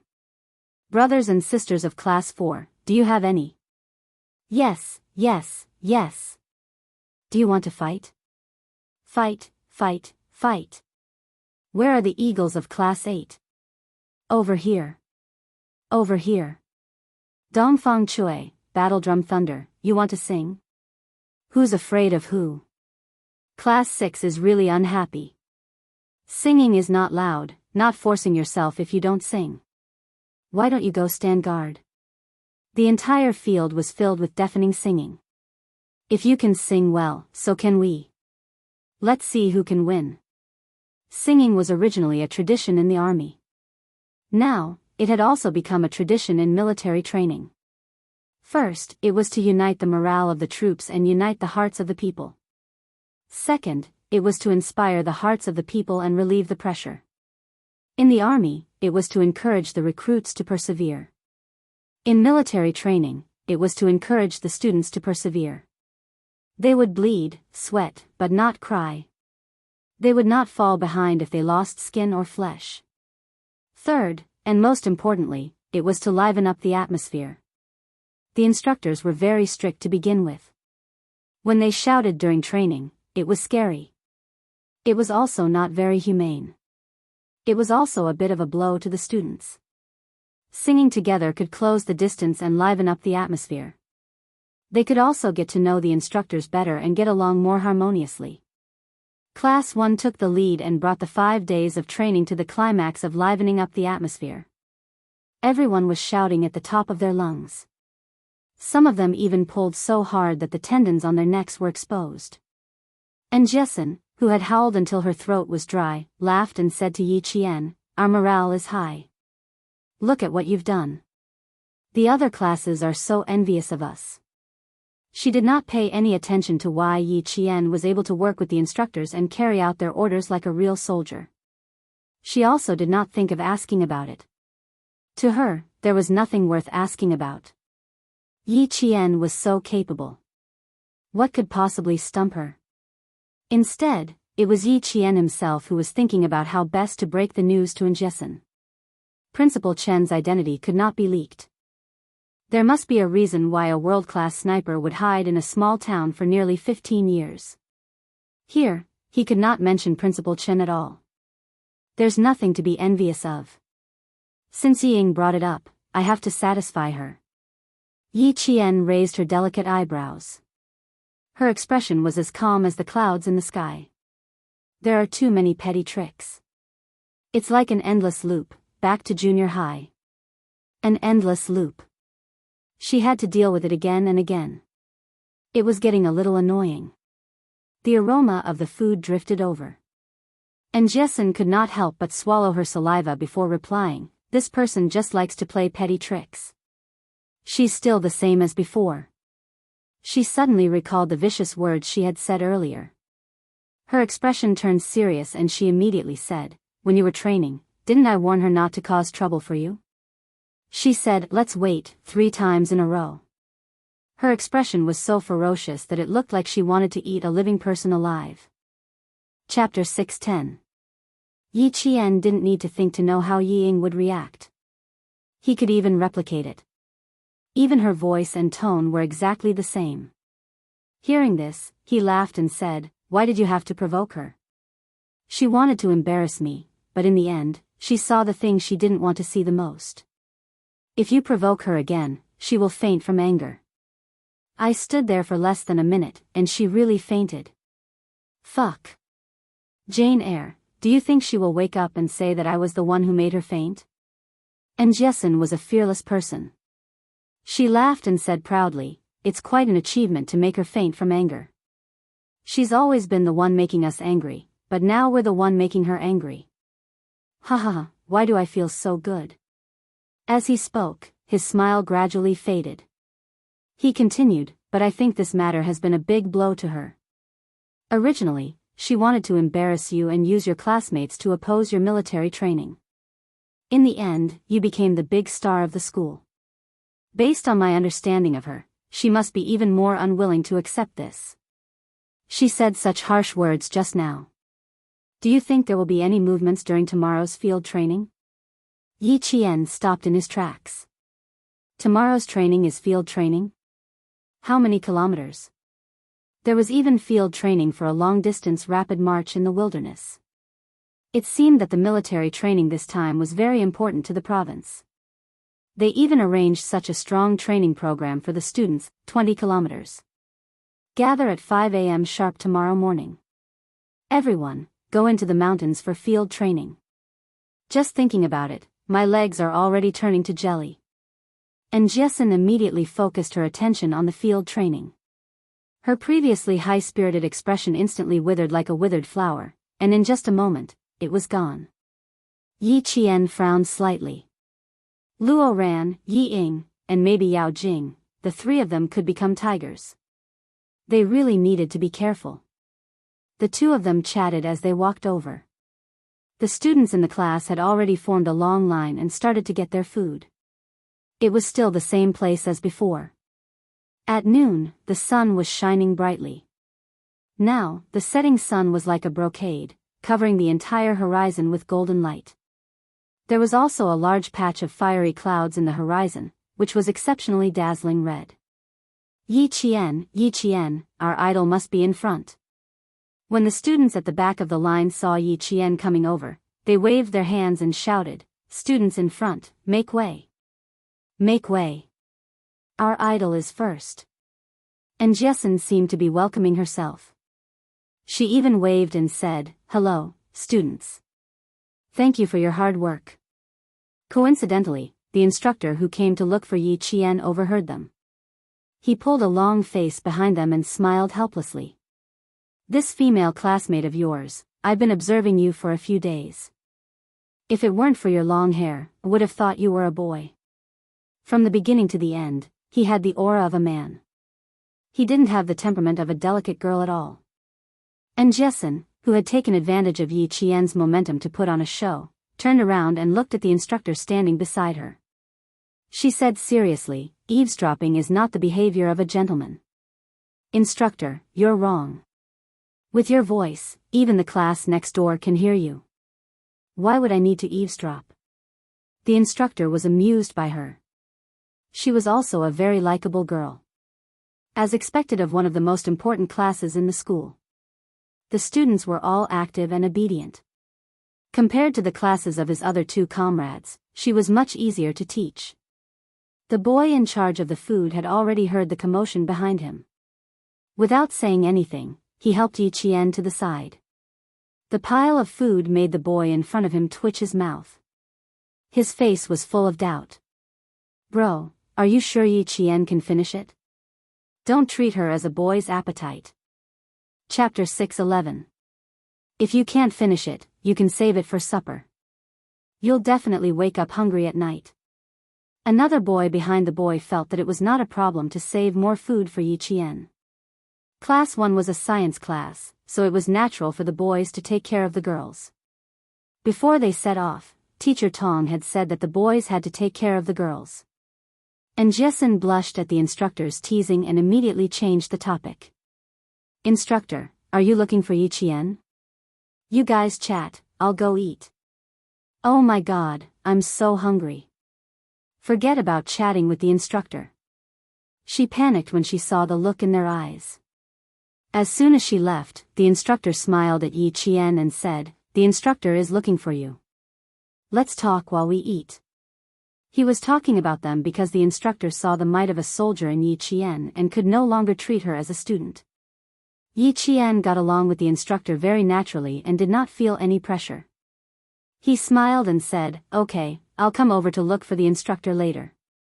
Or will you bring me over? Just go to the front and get your food.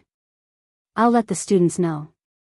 The instructor did not dare to delay the instructor's instructions and said to the students who were already in line, "The instructor is looking for Yi Qian. Time is tight and we need to talk while we eat. Do you guys mind letting Yi Qian get his food first?" Who would mind? All of them said in unison, we don't mind at all." They all answered willingly. Even Meng Wen did not dare to say that she had an opinion. Her opinion was not important. If she stood out alone, she would become the public enemy of the entire class. After Yi Qian thanked her, he walked to the front to get his food. The boy in charge of getting his food immediately brought out the food he had prepared earlier and gave it to Yi Qian.